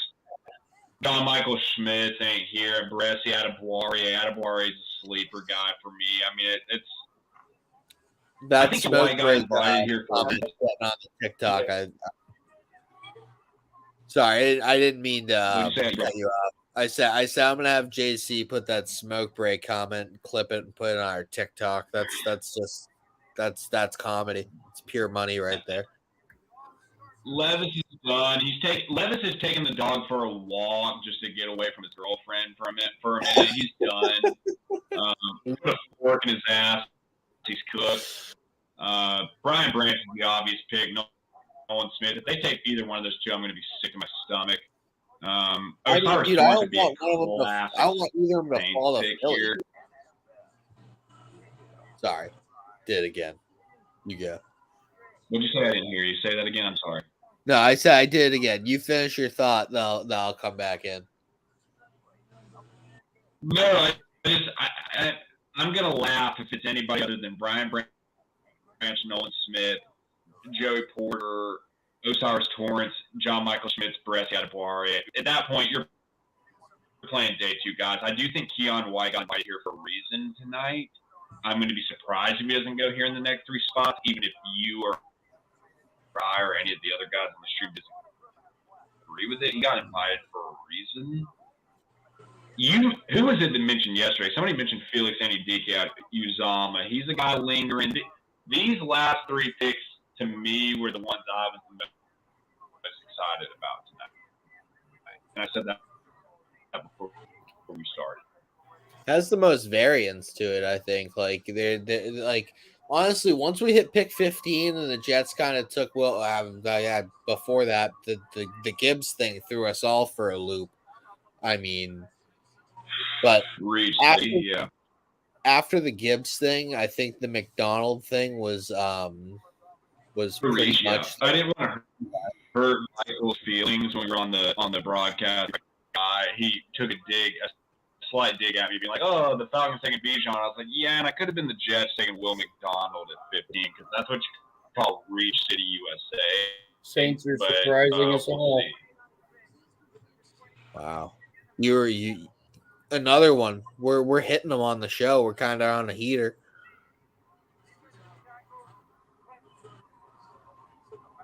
Wow. Who you got? Oh, it's Breesy.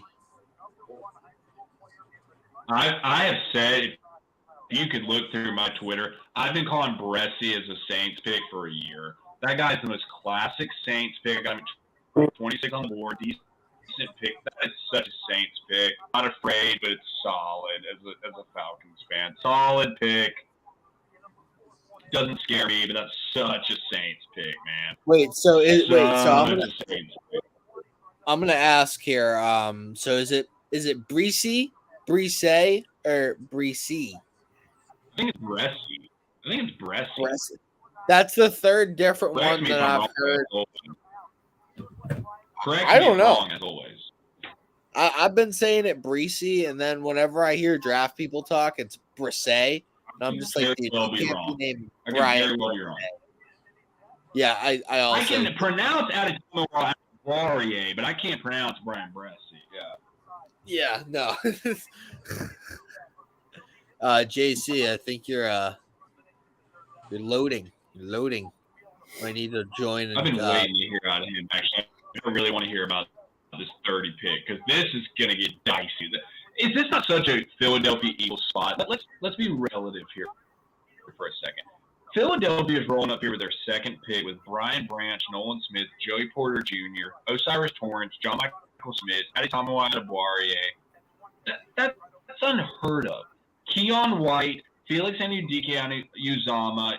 I could keep going ad nauseum. That is such an Eagles, a Chiefs, etc. situation. They're sitting here. They're about to just get an absolute stud at 30 to pair with a Devon Witherspoon. What's up, JC? I don't know how I feel about the Bills. I can hear you. Am I back in now? There we go. Yeah, you're back. You're back. I make a wardrobe change and mess up the feed.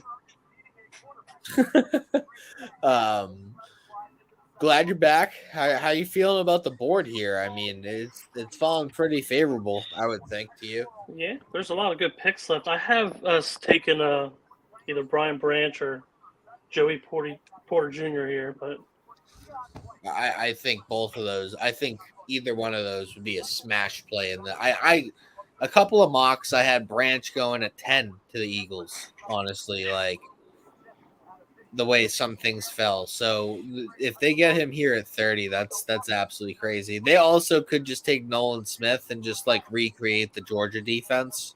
Yeah. But in its entirety. Like I won't be mad. No, you really are in a position that like, you can't be mad unless they take like Will Levis here. Which is just not a thing. I'll lose it. I will lose it. Like, why? That's about like Chris Collinsworth ought to have been taken out back for putting Hendon Hooker as the prediction for the Chiefs pick. The fact that someone that's a paid professional put that in is clickbait and a joke. Yeah,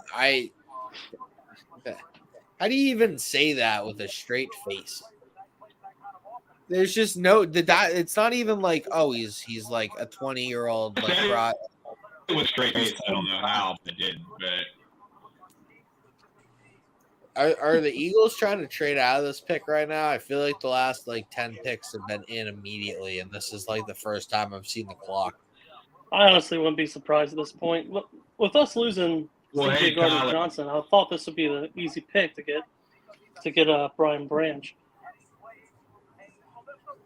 I don't know. I mean, unless for you're getting conversational purposes. No, conversational purposes, who could trade up these two picks to get the fifth-year option on Levis? Who'd be interested? I mean, the Raiders, Minnesota, maybe. Tennessee. You say Atlanta. I mean, Tennessee might just be content to sit there and wait and get them tomorrow. Like, well, look, that's another conversation that's interesting that you said that. Let's say right now, exclude the last two picks. Let's say you're going into tomorrow with the board you got right now. you're walking into tomorrow with Brian Branch, Nolan Smith, Joey Porter Jr., Will Levis, Cyrus Torrance, John Michael Spitz. I had a ton of boys, Joe Tippmann, Ojolari, Keon White, Dylan Dick Avenue. I mean, that is a stupid list to be going into day 2. That's it. People have joked about this draft in terms of the top. People have joked about the top end elite talent in this draft. For you to look at the picks 25 through, say, what you're going to see through 50, the depth there, man. The couple 5, 6, 7 things I listed off, you're getting in the top 2 picks in the second round. You're getting a steal. I don't care who you are. I think the picks like 33 right there or 32 to like 45, 46. You're stocked with talent right there. You're getting a stud pretty much. Oh, absolutely. I'm afraid the Falcons are right on the fringe there, 44. It's like those first 10 picks are going to be hot. What'd you say, Bahuki? I'm really curious to see Cyrus Torrance. He's one of my top. I could see Pittsburgh taking him honestly tomorrow, top of the second.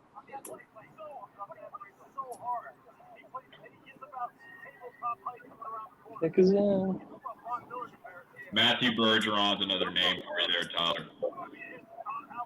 I think he's more of a day 3 pick than day 2 pick, but I mean, I could see somebody heavily disagree with you. Bergeron's not making it to day 3. Heavily disagree with you. Okay. I mean, then if anything, for me, if anything, it's going to be the back half of what's it called, the second. Bergeron's not making it to round 3. I'll eat a fat plate of crow tomorrow if I'm wrong.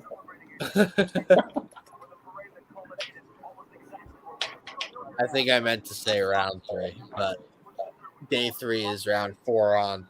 Duh. We've been on here for 4 hours. I'm kind of getting fried. I can't hear you breaking out. All I heard was day 3 is round 4 and on. That's all I heard in your sentence there, and I'm aware that guy's not making it to day 3. No, I said you're probably right. In a nutshell. Yeah, in a nutshell. I'm just like, yeah. So we're bringing out the Kelsey mom and 3 of Dude Perfect members. Sounds about right. Pick. It's definitely 10:45 at night. Catching me up. I'm just behind. So I hear y'all say. It's definitely 10:45 p.m. in Kansas City. We're bringing out the Kelsey mom and Dude Perfect for pick announcements. They just need to make this pick already. Like, why are you bringing out a special announcer for pick 30 currently? Like, it's. The man looks like cocaine. Like, that is like. Is she going to stay there for the Eagles and the Chiefs pick? She might. Probably. Shit.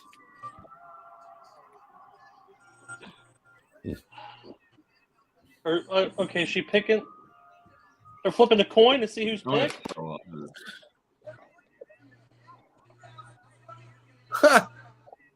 Pipeline.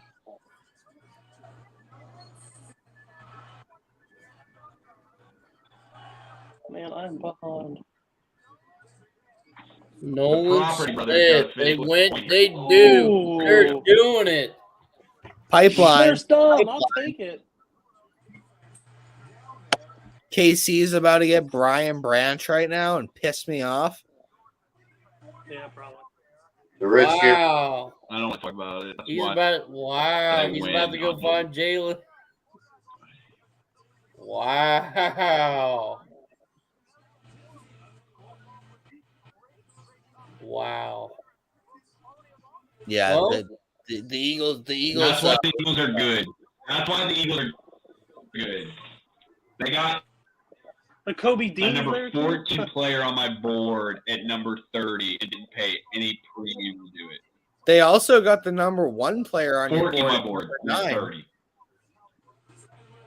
So they got the number 1 and number 14 players on your Bingo. board. At That's number why they're 9. good.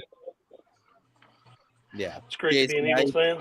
How you feeling about that? Mm-hmm. Number Feeling 1 pretty and good. I got 2 of my top 14 players at 10 and 30. Mm-hmm. I mean, we just lost Kazir White. We lost A 9-pick premium TJ and Edwards. a 16-pick premium. That's pretty good. The Dogs are just a pipeline to the Eagles, by the way. Like, it's not a recruiting pitch. Hey, kid, you want to play in the playoffs?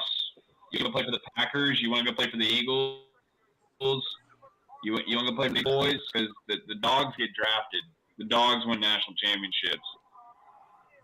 The Dogs get paid. The Dogs are the boss. That defense is scary. The boss. Like, wow. Heck of a night. So who we think so far has won the draft first night? Eagles definitely taking one of those top spots. I think the Texans are definitely up there. If not, yeah, I mean they probably won the Eagles, draft. Texans. So, dude, the Seahawks had a pretty good draft, I think, so far. Getting Witherspoon and Jackson Smith-Njigba, those are massive. Oh yeah. I think with teams that didn't have 2 first-round picks, I think the Pats did pretty well. Gonzalez at 17. Look at the demographic on the TV. Oh, beautiful. Oh, man. Philadelphia Dogs. Bahuki, you don't seem too thrilled over there about your Dalton King, your new Dalton Kincaid toy. Not yet. Maybe I'll talk myself into it. Yeah, it's definitely not really what I thought they were gonna be doing. Not really. Surprising with Knox. I wanted them to go offense, so what? No, I didn't say anything. I was waiting for you to finish. But yeah, I think the best move was to trade back, but you need to have a partner to trade back. They traded up for Kincaid, so. So I feel like they knew that that's where Dallas wanted to go. You could tell that like Dallas took a minute to make a pick out of that. I think that kind of threw Dallas for a loop. They wanted to jump in front of them, and then Dallas took Mozzie Smith. They needed some size in their receiver room. That's something that they don't really have. So I can see a couple reasons why. I don't know. I guess there really wasn't a perfect pick there for as far as the offense was considered. I would have preferred Mozzie Smith there for you guys than what? I would have preferred that you guys literally just to Blake. I didn't hear any of you said. I think that Dallas and Buffalo literally shouldn't have even made that trade, and they should have taken who each other took. Like Dallas should have taken Kincaid, you guys should have taken Mozzie Smith. I feel like that makes so much more sense in my mind. I really wanted Osiris Torrance. Maybe it was a little early to take him, but it might have been early to take Kincaid too. Yeah, I mean, hey, it seemed like they identified Not a to player. be positive to add Blake. What's up? What'd you say, Clint? I'm sorry, I buffed for a minute. I was just going to say, not to be Captain Positive down to Blake, but I will be Captain Positive for a second as far as Buffalo. I think it might be a case of we, as your casual NFL fan versus professionals, we might have been higher on some people than the league. Like, for example, I liked Osiris Torrance there as well. You said the same. I would add to that. We might look up and he might fall 10 spots tomorrow. He might say, makes sense. Like, for example, being relative to myself, my fandom, I like Christian Gonzalez at 8. The league told me him falling to 17 or so. That was a little high. I think that's one we got to wait till tomorrow to really feel out those last couple spots tonight. If you don't like it, I wouldn't beat yourself up till tomorrow. Give yourself a little time and see how you feel about it. Yeah, we'll see. It's early. I've been wrong before. I wasn't so crazy about the Josh Allen pick when we made that, and that one turned out to be a pretty good one. Took a while, but he's there. Yep. Sometimes the best ones take a little bit to kind of mature. So the pick is in for the Chiefs. If Brian Branch doesn't go in the first round here, I'm gonna be shocked. That's really the pick here. I think they need I'm gonna be ready to bash my head to the wall tomorrow, ready to see who takes him, because that's the number 11 player on my effing board. I mean, what if he falls all the way to Atlanta? They've shown the same Chiefs 5 times. Huh? What'd you say? I interrupted you. I apologize. What'd you say? No, I said, how would you feel about like Atlanta if he fell to Atlanta tomorrow? Would you be elated?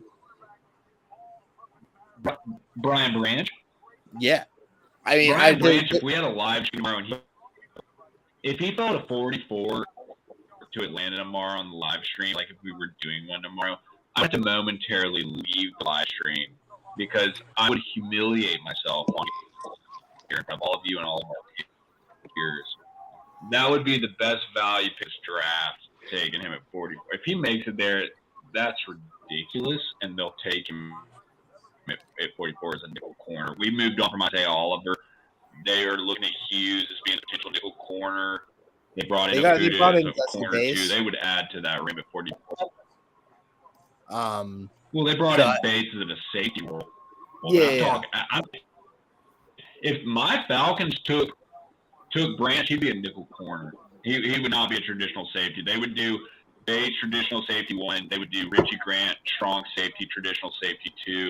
Jalen Hawkins, safety 3, rotational, and they would do Brian Branch as nickel corner. You can quote me at that. It looks like Uzama's the pick here for the Chiefs. Absolute smash. I said that. People thought I was crazy. Was that Nolan? You called that. You called that. People said I was crazy. They're like, he ain't gonna. No way. That what you called it. Such a Chiefs pick. They needed edge. That was their number one priority, was replacing Frank Clark. They needed it. They went out and got Jawan Taylor to try to replace on the line. You called that. They needed edge, and right now, Uzama's the better. He's there, man. You called that shit. Oh my God! Can we quit milking this, bro? Right? Yeah. You know the answer to that, Nolan. My late father used to call it, we got to sell more fertilizer and tires, baby. You know that. You know that. Oh, I know. I live here. I know. All right, guys. I mean, y'all, not to speak up in this moment where Hunt, having his moment. I mean, you're sitting there with Brian Branch, Joey Porter, Will Levis, John Michael Smith, Attaboy. You have got stupid talent going to the top 10 picks tomorrow. You've got stupid talent. You got first-round talent. 5, maybe 6, even 7, 8 picks going into tomorrow. Darnell, maybe even top end. It goes on. I love. It goes on. I could sit here and talk for a minute and tell you names. It goes on. Well, I don't know if we're gonna do no one of these tomorrow. I would probably say no because Yep. It's round 2, but here he is. I think we're gonna go ahead and call that. Thank you everybody who participated in this live stream tonight. I shout you out in the original tweet. I'll make another tweet for it. just to say thank you. Make sure you follow at StadiumRant HQ on Facebook, Twitter, Instagram, TikTok, all of it. Follow all these lovely people here at their ats under their name or under their pictures. I hope you had a great day. I hope you got the players you wanted. There's still massive talent on day 2 tomorrow. Thank you for coming and spending your time watching the draft with us. Really appreciate it. And everybody have a good night.